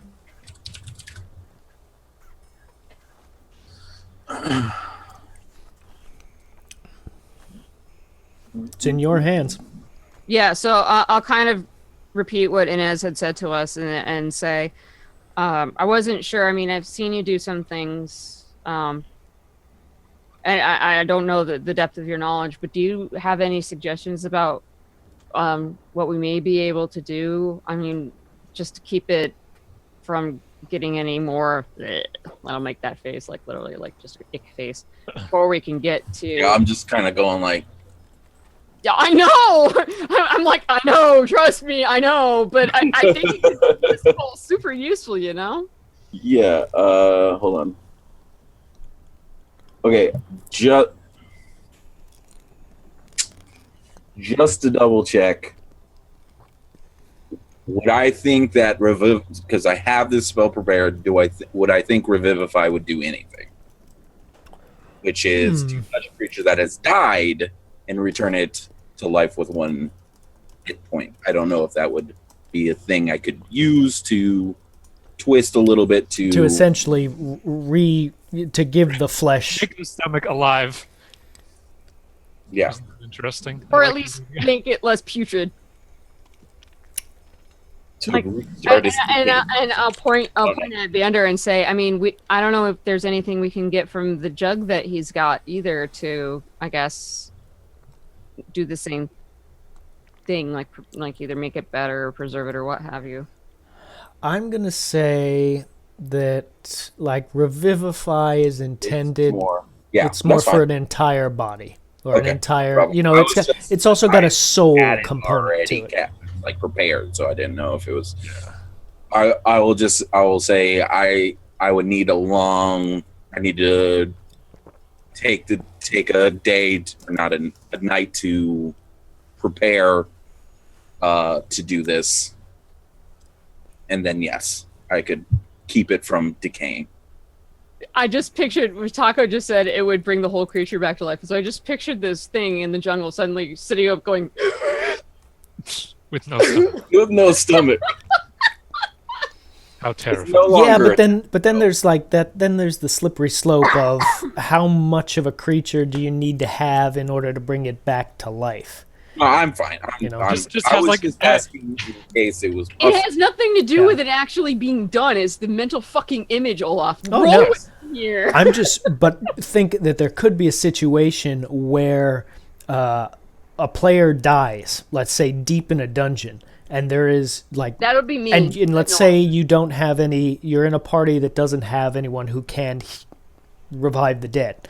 So you have to take the body to someone who could do so. Or like So- just cut off its head and just take Right. the head. Then it's much easier to just take the head than it would be to try and get an entire body. Don't want to set the precedent of that. That's understand. right. That's right. I was thinking- Well, I will just say, as long as if I go take a quick rest, by the time we get into port, I should have an option. If you Okay. want to cast some coldness on it, Yeah, I was gonna say, can we get like you preserve it. ice out of the jar? Or really, no, really? no ice from it. Don't you have ice? Don't you have an ice ability that you could? Stick mean- some ice knives in it. No, I have frostbite, which basically makes frost form on something. If you could keep it preserved, I can, go sleep real quick, wake up when we get to the city, and work some magic on it. But otherwise, I got nothing. So, I mean, so the train of thought is if I'm saying that in character. no, I know. I mean, if we could put it in water, I want to say fresh water, and I'm literally just saying this out loud because I have no idea. Like, I'm just thinking, and I cast frostbite with it in the water. Do you think that would work? Maybe. Because you're trying to make an ice block out of the water.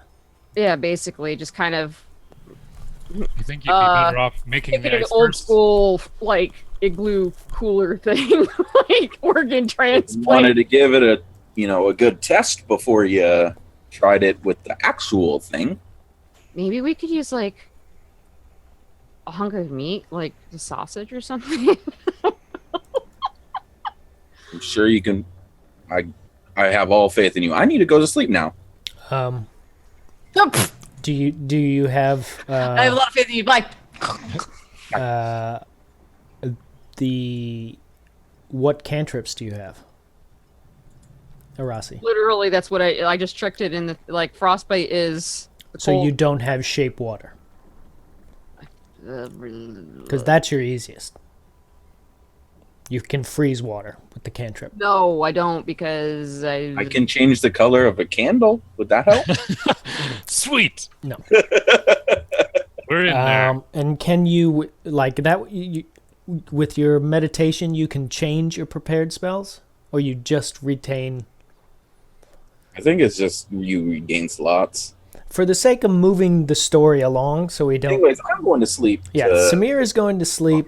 Dagana is playing cards. We'll say you're able to. I take a bath. I mean, I can do that, but it's like I would basically have to just keep casting it every hour, which is not a big deal. But I mean, if I can flip a cantrip during a short rest, I don't think you can flip cantrips like that, unless druids can. We're gonna say you. So using your sort of the frostbite idea, you're able to form a block of ice. It's not gonna last very long because you are in tropical heat, and there's no real way to maintain that cold temperature. But I basically would just be doing the same thing either way. I'd be just casting Correct. a cantrip over and over and over and over to keep it. correct. Yeah. It's all good. I'm going to take me a long rest, get me some Z's, and Yeah. I'll be back Yeah. with a spell prepared that I would never otherwise prepare. I know, right? So time goes by. There's sailors are going about doing their various sailor activities, and the sun starts to come down, and it is just a little bit after sunset when, well, no, he's not up there anymore. One of the lookouts would spy the town of Hiron, and call out, and they sort of make their way close to it. Switch. Ooh, Newtown. Newtown. Ooh. sorry. It's okay. I'm right there with you. And we're gonna say you're It's a castle. sort of coming in here in this sort of area, and the sort of the ship drops anchor there because this town isn't. They don't intend to be there very long, and so drop a launch boat in order to go ashore. And it seems like the captain and Swanya are the only two who are going ashore. They bring out, with Dagana's sort of supervision, bring out your two chests, and My pot! and as they're taking the very heavy pot, one of them, like maybe the first mate, says, "Why don't we just pour this into a barrel for you and not this cast iron pot? It'll be a lot lighter." I like the cut of your cheek. Nope. No, there was halflings in that. There are halfling pieces inside of that fucking pot, and you want to keep it. I think a barrel is definitely better, says Vander. Dagana? I don't trust them fucking transferring my shit. Okay. Me neither.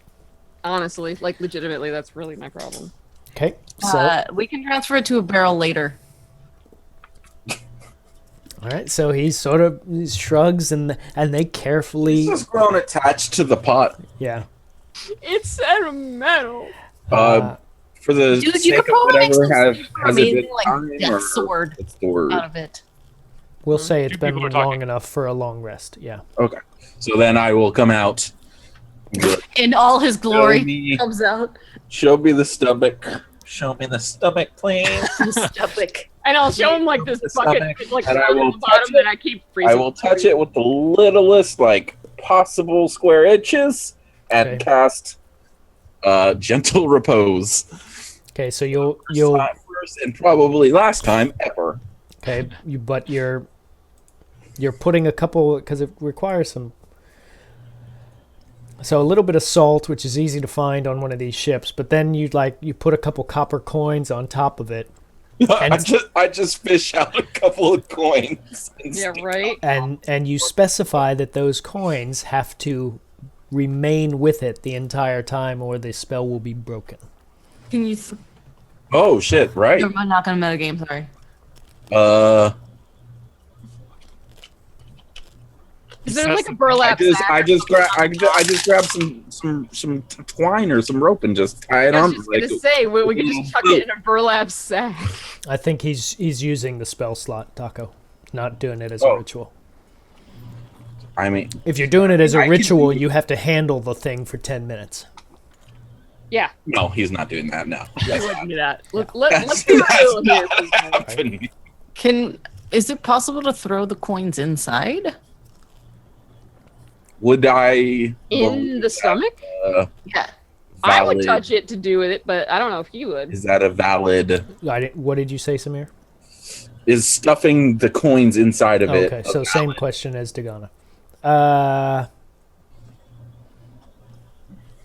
No, I think it has to be contacting Okay. the surface of it. So I will Otherwise, you set could them just on put the there, coins. and then I will have a piece of twine, and I will tie it with the bow, With the boat. nice and pretty, and I will say,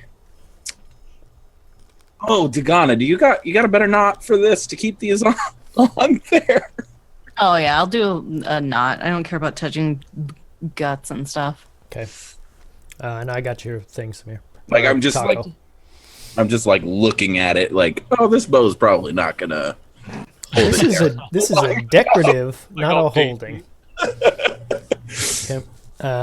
So you do that, and it does. Once Dagana has a go with it, basically untying everything that you did, and then redoing it in a way that actually makes logical sense and not aesthetic sense. All I do is like I've given plenty of gifts in my life. That's my experience of Right. not tying. He's like ties it and then puts his finger. Connie, you want to finish this for me? Dagana, you mind? Yeah. Oh boy. He's a self-loathing death domain cleric. He doesn't want to be a death cleric. That was never his choice until recently. So I should- you are able to situate that in such a way that it does seem secure. Arasi, you take back possession of it, I assume, as it's sort of Yeah. the caretaker. Because I figure nobody else will really deal Yeah, with this. your bag is already slimy, so I there mean, it is. does it stink? It now? is stopped emanating a smell. That's a good sign, I say. So it's about And I will say, like, very specifically, the copper needs to stay on it. yeah, Staris, you're not the only one. We're just trying to we're trying to move along here. You're moving along just fine. So they are able to get your cast iron pot down into the launch boat with a lot of complaining, but they do get it down, and I'll mumble something about sailors complaining about doing work. okay, and so,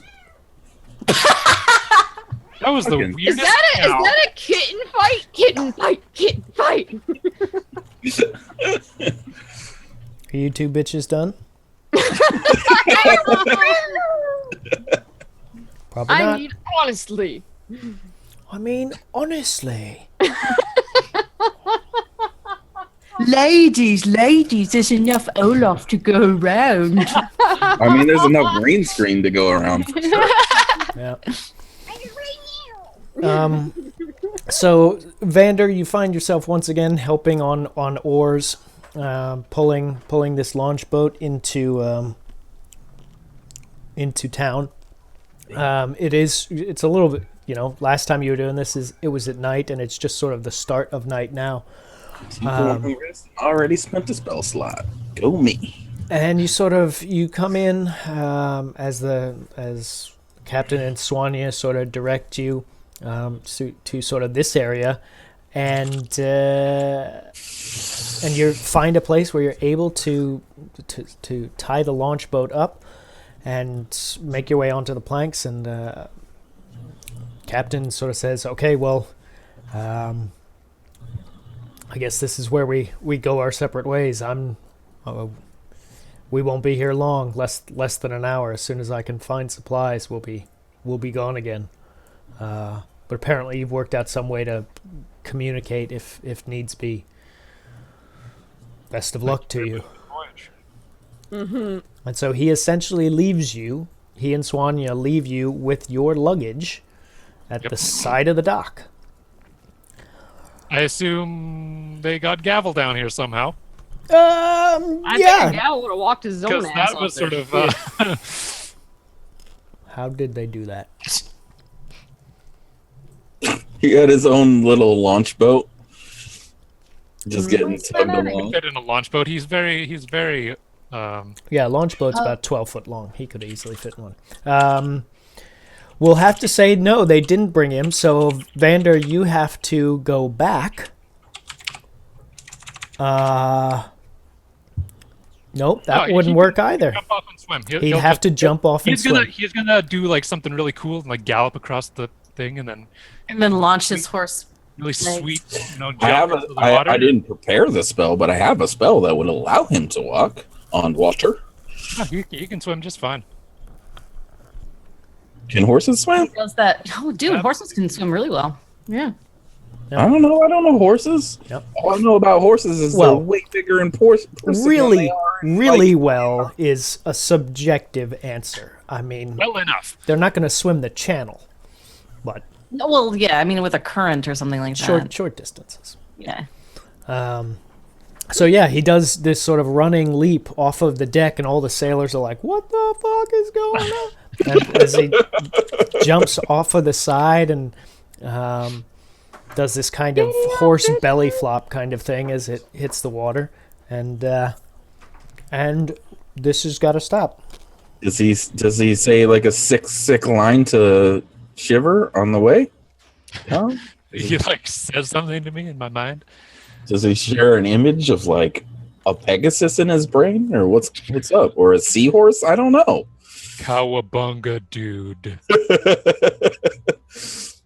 That's totally how I imagine Gavel. He's just so dead. I got this. No. There's horses swimming. Yo, V. Get your peepers on these dudes. You are muted. No, I'm not. Lies. So the Gavel has sort of gotten here to the side. He's kind of treading water. Mm-hmm. Can't get up. No, he'll go over here. Okay, he sort of goes underneath this platform. So as you've now landed, and you can see the sort of general layout of this town is that where you are now is sort of like rudimentary sort of wooden buildings that are built on top of like a very large wharf, or it's more of a dock, sprawling dock that is actually over the sea. So that's most of this area here. And then you can see off in the distance, there seem to be some nicer houses that are actually built up on land over to the west. And there's some sort of tower or fortification thing way up on the hill. So I lean over to Dagana and say, "So, how do you sailors usually get big, heavy things on and off boats and to docks? Dagana and would gorgeous probably places?" then point at either this tower, I mean, like from off the boat onto the thing, and then to wherever it's stored. well, then a wagon, right? So, I guess I'm gonna go find a wagon. Well, I think the problem is where are we going to store it? I mean, that's problem number 2. Problem number 1 is getting it to where we're going to store it. All right, one thing at a time. I am going to.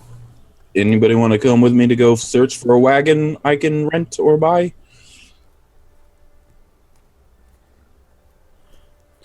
So Would you mean, like kind me of to as long put the as someone cricket stays noise with back the- on? I can put the crickets back on if you want for that. I don't mind, just as long as someone sits with the stuff. I'll stay with the chip. So You can and we Gavin. need to, we need to do something here in the town first. It's a little off-putting. You seem relatively alone.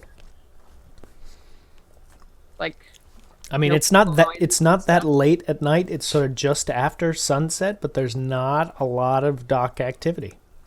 not very many people at all.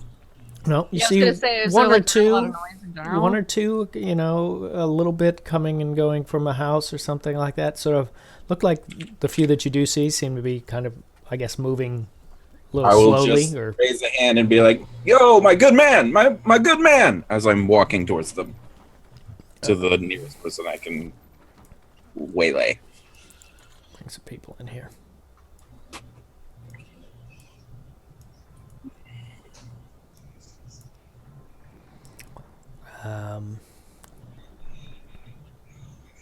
So our friends on the boat didn't come to do anything here. They just The, left? no, so the captain and Swanya have head off in this direction. Okay. And so we'll say, sort of you, please. It's sort of an elf man who is you've seen Samir. You've just seen him come. That's wait. Well, okay.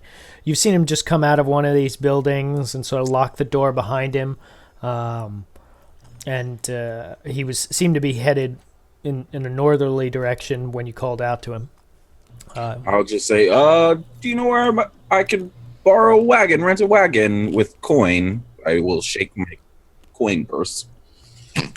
And he sort of is older for an elf, especially given the ones that you've seen. And sort of, I'm sure one of the merchants in the marketplace, they must have one. It's just up to the north and on your left. You see various tents and where they have their stalls. I'm sure one of them must have a cart or a wagon. But if you excuse me, I need to go before the shops close. Kind of in a hurry. Can I insight check him to see his overall sort of vibe? Yeah. Quiet! Would I come down? I don't imagine I would ever have come down really to this town and like have a general idea of what it's like, air quotes, normally. I would say actually among like the non-elven towns, this is probably the one you know the most about because it is kind of one of the natural trading partners. You would know that sort of this body of water up here is actually the terminus, I guess, of the river that leads to that. If you follow it north, would lead to your home of Yarto. And you'd know that there's sort of a class division in this town of Hiron. There's always been old stories about the fortification. It used to be some like ages past when sort of the. Oh my God! Shut up! These cats. Hi, Tice. Nice to see you. Welcome to the show. We have cats here in the DM's room, and they're driving me nuts. Playing in the green screen. You know that there was some class division, like in the rich and the poor in this town, but a lot of the stories are like the historical stories about the fortification, which used to be was a wizard's tower at some point, some have said, or there's a lot of different stories that sort of revolve around how it came to be. So yeah, it is. There's a lot of the trade from a lot of traders, like human traders, will come from Hyren, will come from this town and go upriver specifically to trade with your people, if they're after elven craftsmanship, sort of that distinctive look. So I think my cat heard your cat because she's now at my feet going, meow, meow. yeah. Cats everywhere. So I insight check the fuck out of this Oh right, guy. sorry. And with the roll Amber of is the color of his energy. 21. It seems like everything they said makes logical sense. You do get the feeling like he wants to be done with talking to you. No, I was talking about like his vibe because Well, what? This isn't California. He doesn't have Amber a is the sign. color of his it's like fucking like is he like super depressed? Is he twitchy? He seems sickly, like, and part of it is like maybe he's just old. Okay. But he does seem like his skin seems pale, kind of, and he doesn't look like a vibrant, healthy individual. But I mean, it's not like he's on death's door or anything like Would that. I know anything about that? Like sort of putting two and two together. I'm just kind of like looking around a little bit, like. Because I know we needed to come here for the necromancer chick and her Okay, I see what you mean. thick waternessness.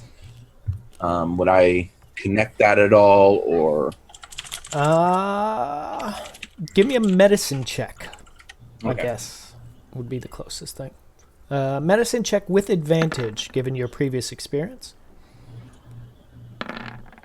24? Okay, so 24. While it doesn't, I mean, what you experienced previously was almost like when anyone was exposed to whatever that necromantic fluid was, it was a rapid, quick change from healthy individual to undead zombie husk sort of thing. And this man doesn't look anything like that, but there is this sense of, given the coloration of his skin and sort of the way he's talking and the lethargic movements, that maybe, it isn't a unreasonable connection to make. You just don't. Okay. There's nothing visual that you can tack All right. down. I will just say, and if I wanted to get a flat boat to go upriver,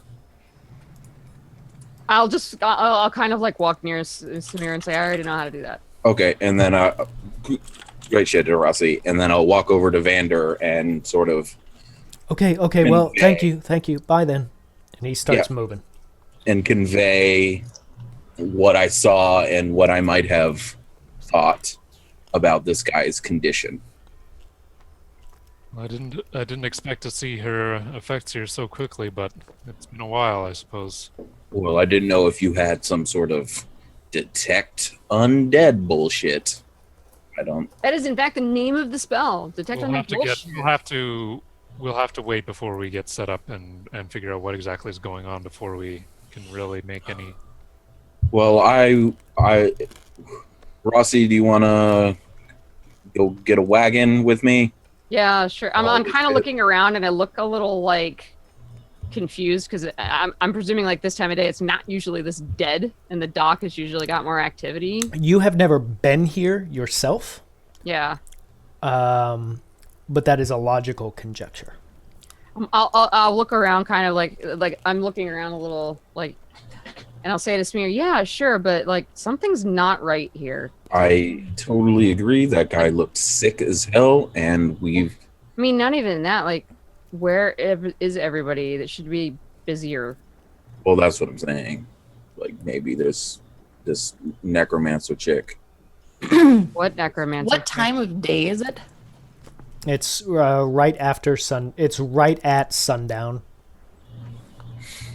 I literally am saying I what will- necromancer chick. I will fill you in as we walk towards the market, Okay, and I'll kind of just lead you towards like. Over and then I will just explain that previously there was a necromancer woman who, well, we ran into this sort of liquid that is plaguing the town, turning people into undead, in different places through the city and outside of the city, and in a graveyard. Why don't people lock graveyards up?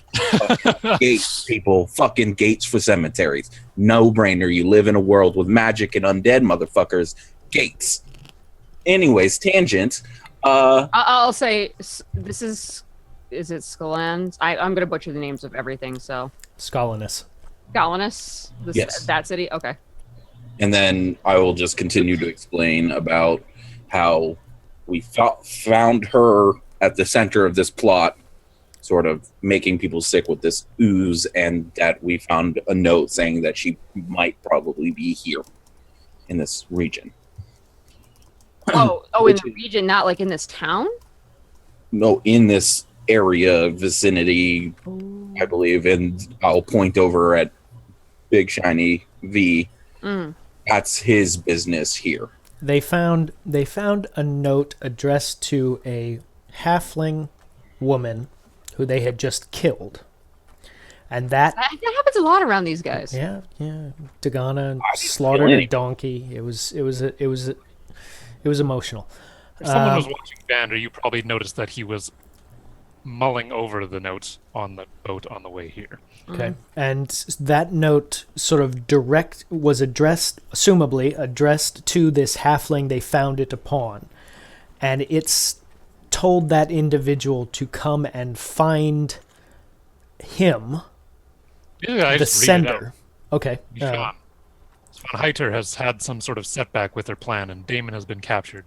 The brewery plan is off. I've heard that the dockmaster has left the city, so I need you and your crew to get the serum out of the dock tower. Take it to cemetery north of the city and dump it among the graves. See what happens, if anything, and then find me in Huron. Be fast, my love, or be safe, my love, faster. So this was a note between two halflings. You One only of them being a necromancer. You Well, I don't- mean, we found it on on a the halfling. half. Okay. We found it on a halfling I doing the assume. bidding of a necromancer, Yes. in the employ of a necromancer. Okay. Okay. Got it. So Samir, you and Arasi go forward with Vander and Dagana keeping track of your coinage. At some point, you pass Gavel going in the opposite direction, not really paying you any mind, just sort of marching. So Gavel will come with them once he I will Oh. pat him on the flank. Okay. So once, Hey. okay. No. So Gavel goes with you. Once he meets you halfway or whatever. Hi, Gavel. And so you get I'm over here. You find the area that they must have been talking about, this sort of Does collection Gavel of feel like a horse? yes. You I mean, rode on him. You tell Even us. horse, not just some. What does a celestial feel like? Yes, that's what I'm saying. your hand doesn't pass through. It is Well, I meant like, when you pet an animal, there's like that warm flesh. no warmth, but it still has the sort of the texture of fur, even though you know it's not real. I will not pet it any further. It's a little bit awkward. And so, sort of as you come to this marketplace, you can see Swanya and the captain are talking to someone, a merchant over here seems to be selling dry goods of some sort, and a lot of the stalls are have sort of like tarps been pulled down over them. Seems sort of closed closed for the day, but there's still a few 2 or 3, and you spy one that seems to have some sort looks more like a hand cart or like an oversized wheelbarrow, I guess, sort of around the back of it, and that's what you're sort of visually drawn to. So wander over that way. I don't see anything I could connect a horse to. Not offhand, no. Okay. With enough jerking, you can do anything. True. And the shop is run by, it seems like an older human man who sort of is just sitting down as you're, the two of you and Gavel are coming up to it, and he's talking to some young boy who's just like hopping up and down and all excited. He's like, "Can we go? Can we go now? I mean, you're done, right? I want to go." And the older man sees you coming and he goes, I think I have one more thing for the day. You run along ahead and pick something out for me. Something, bring me back something cold. That new red one that he was that Where they're you offering. going, kid? I'm going. There's this new shop and well, it's not that new, but it used to sell all sorts, and he's talking really fast. But now he's selling something that he's calling iced cream. It's this really cold, like sugary treat thing. It's so good. Oh, and I'm gonna go and get one, and I'm gonna get Granddad one, and can I go? Can I go now? And the old man gives him like 2 silver pieces, and the kid just bolts. I will catch the kid and place 1 gold in his hand and say, "Get a really big one." And his eyes go from like wide to like super anime wide. And then I'll say, "Good luck," and turn to Rossi to deal with. Am I frozen? You are frozen. Yes. Mhm. Oh my God. You're gone. You've ruined everything. You can't hear us anymore. Okay. He's back. Everything is terrible. No one You is in the broke it. right place. Cats and dogs. Basically cats. Oh God! I'll Oh fix it. boy. We lost. Whoop. And whoop. There we go. All right. Can't hear you yet, Samir, but Hello? okay, you're good. You're good. I was just suggesting Rossi take the lead with the whole. Okay. Oh, you talking know with the you, town. bro? Yeah. Okay. So, I'll give him a kind of like I guess a standard greeting that anybody in my village would, kind of just the generic. He seems to recognize it. Yeah. And say, would you perhaps know of anyone that would be willing to either rent or sell us a wagon or something, basically we could carry some goods around in? How big a wagon? He says it with that sort of that sneaky old man sort of way. And I'll do like the I'm thinking, and I'll say maybe something that could fit maybe 2 chests and a little bit extra, maybe like a sack of grain. 2 chests, you say? Yeah, I might know someone. How long you need it for? I'll look to Samir kind of like a couple of days. Probably at least a couple of days. Samir gives you the universal "fuck if I know." I'll just say a couple of days. It's at least 2 days, maybe 3. Well, you might be able to find someone who would rent you one. That's not done much around here. You'd be better off just trying to buy it outright. I understand. I mean, you can buy mine if you want, but I need it for, as you can see, and it looks like most of what he does is sort of very simple housewares, nothing that really looks that important, but he has a high opinion of himself. I would. I have the like tennis match, just following a tennis match expression on my face while looking between the two. Okay. He's like, I'll sell you mine, but I need it to deliver things to various clients or ships that come in. So, I mean, you can make me an offer, but it'll be expensive. Well, I mean, I wouldn't want to put you out. Obviously, you need this. I wouldn't want to rob you of your livelihood.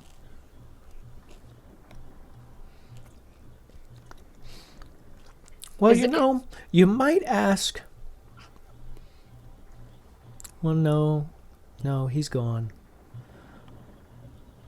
Probably some of the river merchants must have one. I mean, they're constantly moving back and forth, and they recently, just the other day, I saw some very, very nice new wagons moving from the docks over to here. So their old ones must still be around. Maybe you could buy one of the old ones.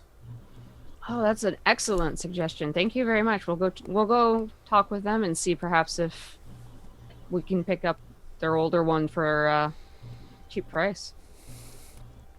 Well, okay. And you see about the time this conversation, this back and forth is finished, you see the young boy coming back with sort of three bowls of some sort of concoction that none of you have probably ever seen before. And hands one to the old man, and then sits down just right on the dock with the other two right in his lap, and has got some, sort of spooning it feverishly into his face. I'm gonna crouch over by this kid, like, and go. So, how's it taste? It's so good.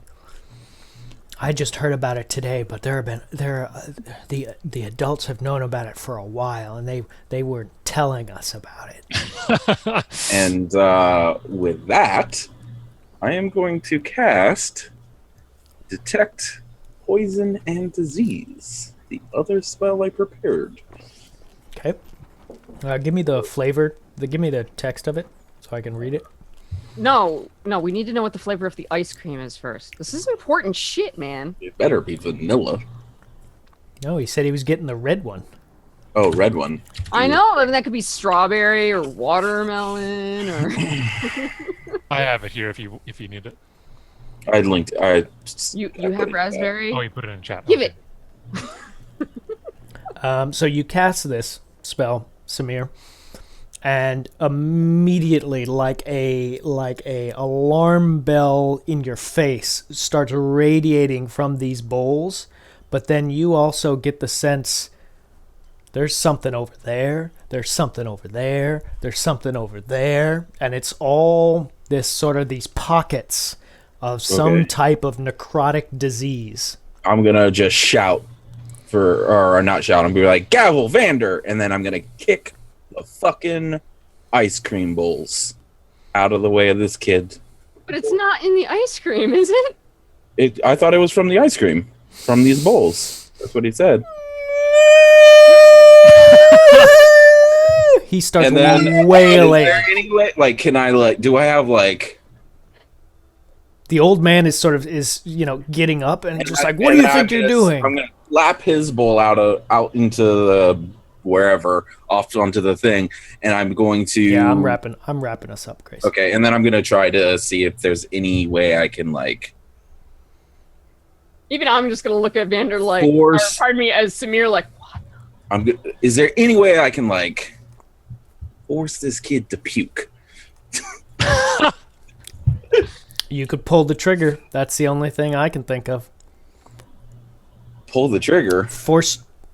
Pull the trigger. Oh, I will shove my fingers down.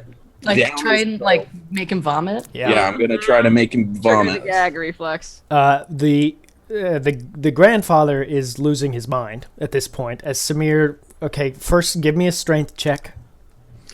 And while this is all happening, I'm like, chat, if anyone is still awake in chat who can do a exclamation point roll d20 -3 for the child. Oh, no! Boy. No, you're good. Oh no! Come on, chat.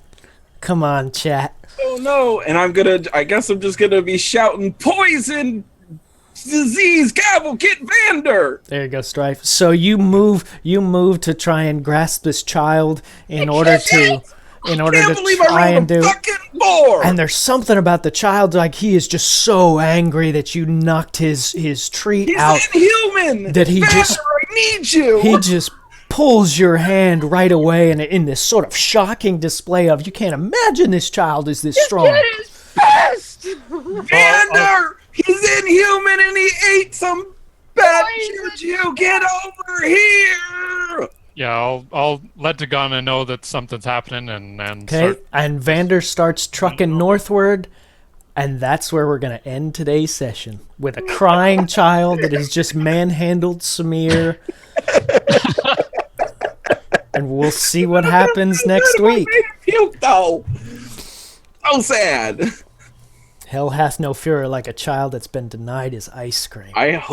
Oh my god, if Vander fails We'll see. a strength check on like to make this kid puke or something, I would die.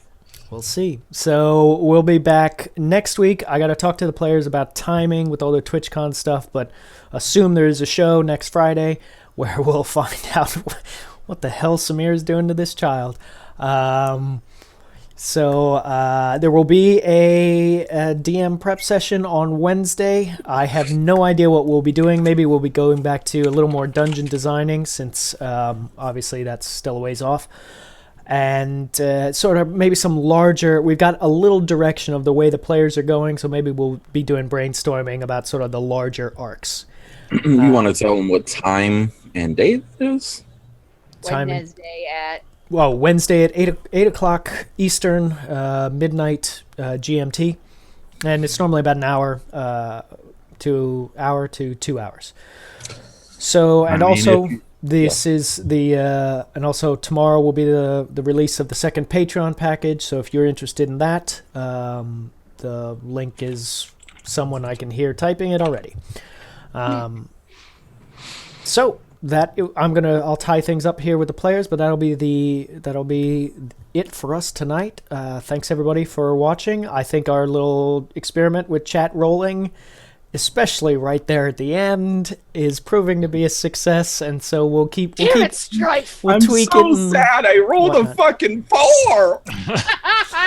4. Hey, that's what happens when you sacrifice that strength. So we'll see. If we don't see you on Wednesday in the DM prep, we'll see you next week, and we'll find out where the players go from here. Thanks for watching, everybody. Great stuff. Yeah.